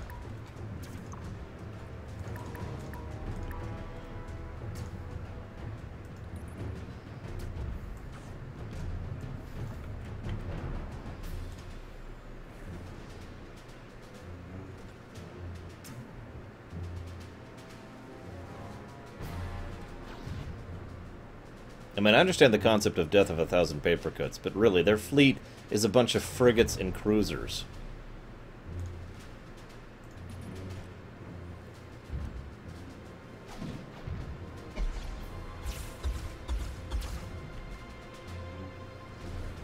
Fire the Stellar Converter, damn it!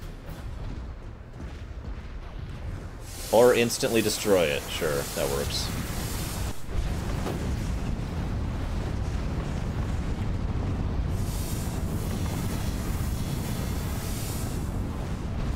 And we're about destroyed. Jeez Louise! Look at this!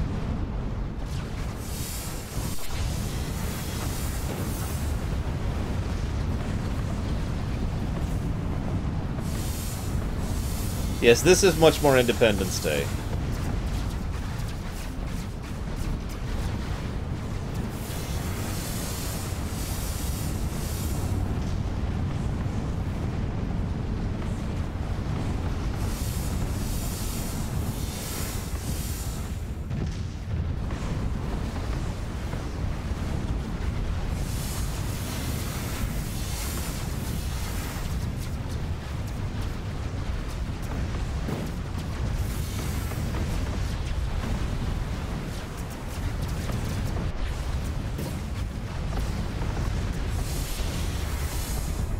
Okay, that took him a while.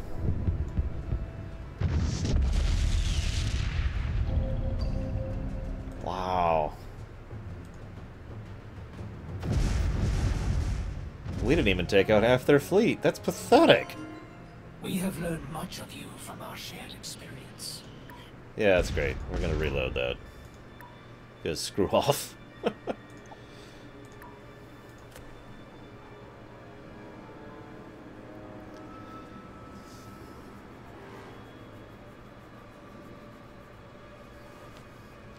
Okay, so, I guess we will not be doing that. God damn it, I just want to blow up a planet! Is that so much to ask? Now I gotta wait even longer to blow up a planet because the Darlocks decided to get in my way. Ugh.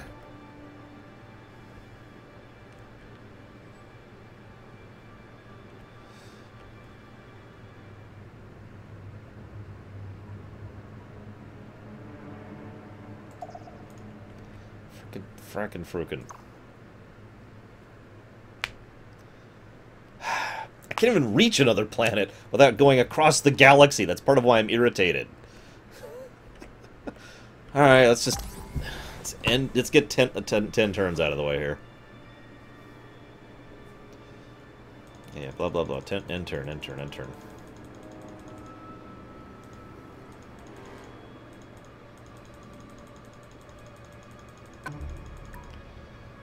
Is there like an auto? Yeah, auto build.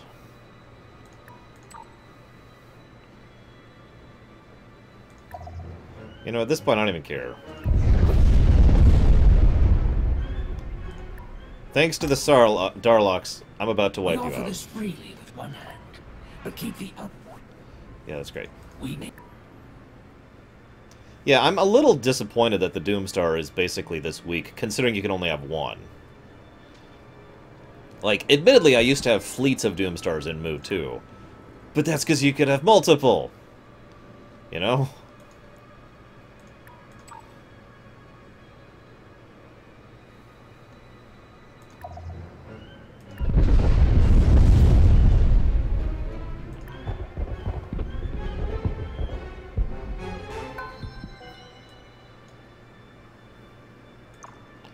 I don't actually know, Samurai. Use auto build. I'm going to start installing governors in charge of planets.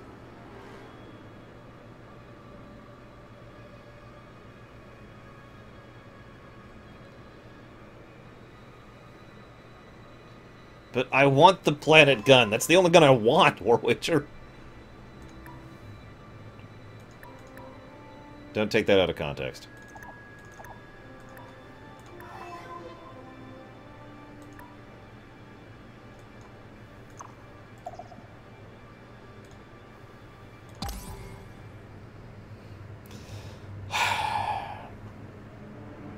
No, if we get another one, we're going to call it the Small Pecker, apparently. Because apparently all we can do is destroy a planet. We can't wipe out a fleet of dinky little frigates. All we can do is wipe out a planet. God damn it. With each new discovery, the knowledge... Crystal... Ugh.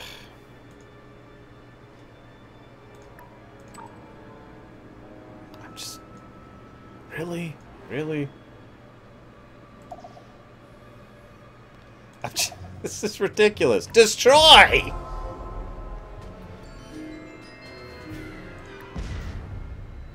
I just want a big gun that can penetrate planets. Is that so much to ask? How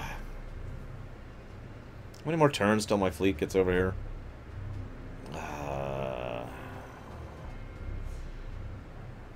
That's not my fleet. Where's my fleet? There it is. How many turns? Doesn't even tell me. 5 turns. 5 turns. Okay. What? Gosh darn it. Why is the pollution so terrible?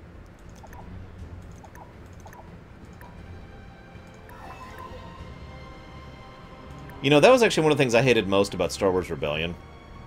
So, in Star Wars Rebellion, if you build a Death Star, it's actually a really nice thing. But, if anything, and I mean anything at all, gets an X-Wing closer to it, an X-Wing has a special attack called Death Star Run, which has like a 90% success rate. It just wins, and it just destroys the Death Star. Let me make this clear in case you don't understand.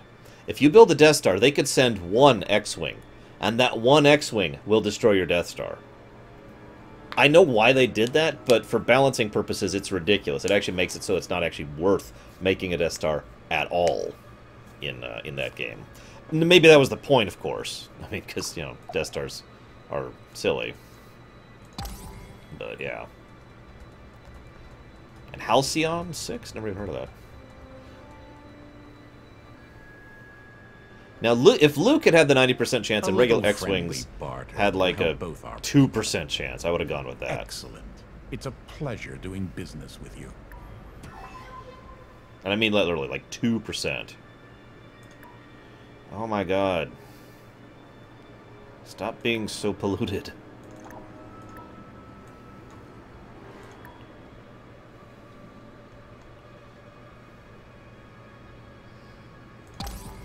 And yeah, Rebels fightercraft are stupidly overpowered in Star Wars Rebellion.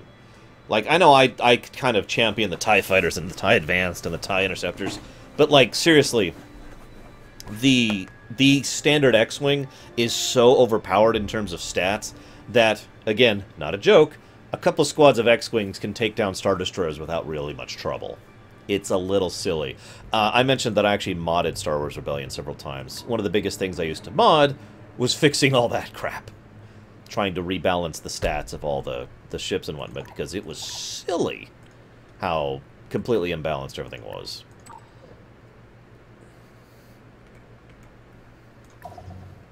Part of the problem was they tried to use the same stats for both fighters and capital ships.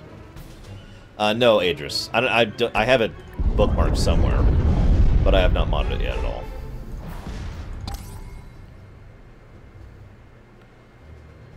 It's funny you say that, Raskor. Playing as the Rebels in Star Wars Rebellion is actually easy mode. No joke. You have all the best diplomats, you have all the best fighters, and you have all the best characters for missions. So, yeah.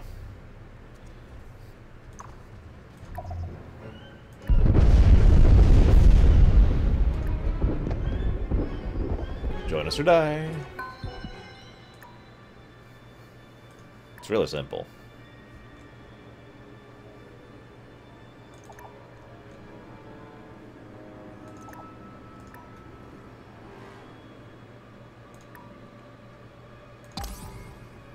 Hey, Metal Sev. I don't recognize your name. What's up? VA11 Hall A. I have no idea what that is. Voice Actor 11 in Hall A. Hey, Steam Tears. I like how pirate fleets even exist still.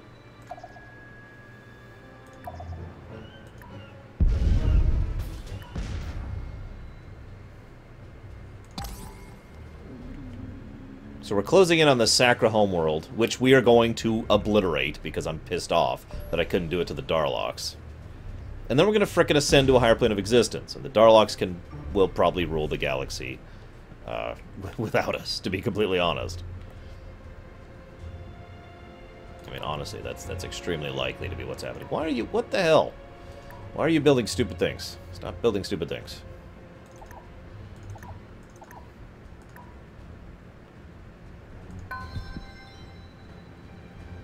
Ah, got you, Adris. Hey, White Mage Endries. What's up?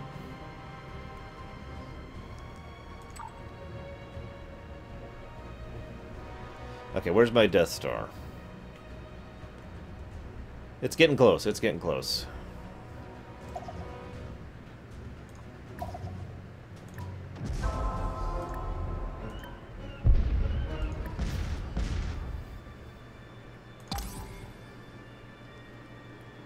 This time the Death Star is going to attack with the fleet.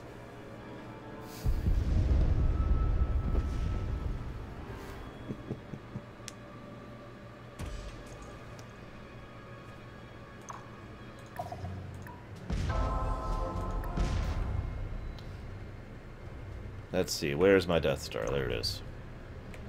So, 5 more turns to get into the fleet. Oh my god. Really?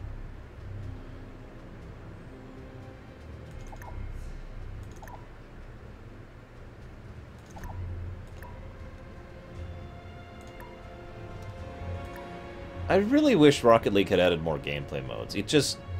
I know this is a horrible complaint, but it got to the point where I just felt like I'd done it all. I was like, okay, I don't really see the point of continuing to play, you know?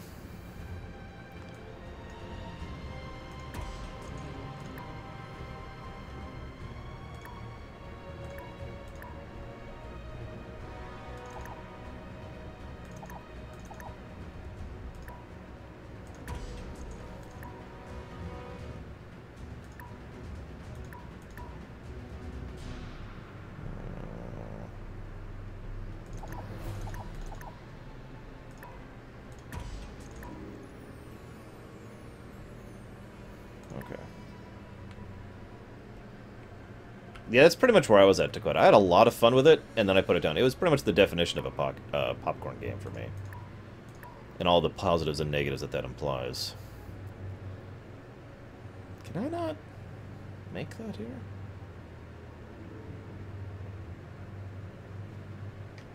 Well, I think the Horde would have died, Necro. You would have been like, victory or death! And we would have had death. And then the Horde would have been screwed, and the Alliance would have been screwed. And we would have lost the war against the Legion. The end. Any questions?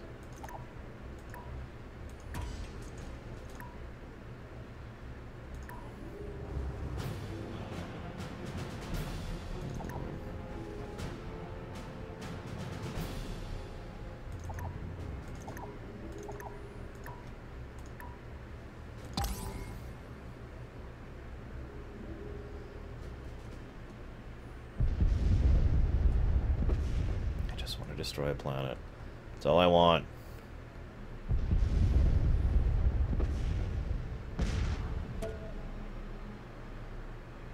All I want for Christmas is to destroy a planet.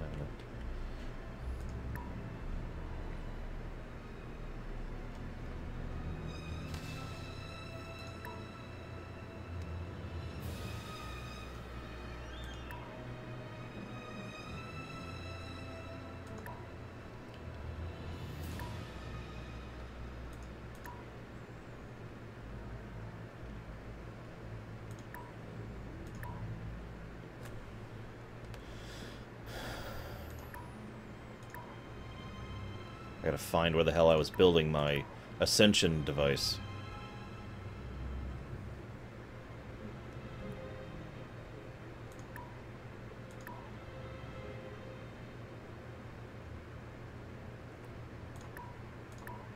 Because apparently I can only build the Ascension device on the planet I was already building the Ascension device on, and I don't remember where that was.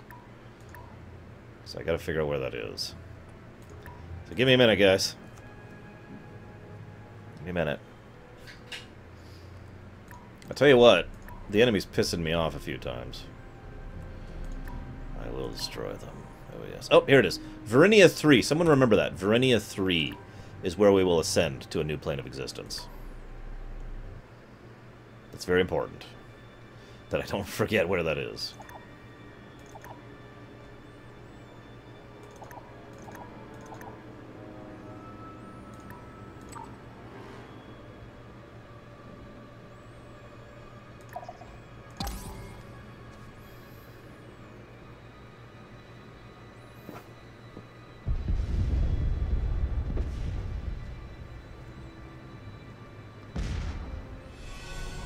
Oh, God's sakes.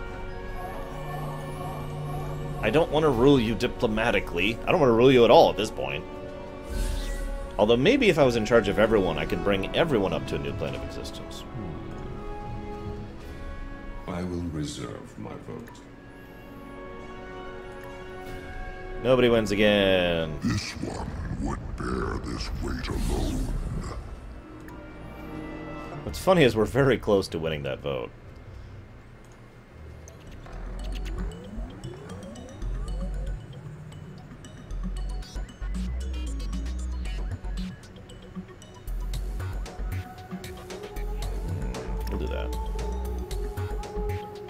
I just got an achievement called Science! What dendrite of knowledge should these exquisite... Yeah, we just finished the entire tech tree. Because we're the top of the heap, Necro. Only the two most populous races get to vie for... You know, the ones with the most votes get to vie for leadership. Unless it's about influence, in which case there would still be the two of us, so I'm not sure which one it is. Yeah, I'm pretty sure that is correct, Dakota, especially since they're not actually on our side, as has been proven. Where's my freaking Death Star? Ugh, come here, Death Star. Come here.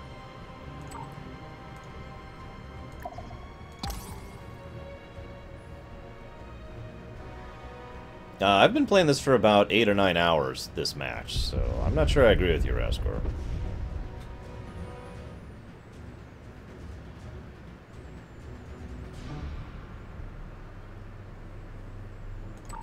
I probably could, Adris, but why would I do that when I could kill them? I could kill them all. I'm sorry, Zeiss. Not actually sorry, but, you know, whatever. Almost there, guys. We're finally going to blow up a planet. In Master of Orion 2, there's, like, custom cutscene, which actually was terrible, but, you know, old CGI, when you destroyed a planet. I'm actually really curious if there's one in this one. Meaningful exchange. Yeah, sure, we'll declare war on the Darlock. Why not? A most agreeable conclusion. We have learned much of you. Yeah, that's great. I don't even care about war at this point. You kidding me?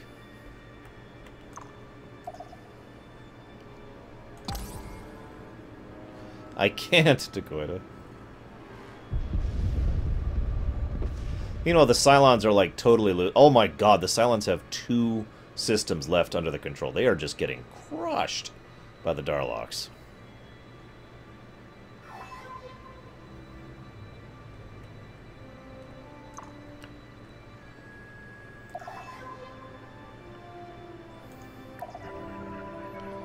That's great. Alright, so they've got, in defense of their home planet, they have a battle station, a missile base, a cruiser, 1 orbital battery, 1 destroyer, 5 frigates, and a civilian transport.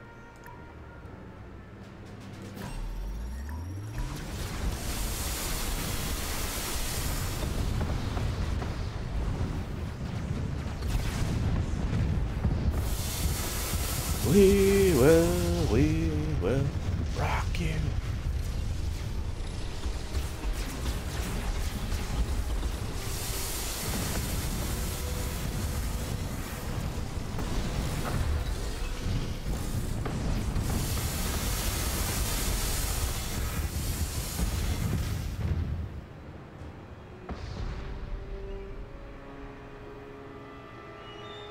You never linked me that mod, by the way, Lurker.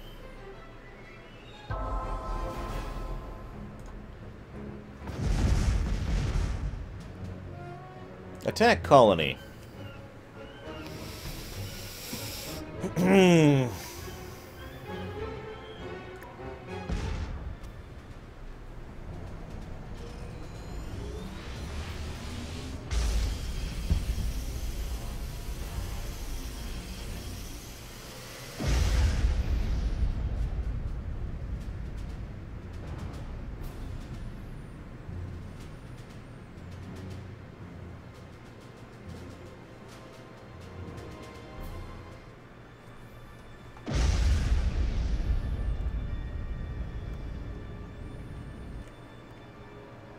And now there's an asteroid field.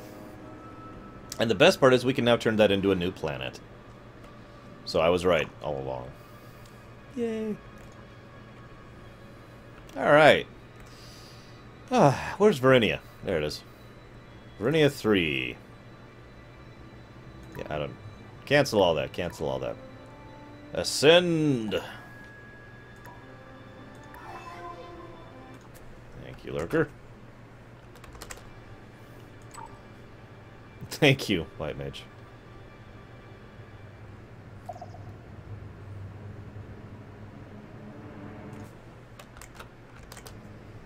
It's okay, they were suddenly silenced, Meatfist. That is the definition of a quick death.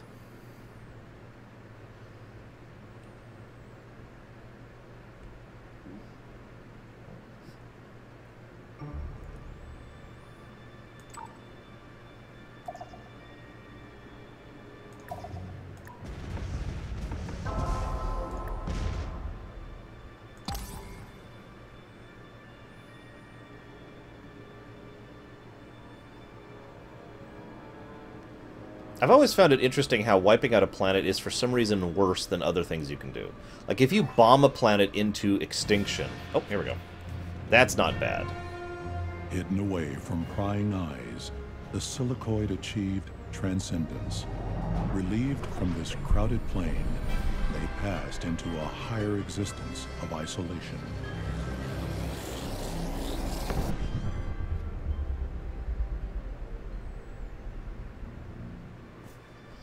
We did it! Score!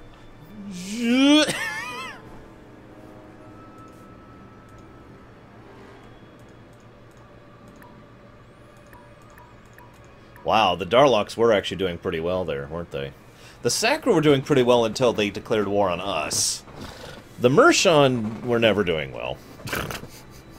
Humans did pretty well as our allies.